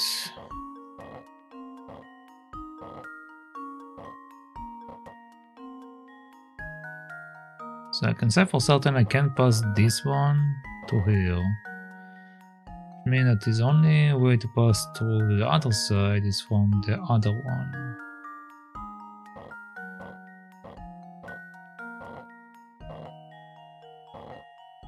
So I'll place that here.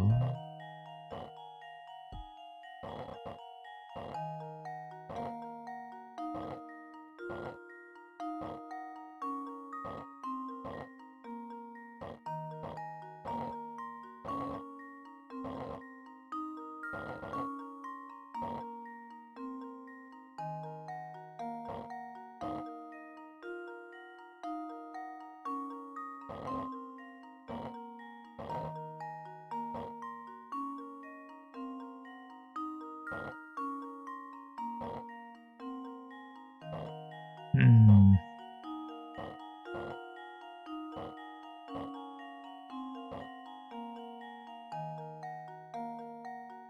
Okay.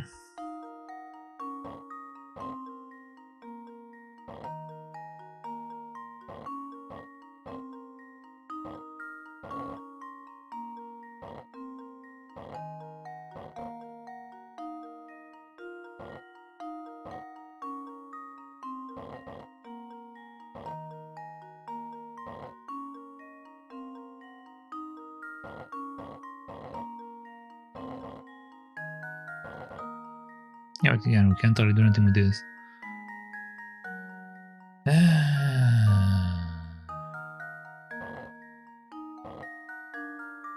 I have to get something up there so I can get rid of that.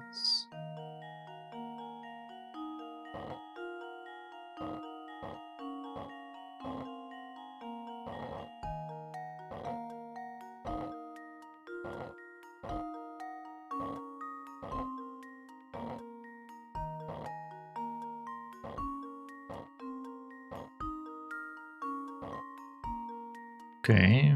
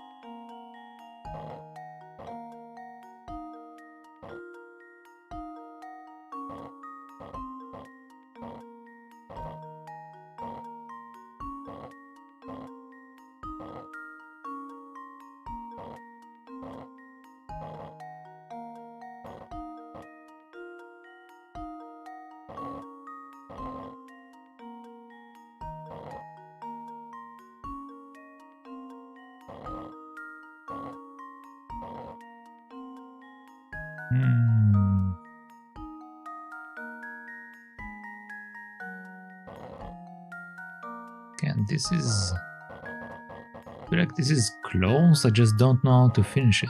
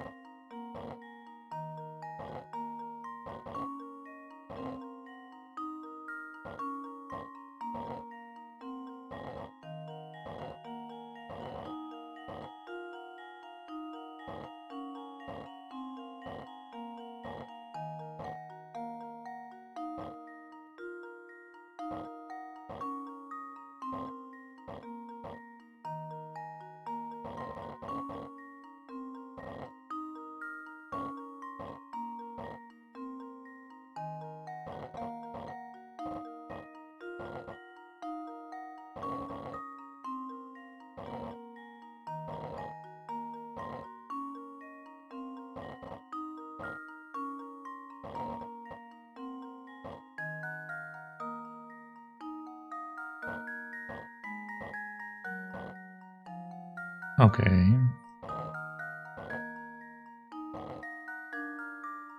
Uh-huh.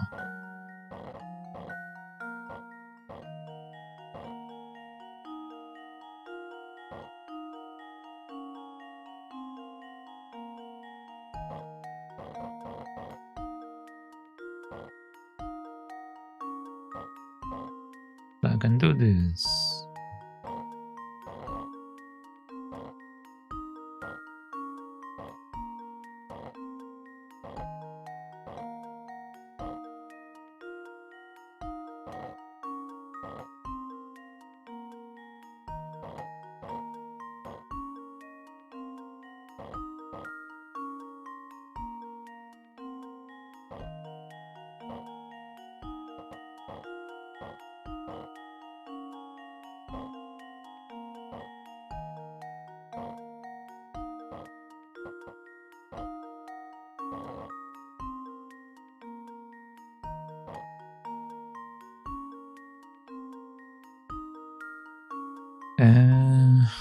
Okay. So now somehow I need to lower that.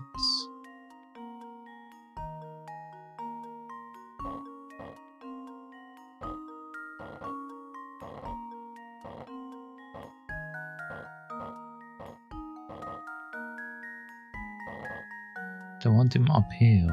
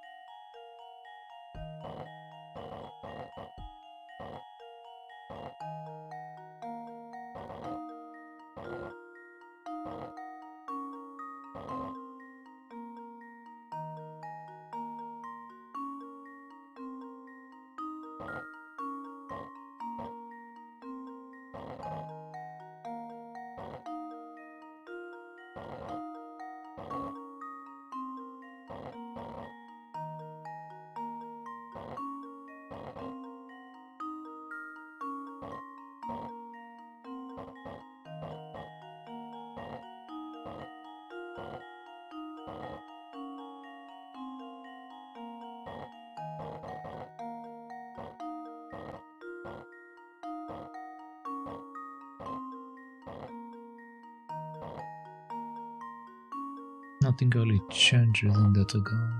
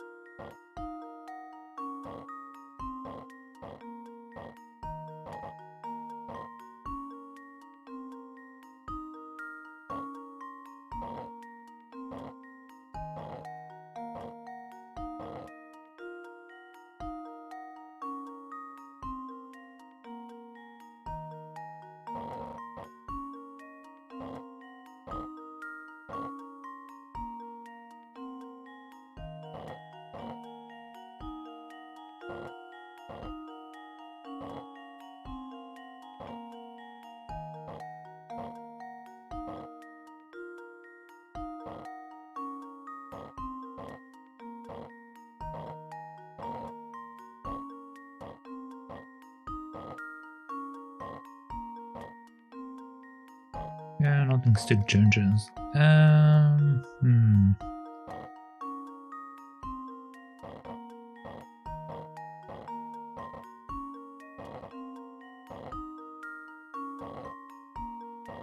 Can put this one back here.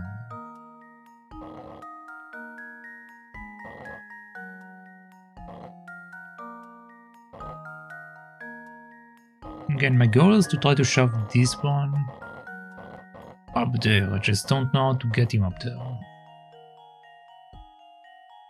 That's the entire thing I've been trying to do.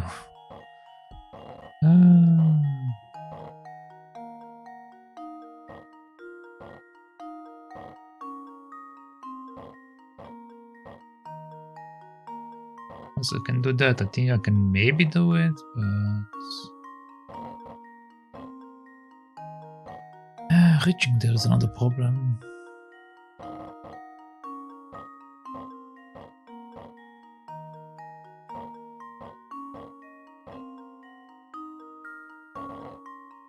Okay. Well, back up. We need to figure out how to shove you up here.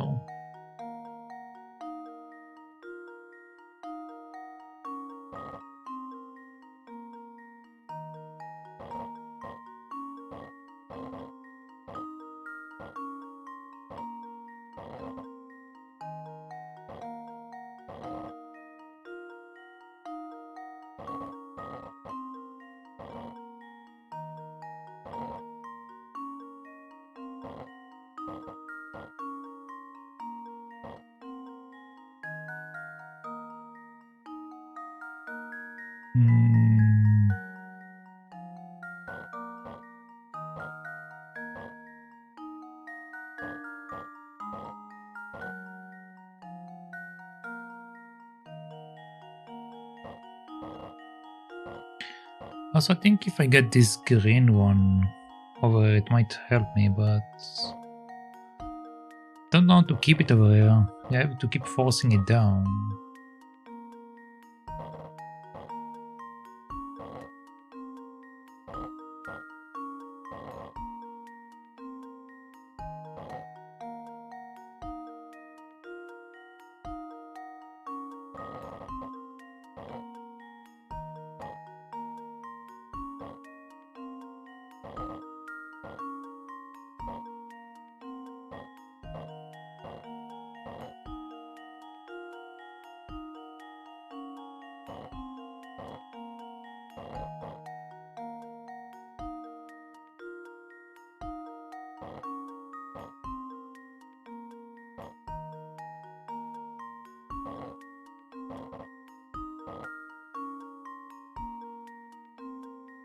Yeah.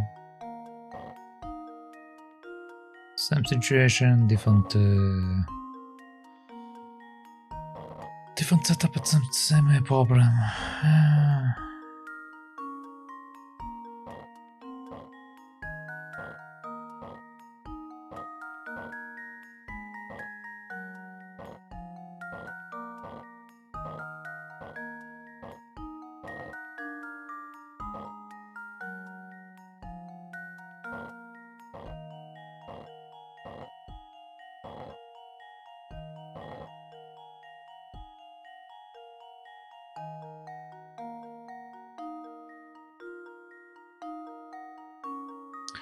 Again, if right now I could just get this one over there. Well, the problem is that even if I got it over there, it still will be a bit in the way. Am I even capable of pushing it in there?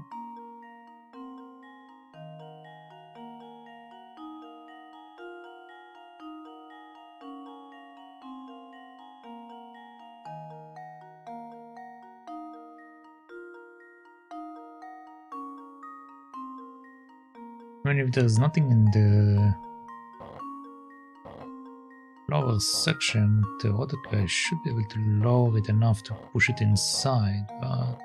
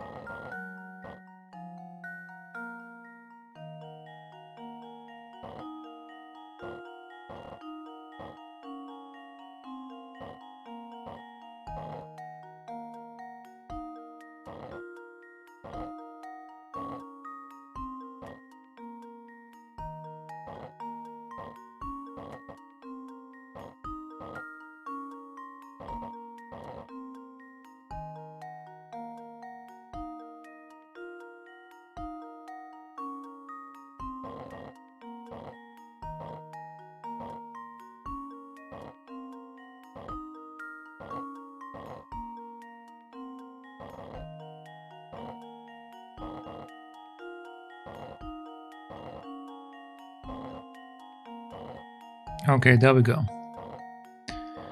Finally managed to do what I was trying to do the entire time. Okay. Now the question is, how do I work with it after this?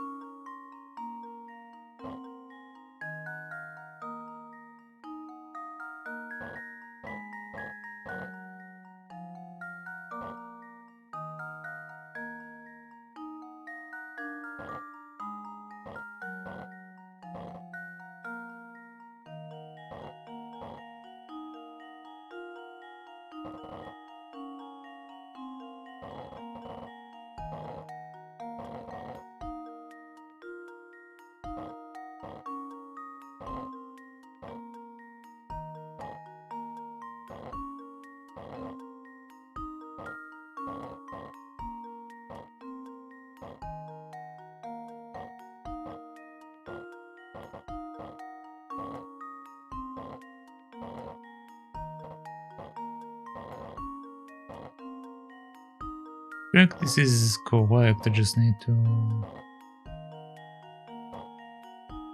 find the right way to adjust it.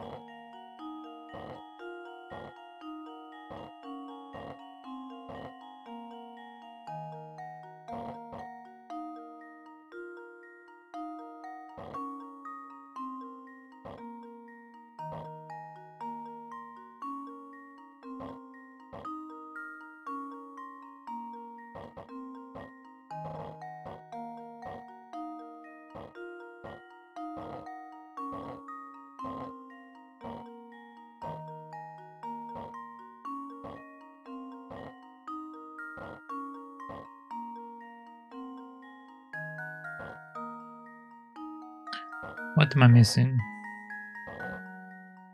What am I missing?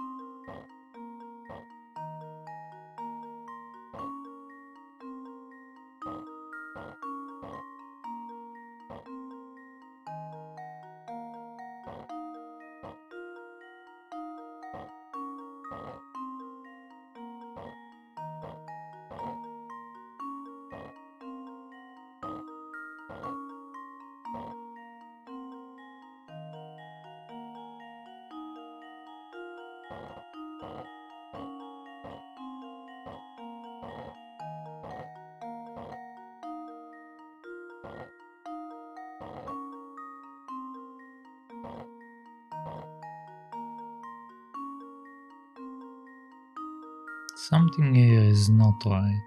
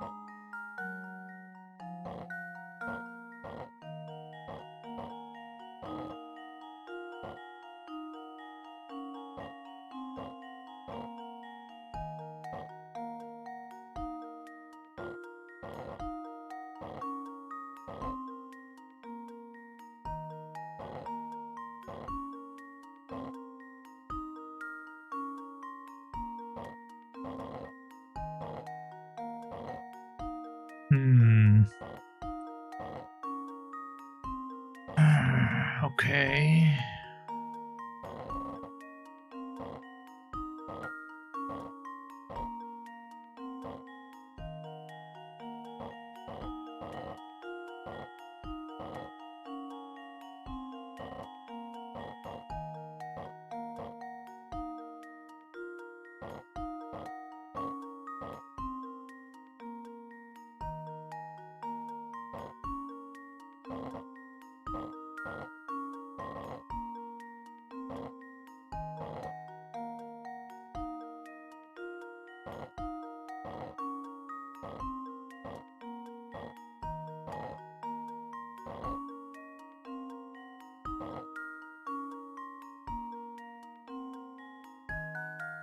I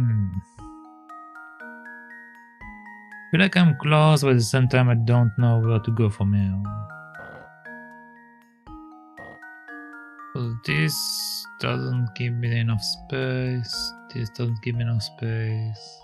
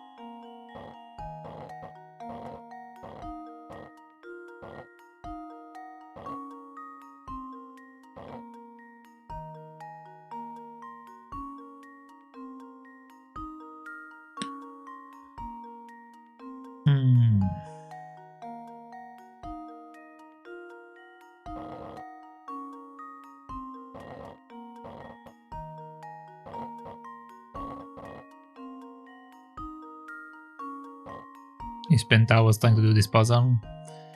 Yeah, this one is something. Like I feel like I'm close, like I'm very near the end of it. I managed to do most of the things I want to do. Just don't know how to finish it.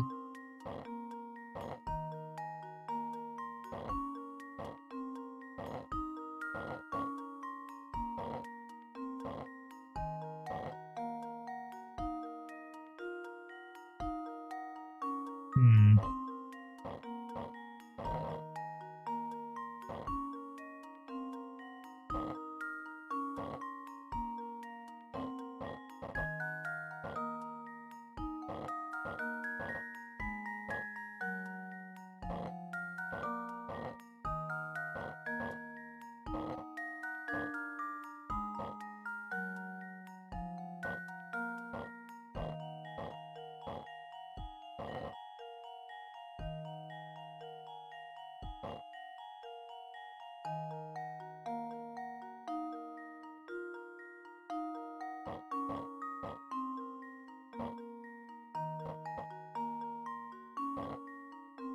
Doesn't matter that much. Hmm.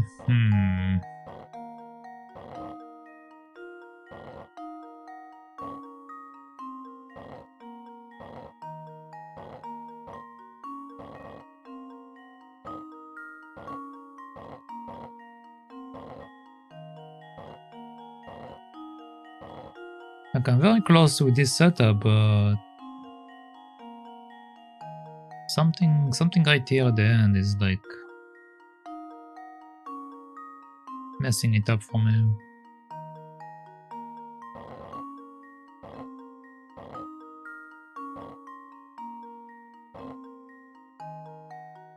I mean, I guess if I had the yellow down here now, it will help me, but I also need the yellow up there because it also help me having him up there, so... Hmm.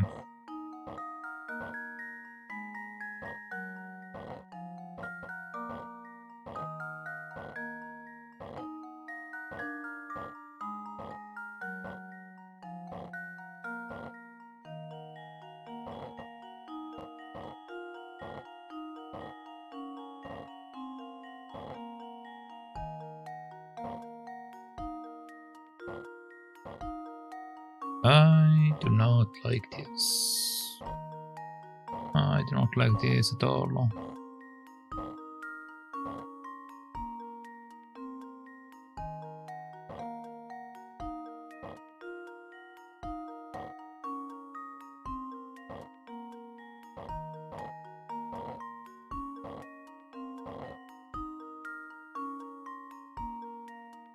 Hmm.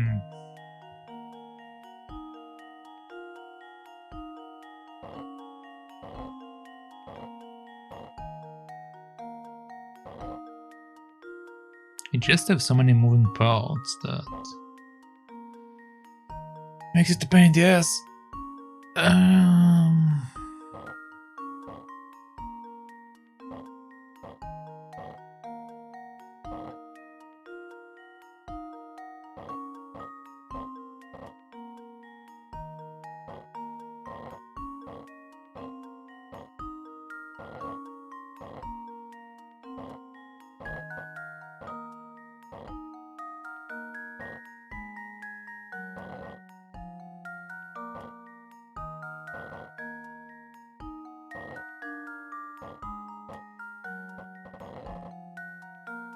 Like, I don't want to get the yellow out of here because it's useful for me that he's up there.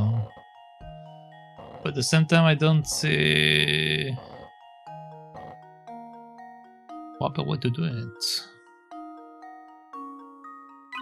Let's see once again what the hint says. There's no easy find solution for this puzzle. You just have to find ways to fit the blocks together and open up a little bit of a space at a time. Yeah. You can't move the gem out of the alcove at first. You should focus initially on making room so that the gem can move out. Here's one small hint. Move the yellow vertical bar to the top half of the puzzle. Yeah, I did that. Here's the last hint. You never have to move the cross-shaped piece any further right than the center of the puzzle. In other words, the gem has to move clockwise to the puzzle. Yeah, the last hint is the most useless one. it's the most useless hint out of all of them.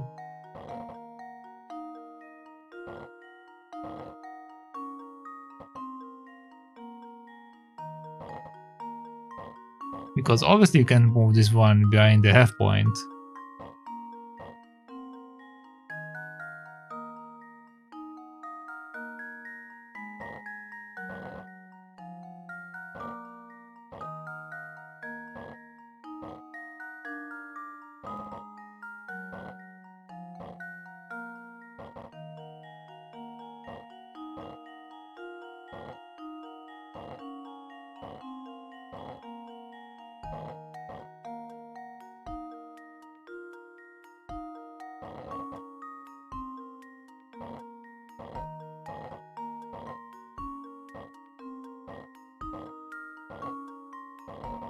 I mean, I can put it back this way.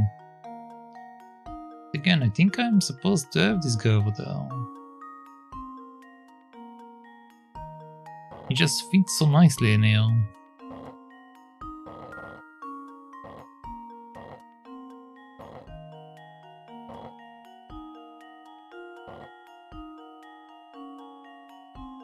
And I tried so hard to get him over here that I don't want to I don't want to send him back. But I might have to. So I don't see how to use him around there.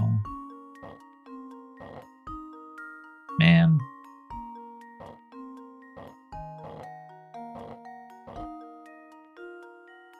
Man.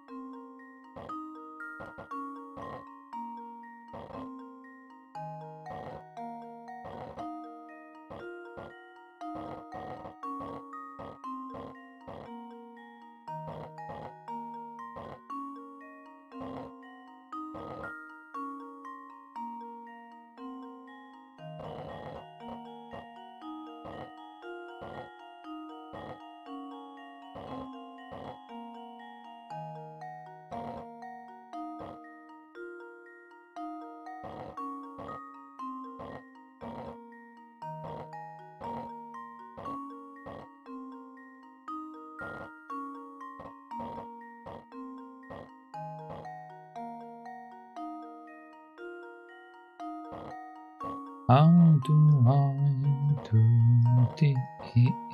this thing?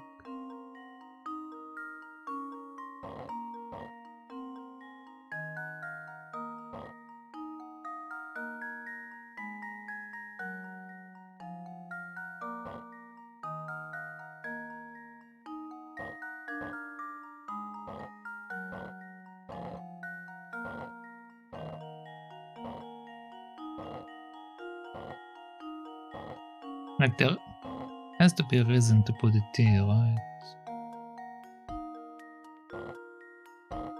There has to be a harmonical way to do it here. But it's not something that is easy to achieve.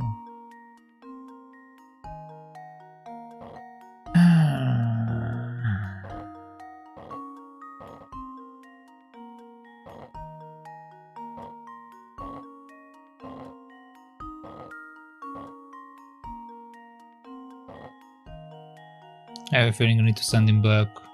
Yeah, if I worked so hard to try to get him there, now I need to like send him back. That's annoying. But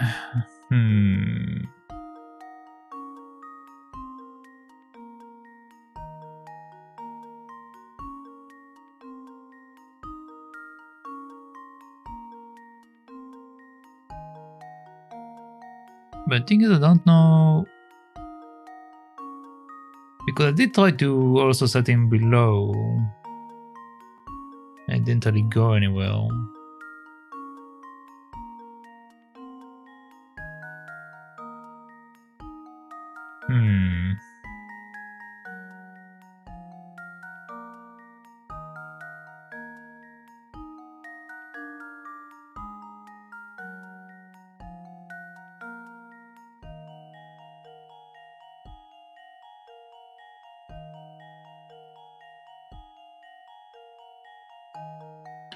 The thing is, this is one of the only shapes that makes sense when you have it at the bottom. So I think I have to move it down. Yeah, I don't think my current setup is going to work out, which is a shame. It is a shame. Alright, so let's try to figure out how to move it down. I need to do this first, actually.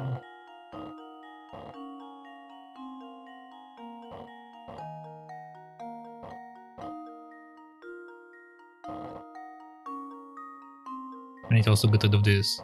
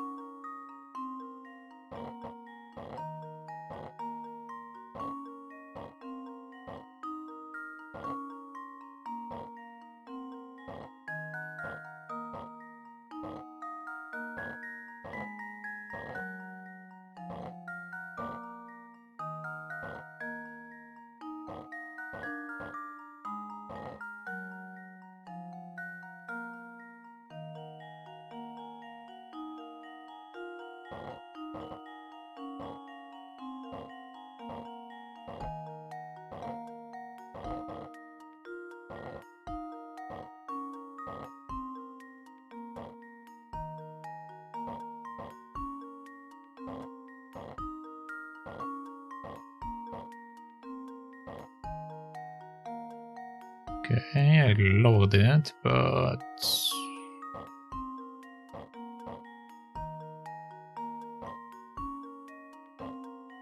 can't get it through here.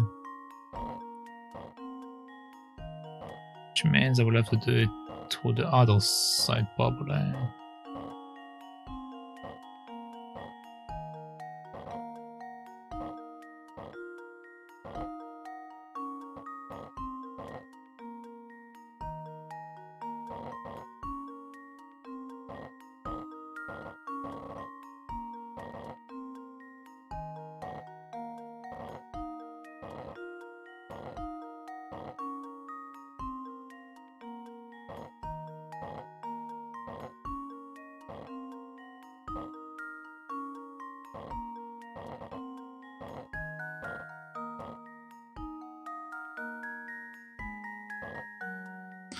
Honestly, I might as well reset. Because it's gonna take me a longer time to get it out of there than to... Well, but maybe I will figure it along the way, so maybe I should stick to it, I don't know.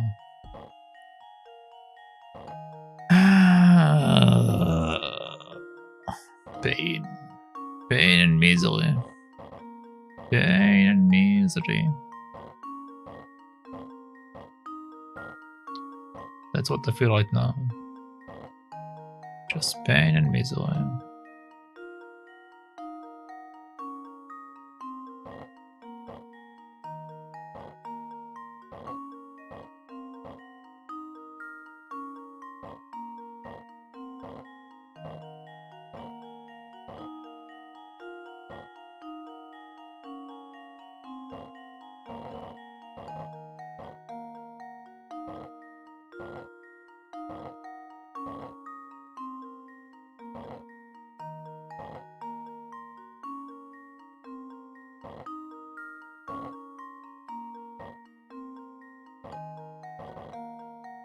Yeah, let's restart that.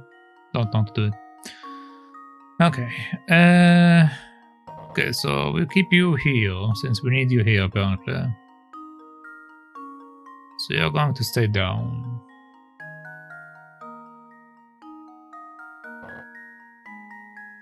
You, according to the hint, I need to put up. So we will move you up there eventually.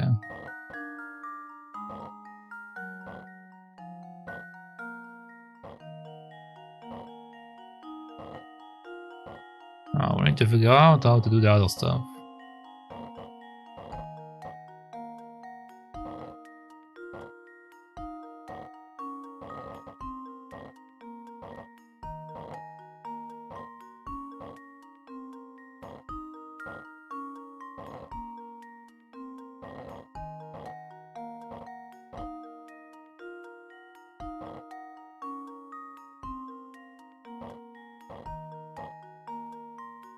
I don't think I ever got the yellow one in here, so this is technically a new situation. I have to. I should have done. Yeah, I think I must have done it because this is like right at the beginning, so it's easy to get it inside. So I probably did that, but I don't think I ever got the blue to be where the border is, or where the. I didn't think I didn't get the turquoise to be up there either. See if I can get either one of these up there. Somehow it might work better. I need to figure out how to do it first.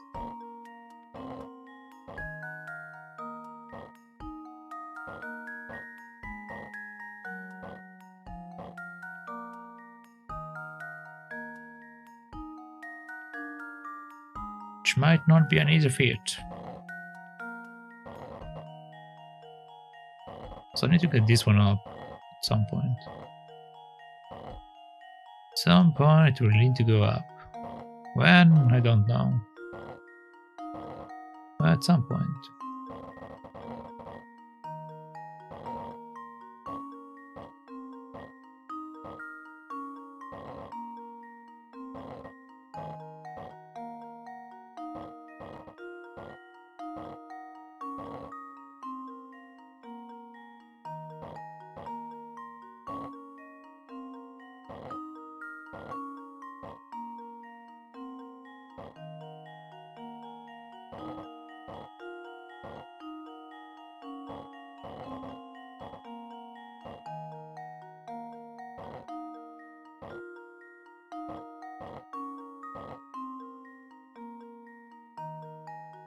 Okay.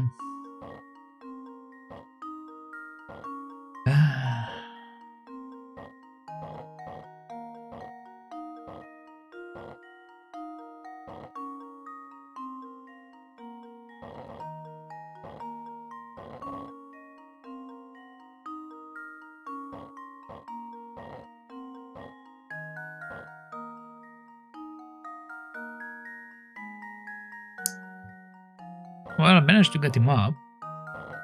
So that's one thing I want to do. Now I want to do with the other stuff.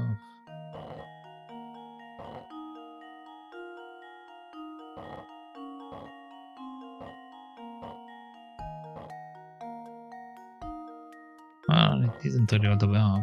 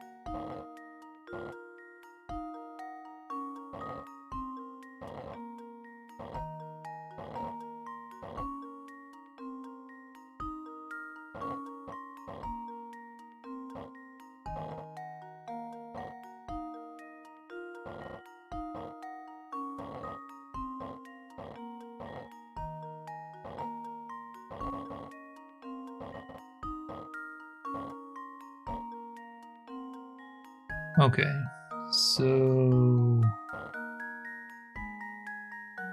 I have to get the yellow out of there at the moment because I do need to shove this thing down or to be able to move some stuff around.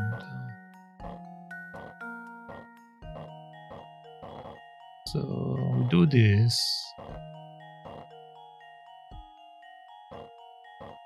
Now we have some space to work with.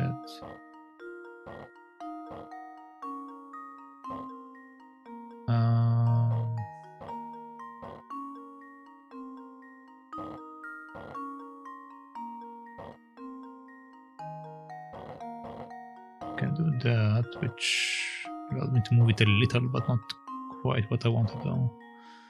I'm still trying to shove one of these up there, but I don't know if it's even possible.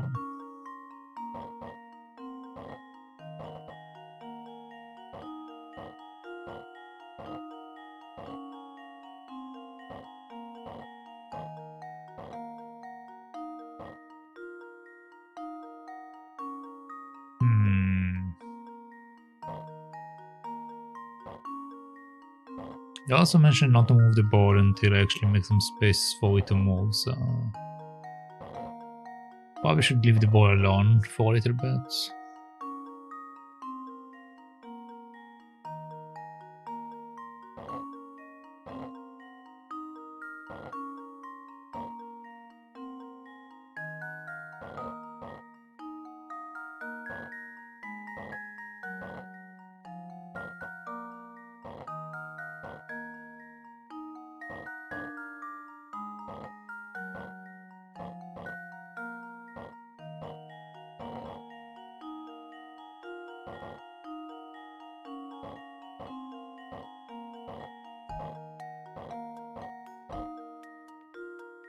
Yeah, but this doesn't seem to work quite as I want.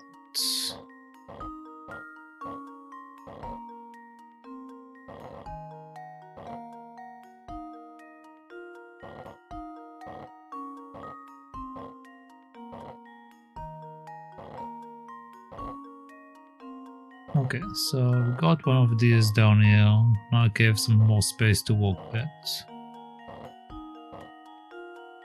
Okay.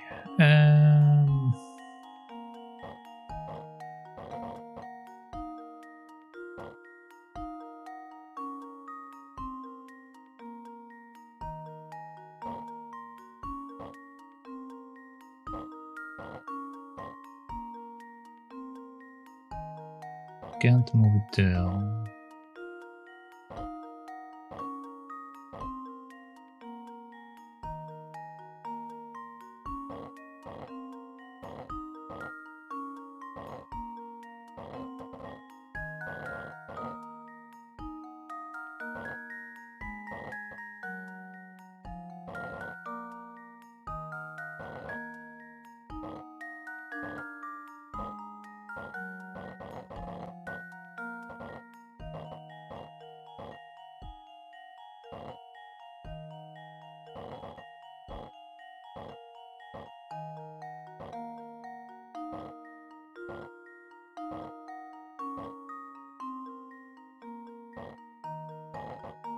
I shouldn't get this one in just yet.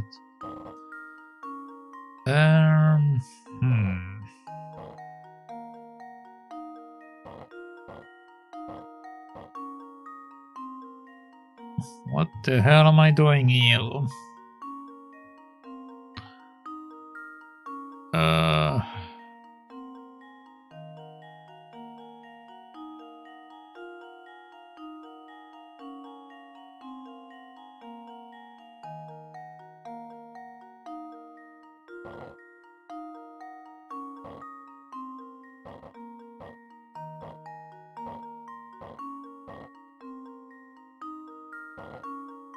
Okay, so we have this setup.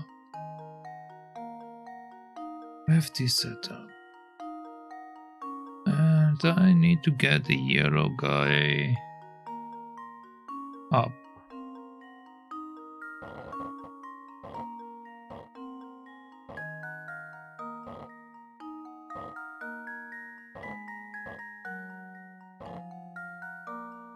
This doesn't seem good.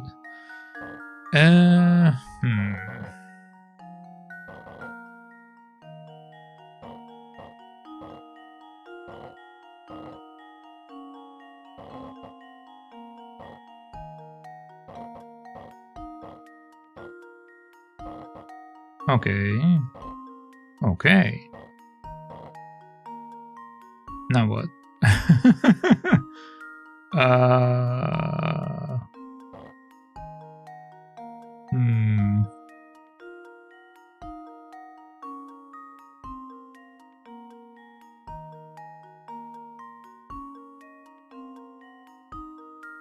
Yeah, no, that didn't help me. Well, I did move the blue one, I guess. I did want to move the blue one a bit. That's something.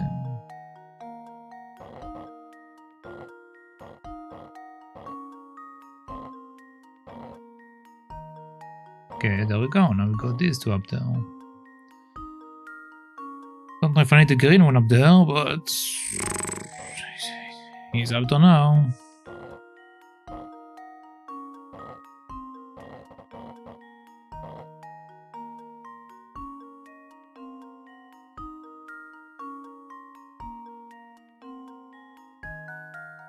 Is there a way to get rid of him? If I can. Hmm.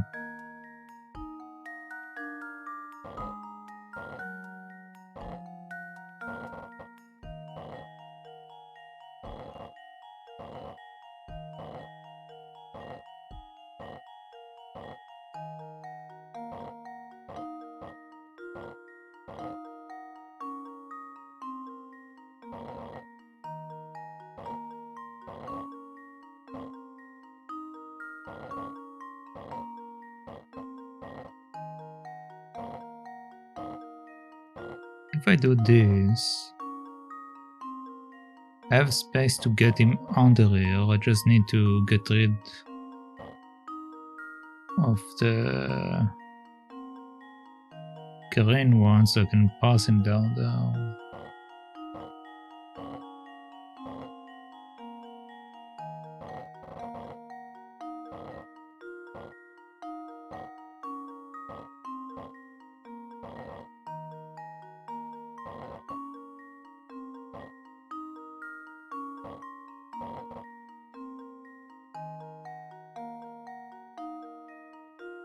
So now to pass him in the lower area. But I don't know how to...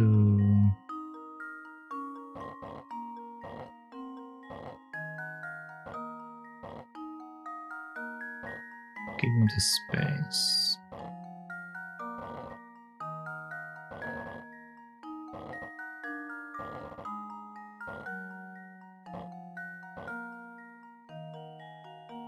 That just looks worse.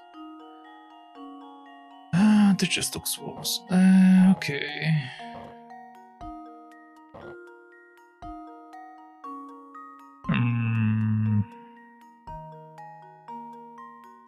Well.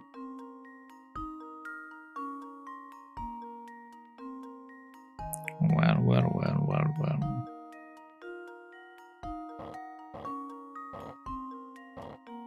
I can do this. I can do this.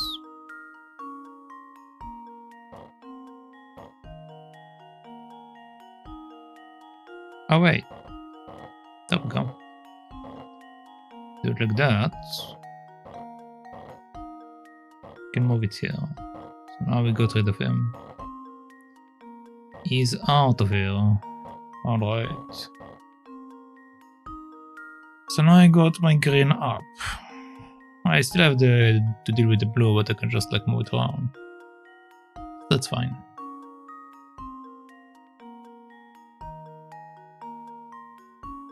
Now,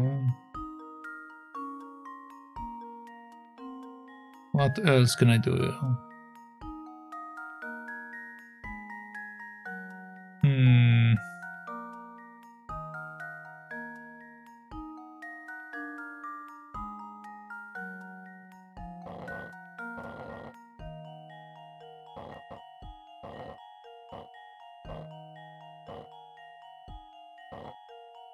We know the yellow need to be here in order for me to pass it without any problems. So we have it like that. Okay, and what?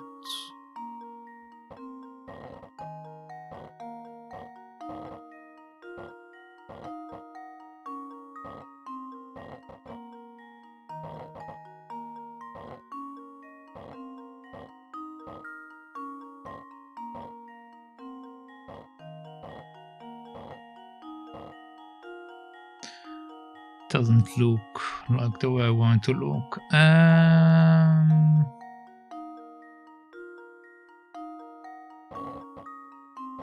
Let's swap places with them. Does this help me? Does this help me?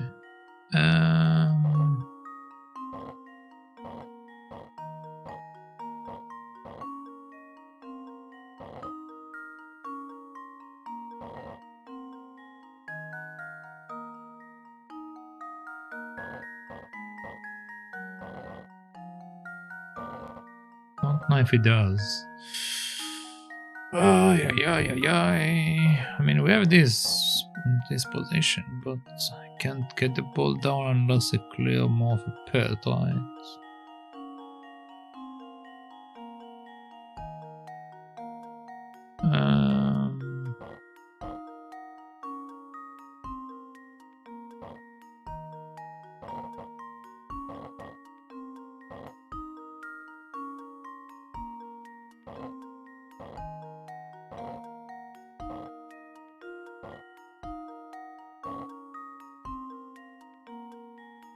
Okay, I can lower the ball a little bit, but it doesn't help me that much. I can also put you in the middle. Come on. Okay.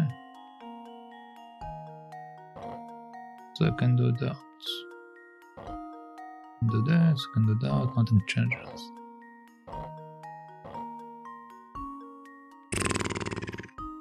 Okay.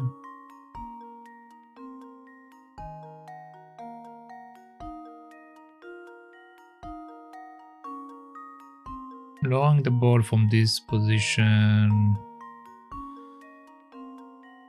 probably won't help me.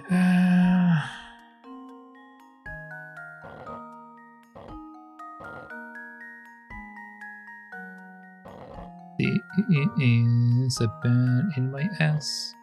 Yes. Pen in the ass.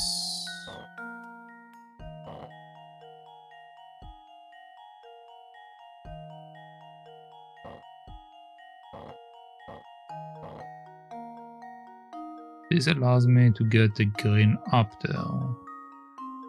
Do I want to get the green up there?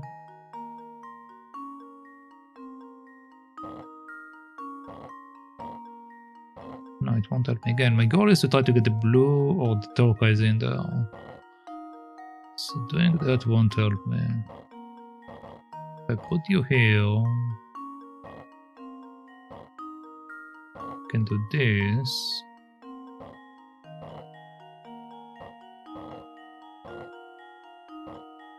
Okay, got it up here.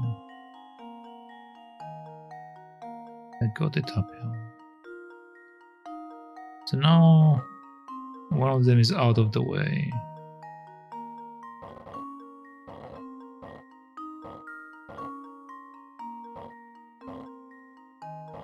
I know that this guy needs to be on the other side.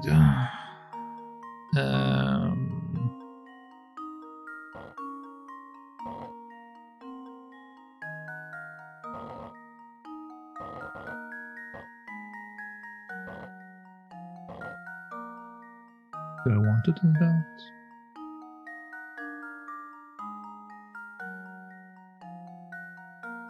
No, it doesn't lead me anywhere. Okay. Can move this guy here. Then lower it by 1.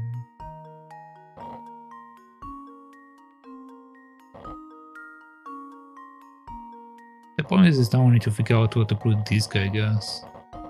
Like, we know that this guy I need to be at the corner. We know that this guy needs to probably be above me. I don't know where to have this guy, and I don't know where to have the turquoise in this situation.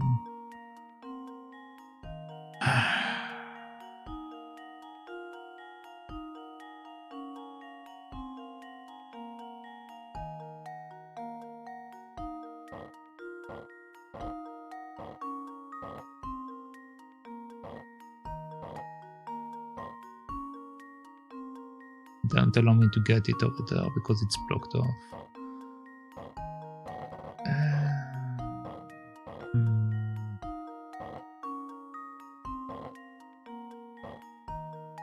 I could lower it somewhere in there.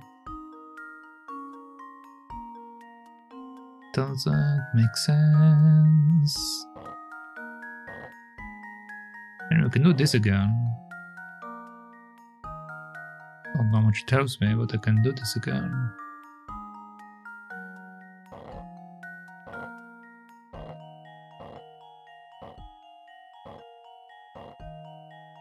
Okay. This is not different from before. I'm still blocked off. Just slightly different, I guess, blocked off. But still blocked off.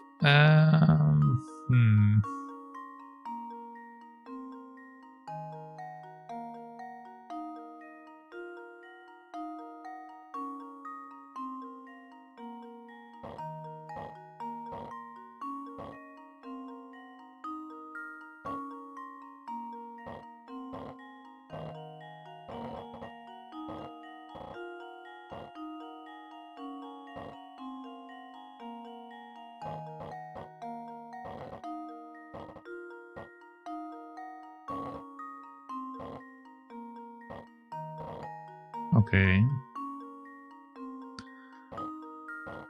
So now I can move it here. So I have slightly more space, I guess, but you can still stuck with this guy.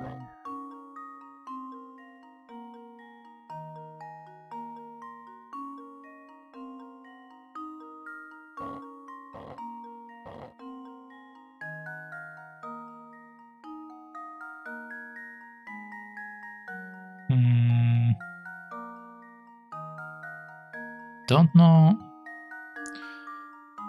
how to get the tokens out of here, which is the problem. But these two obviously need to be here. That's 100% what I need to do. How do I get the tokens out of the way?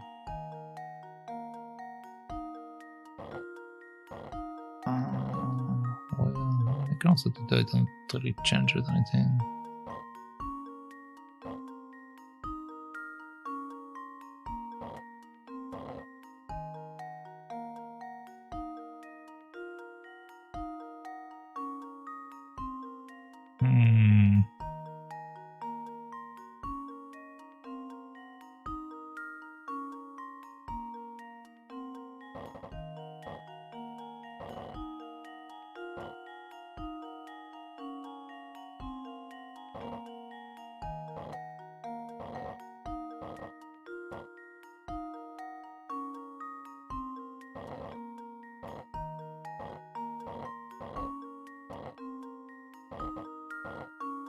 Okay.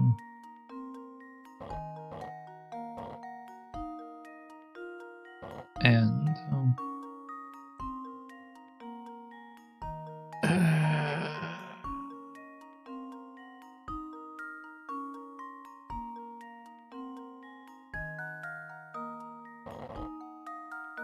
does it do anything getting it this way? No, because I'm stuck again. I'm just stuck again.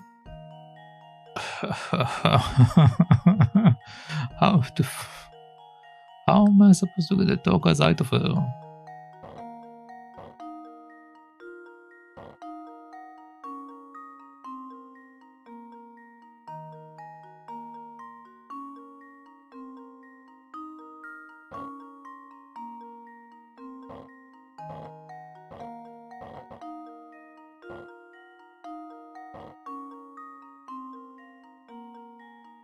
Okay, so now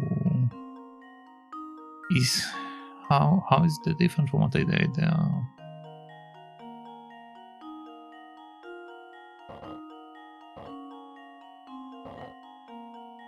Okay, now it's out of the way. There we go. Okay.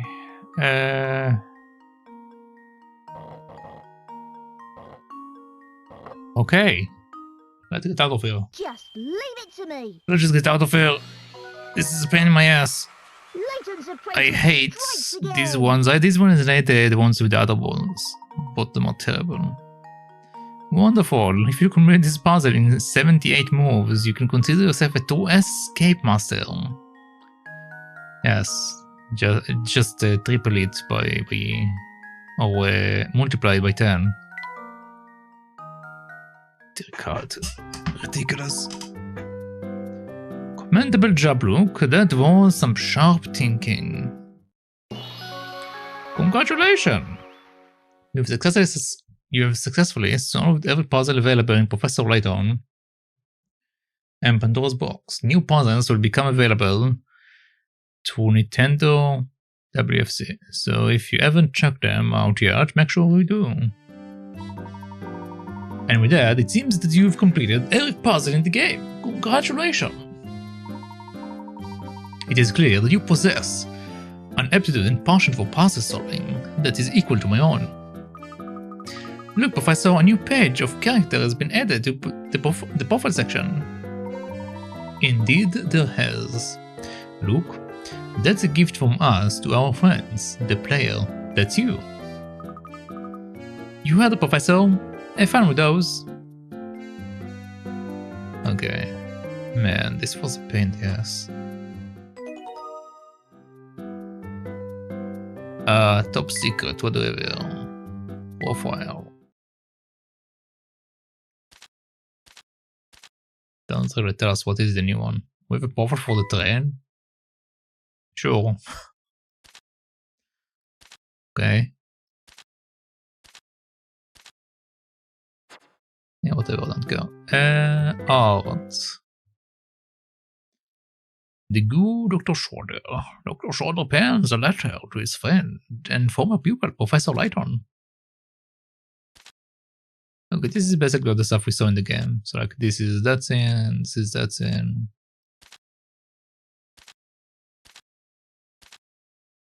Okay. Nice. The hidden door. I still don't know what I'm supposed to do here. The secret of the Elysian box. Yeah, I never know what I need to do in these things. It always confuses me. A ticket to time travel. Again, I'm not sure. Maybe one day I will bother to look like what I'm supposed to do in the hidden door. So then I will bother actually doing that, but...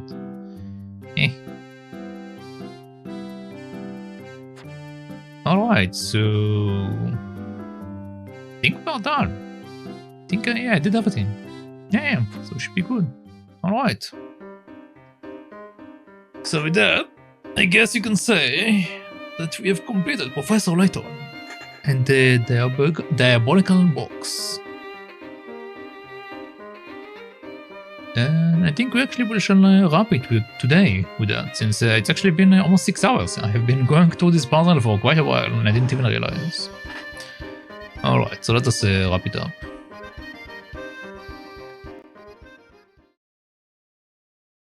Alright, so thank you for watching, thank you for hanging out, and thank you for keeping company. But that shall be it for today. And per usual, if you liked what you've seen here, make sure to follow if you're on Twitch. And if you are watching this playthrough on other places that I upload into, make sure to follow, subscribe, or whatever it's called over there. There is a lot of them, and they each have their own names, so yeah. But as for today, that should be it. So thank you. And bye-bye.